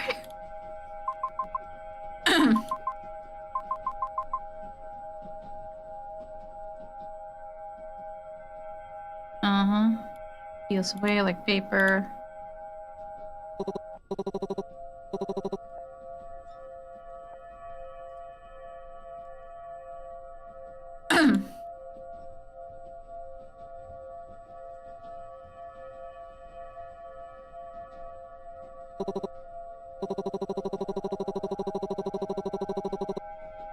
Uh-huh.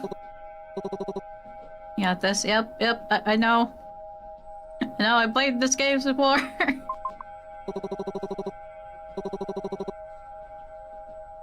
And him scream thirst through the air. You hear earth shaking screech.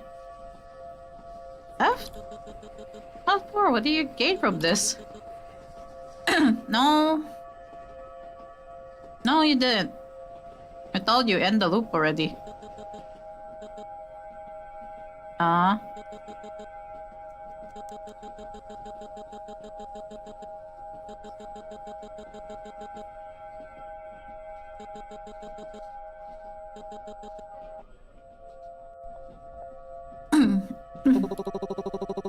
Oh, do you ever get tired of hearing your own voice? Because I'm exhausted just listening to it. Damn.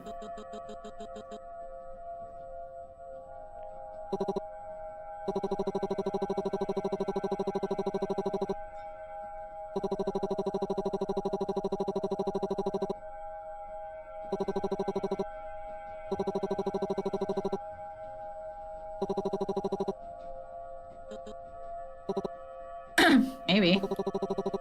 But even if I fail again, I won't forget. I won't erase this. Not you, not this choice.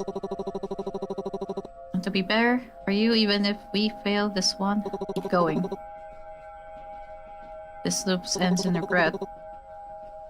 Carry it badly.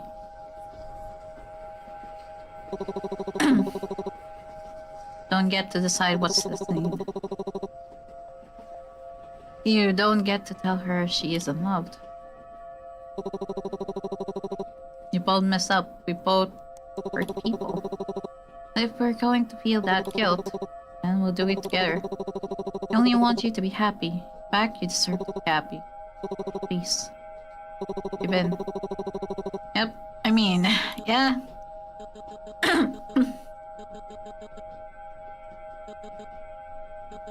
Them. Naren, Narayota, and definitely not poor forgotten Hiroto. Name again. Ah, there it is. That little shiver. A terror. Feel it, don't you? Even the dead remember you. And do you know why? Because the calamity was not mine alone. Fell because of you. You are the reason none of them ever escaped. Power anchored their souls. The moment you died trying to save them, the loop began.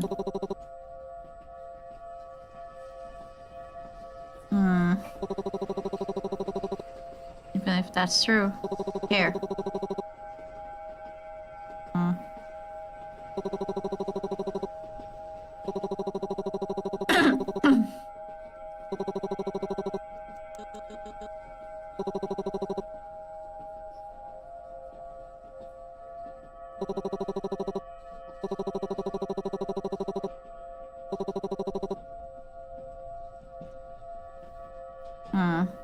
Had that dream before. Memories from a past you no longer remember. Memories blurry and broken, but real enough to make the creature's words feel undeniable. Like something was telling you long ago about Makade's words. Oh. The loop wasn't born from heroism. It was born from your wish. Oh. Pathetic, desperate, selfish desire. Final wish warped the river of fate. Your yearning became curse. Every reincarnation, every life, trap. Loop after loop after loop, they cannot move on, cannot rest, cannot be happy. Still you feel true love. So you are satisfied. Huh. You did this to them?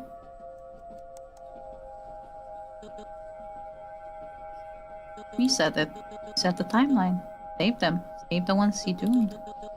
They can only be saved if you reset the timeline.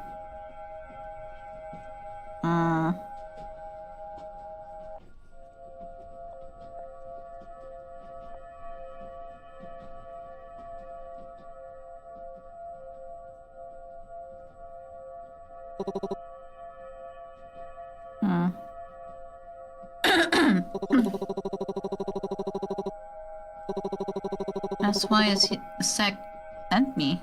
Fix it. Eliminate you. But I couldn't do it. Couldn't hurt you. Not when you were suffering just like the rest of us. Anymore. Trying to protect people.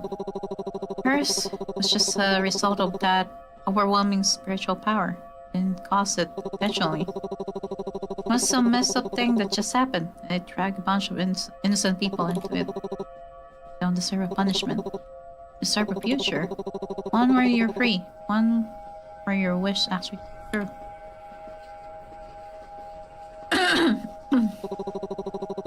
have my memories, but I know. No, I'm certain that every single loop I've ever lived through, even in the past, version of me, love you with all my heart.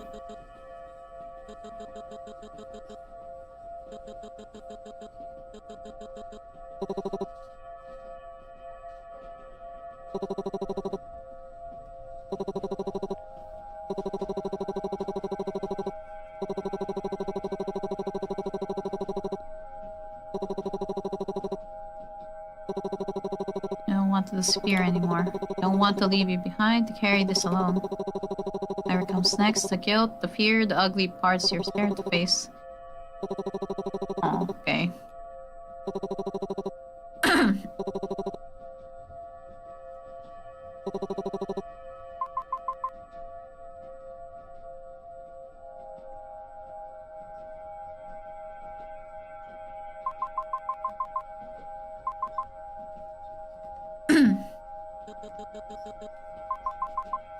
I've made my choice. I choose. They question mark question mark. Huh? By running in like that? Reckless. Completely reckless. You know how badly that could have turned out for both of you?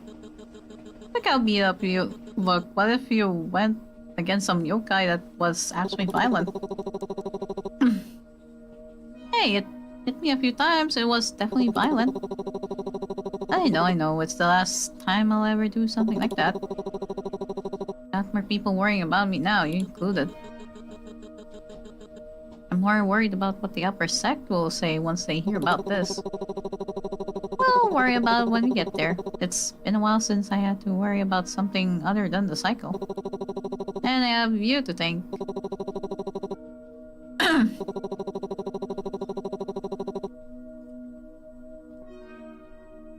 Doesn't quite reach your eyes.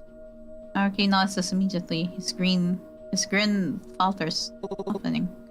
I mean, you did good. You did more than anyone could have asked of you. I think we can all confidently say thank you. Yota, Ren, you did what you had to do. But you couldn't save them. Okay, so there is a way to save them. I just didn't do it this time. Here on out, our team. Your burdens are my burdens too. Yeah, she straightens immediately. I removed. The upper sect's probably on their way. Oh, we're gonna be on the run? Okay, you run. Wind tears through your hair, cool and alive against your skin. Sirens wail somewhere distant. Voices burn into noise. The night air fills your lungs like something new. Doesn't make sense. Why don't you feel better? Solve the mystery, uncovered the lies, told every rotten piece of fruit into. Figured out everything behind Kazuki's murder, your mom, memories, you. That the human heart doesn't work like a puzzle, even with all the pieces finally in place. There's no catharsis, no clean thread of relief. All that left is just you. There's something larger rising beneath it. Freedom. Haruki laughs breathlessly beside you. Sorry I couldn't do better back there. Shake your head as you run. We did what we could. Your voice wavers, but still it's firm. Maybe not all is lost. Maybe someday we can save them too. I like the way you think. Maybe someday I'll come back here. Stronger, better. Maybe I know someone out there is looking over us. Maybe they'll let us have an ending where we're all happy. I see what you're doing, game. But it isn't to say I'm not happy now. I'm glad I met you. Glad I chose to stay alive. Every lifetime, every cycle. You feel warm of him too. You don't have to say it, he knows. Chose him after all. You both made it out, But then, between shifting bodies in the crowd, you see someone. Face you know. Face you shouldn't. Husky?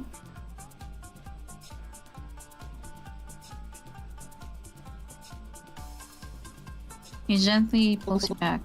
Sorry. Looked like you were about to run the other way. Familiar face disappears in the crowd. Maybe it was never there. Right. Sorry, I didn't know what came over me. Whatever decisions comes next, I'll support you wholeheartedly, no matter what. I promise this isn't a self-sacrificial thing. I want to be happy too, of course, but I feel... No, I can only be happy if you are. So let's be happy together.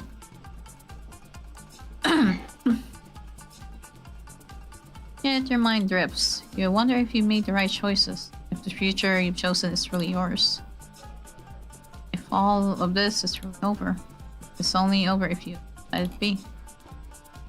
Still watching, still waiting, still whispering somewhere beneath your heartbeat. Don't know. Maybe never will. But you walk forward anyway. And I'm being called. God damn it. Wait, I'll be right back. Let me answer this.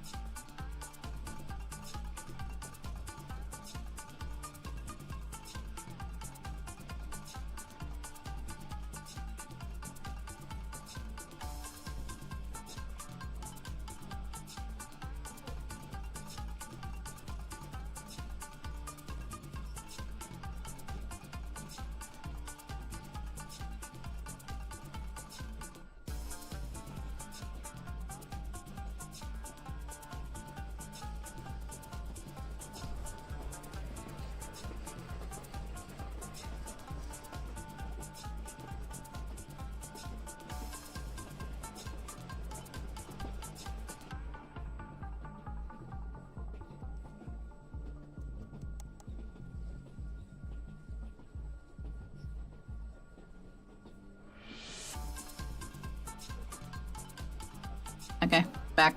Ah. A quiet hum at the back of your mind, riddle without an answer. Keep walking, letting the world blur around the edges. Choices cling to you, heavy and unseen. No matter how much distance you try to put between them and you tell yourself you move forward, but even now, the echo is in spaces you don't quite know how to reach. Some futures feel built on hope, others on fear. Both have shaped you more than you admit. Even so, the path you chose is still yours to carry. Though the world moves on, your heart still hesitates. Time slips strangely, tugging at threads you thought had already unraveled. Half-remembered faces blur, shadows pushing past your memory. Endings aren't as final as they are, not when something inside you still looks back. Linger too long on those doubts and they become a door. Only you can decide whether to open it. Only you can shape what's after. Perhaps another chance awaits, another path, another ending. Softness seeps into the thoughts that follow. Too smooth. Knowing, but easy to believe if tired enough. Remnants taste sweetest after all. Every regret, every hesitation, every trembling little fear, such delicate things you try to hide, in such a way to leave them behind. Endings were never meant for you. There is always another thread, not pull. Hush tells in your mind. I think. Word. Set. Pull. Okay.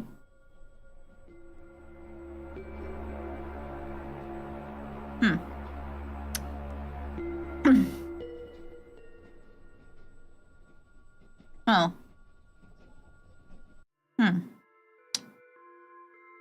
See?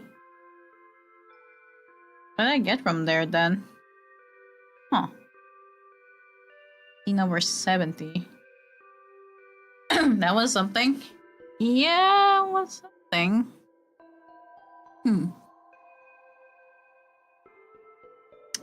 Huh. Also, that feels not complete as well because I didn't get to save everyone either. Like Ren and Ryota.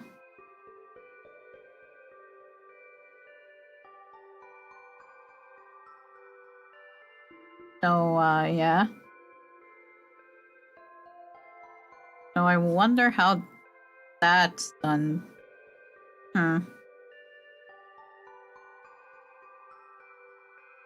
At least I finished one route, I think. Right? Does the game have achievements when you finish things? Actually have not checked, so check real quick. But yeah, I think that's the ending for that route.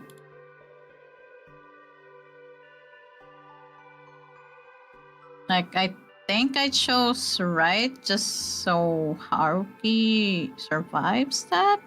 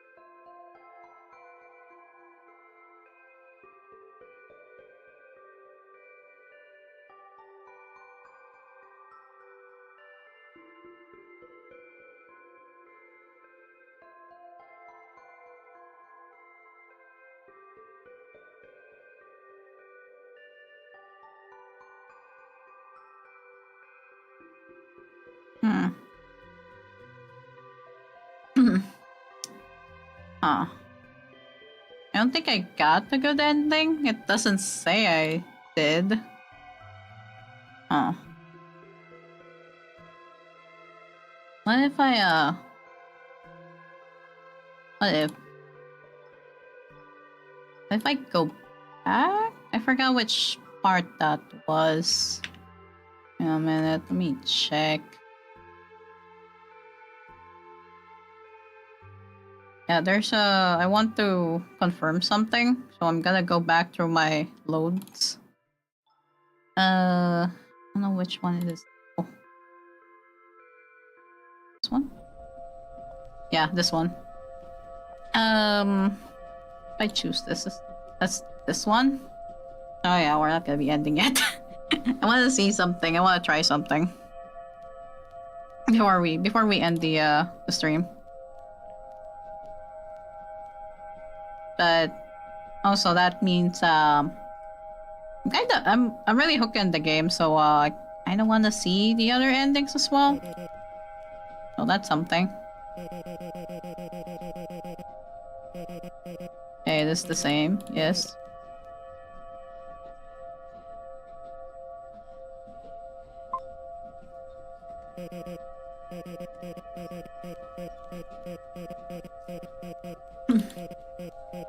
So I wanna see. Okay, I've seen this dialogue before. That's the same.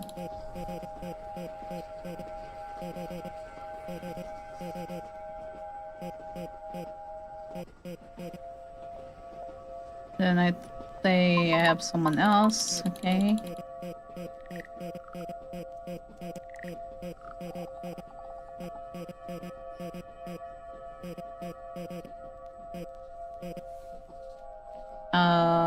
Then just hand away. Keep on rejecting him, I guess. Okay, I've seen that, I've seen that.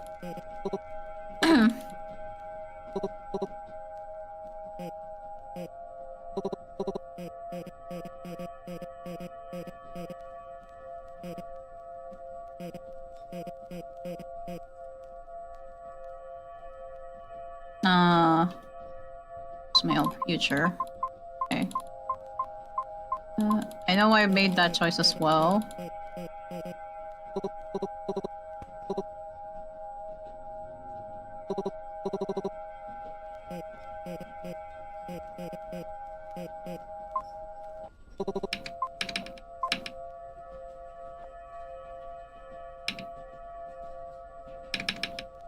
forgot if I forgot what's the button for skipping.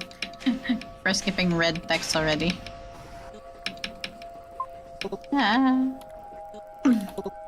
I'm gonna be clicking a lot just to skip some of the dialogues that I've seen.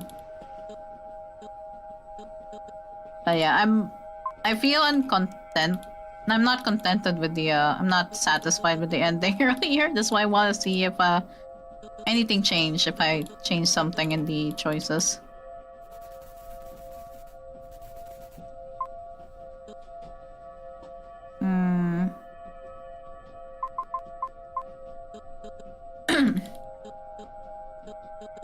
If I choose that, okay.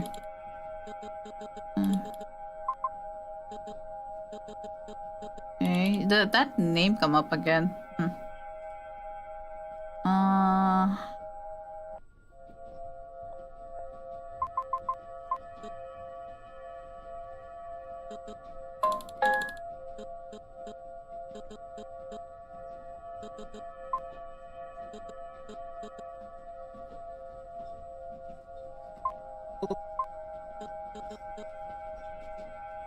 You don't decide. You don't get to decide her fate.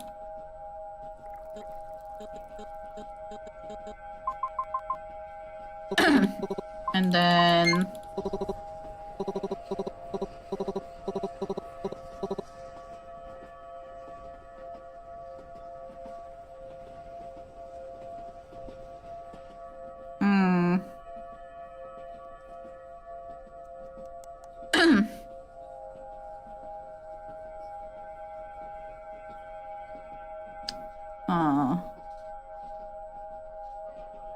there's not really a choice to tell that he's a Haruki, so me.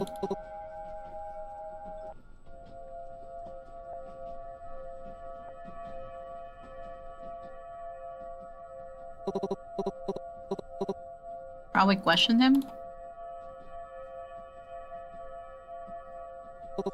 Fine. Strange today.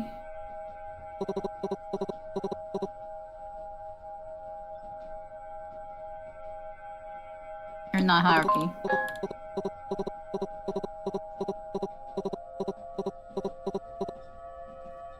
Yeah, you're not. Yep.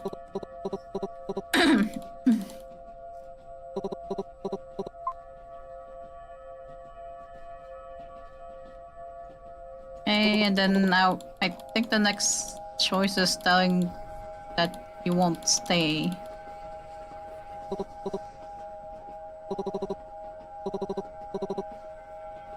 Won't stay, yeah. Now let's see if that changes anything, I guess.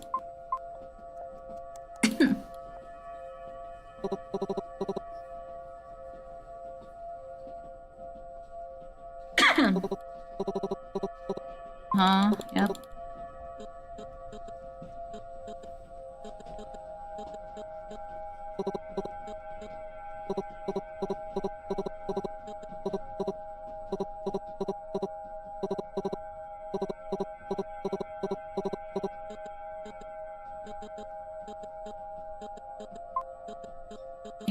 Yeah, that name Hiroto keeps on coming up.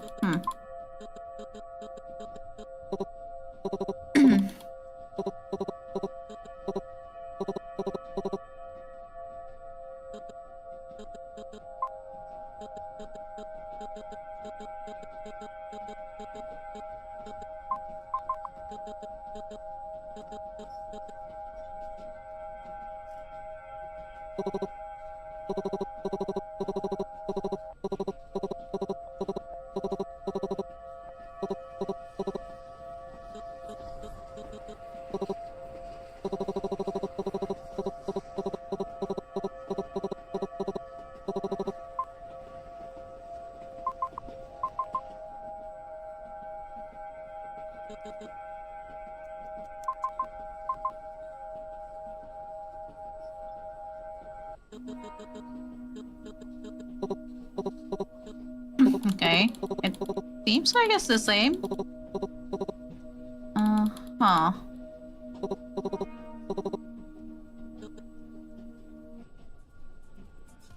Yeah, it seems like it's the same. I guess this is the Haruki ending.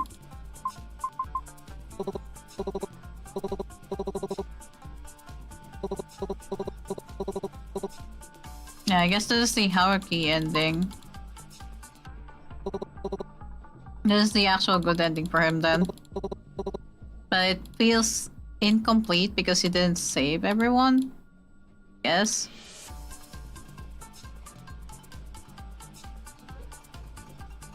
Unless there was a way to actually do that.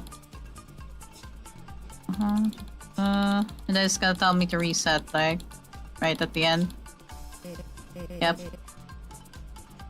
And you're content? I can feel it. That quiet gnawing in your chest. That hunger. Yeah, it doesn't. There's still one story left untold. You wish to save him? Huh? Huh? Well, it says yes. That you understand, don't you not? All things demand a price. As did your first bargain with me. Another deal? Oh? Yes? Understand, don't you not? Oh. Yes? Once more, so there is no troubling misunderstanding between us. Huh?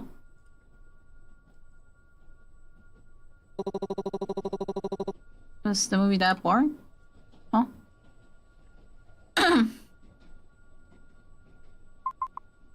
Naruki? Yes.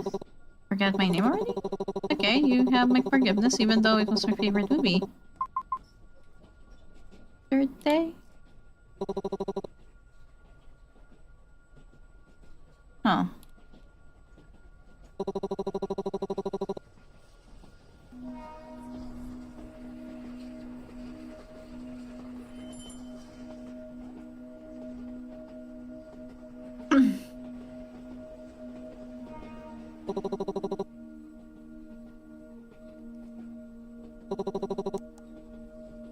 Hmm?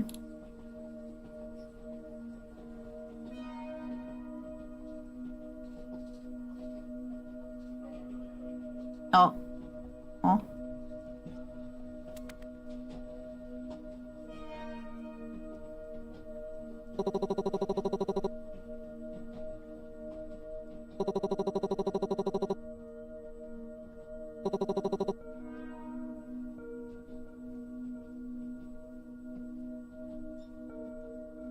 Huh? Huh?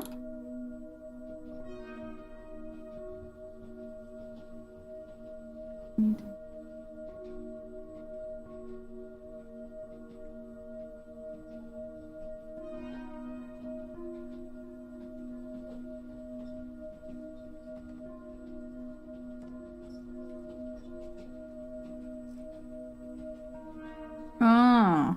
Okay.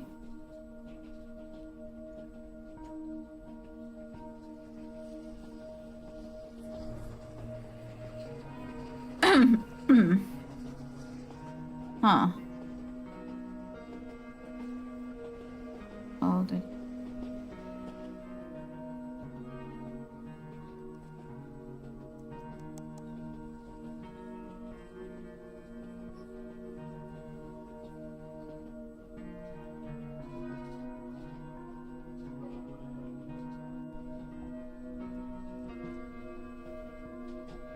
Hmm.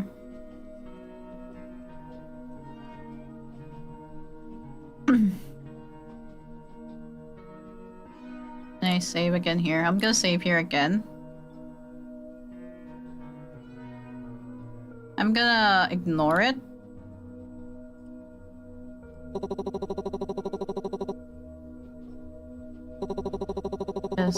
Just so sure you do it all again. Who wouldn't? Still one story left untold, isn't there? The one most important to you, after all.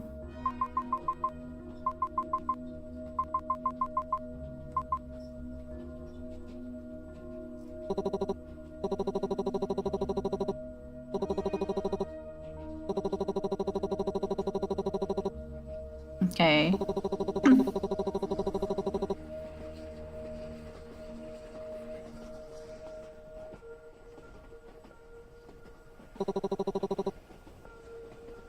Oh, Flap escapes him.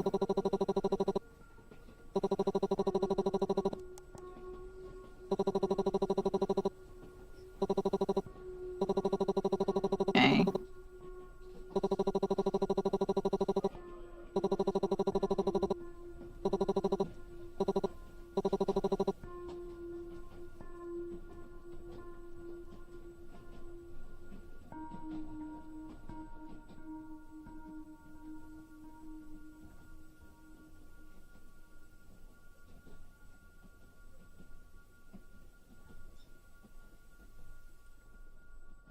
Okay. Oh. So there is a secret ending. There's a secret ending and that saves Kazuki. Okay.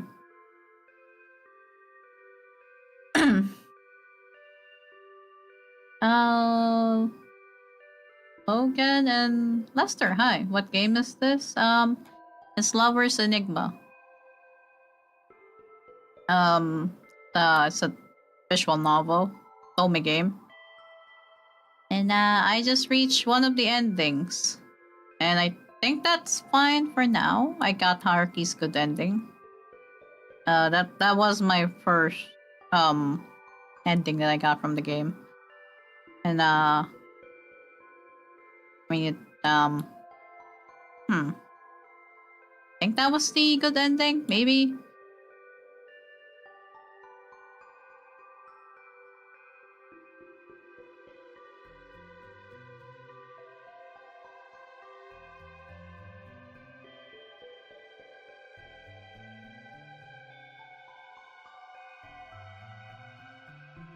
Maybe I'll probably make another stream of this just to actually check if that was a good ending. But I think that's for next week.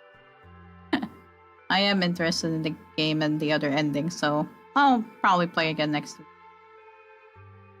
Just to actually get a clean ending and see if that was actually the good ending or not.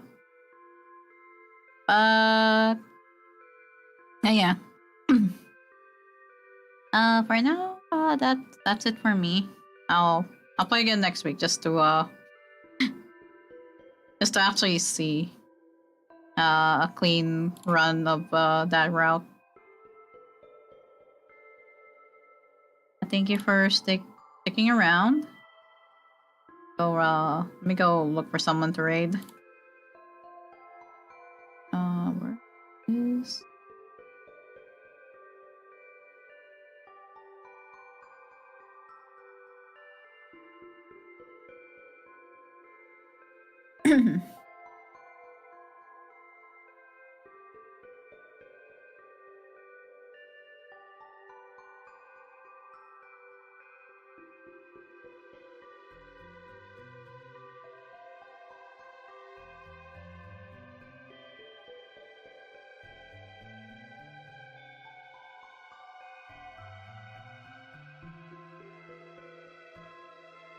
You know what? I know I'm raiding. Let's go raid out to Rui. Yeah. For now, that's it. Again, now I'll play again next week, just to see other endings and make an actual clear run of Haruki's ending, just to see if that was it. Because I could just look at internet and see what the good ending is, but we'll see. For now, let's go to Ruby. Ruby's playing Grounded.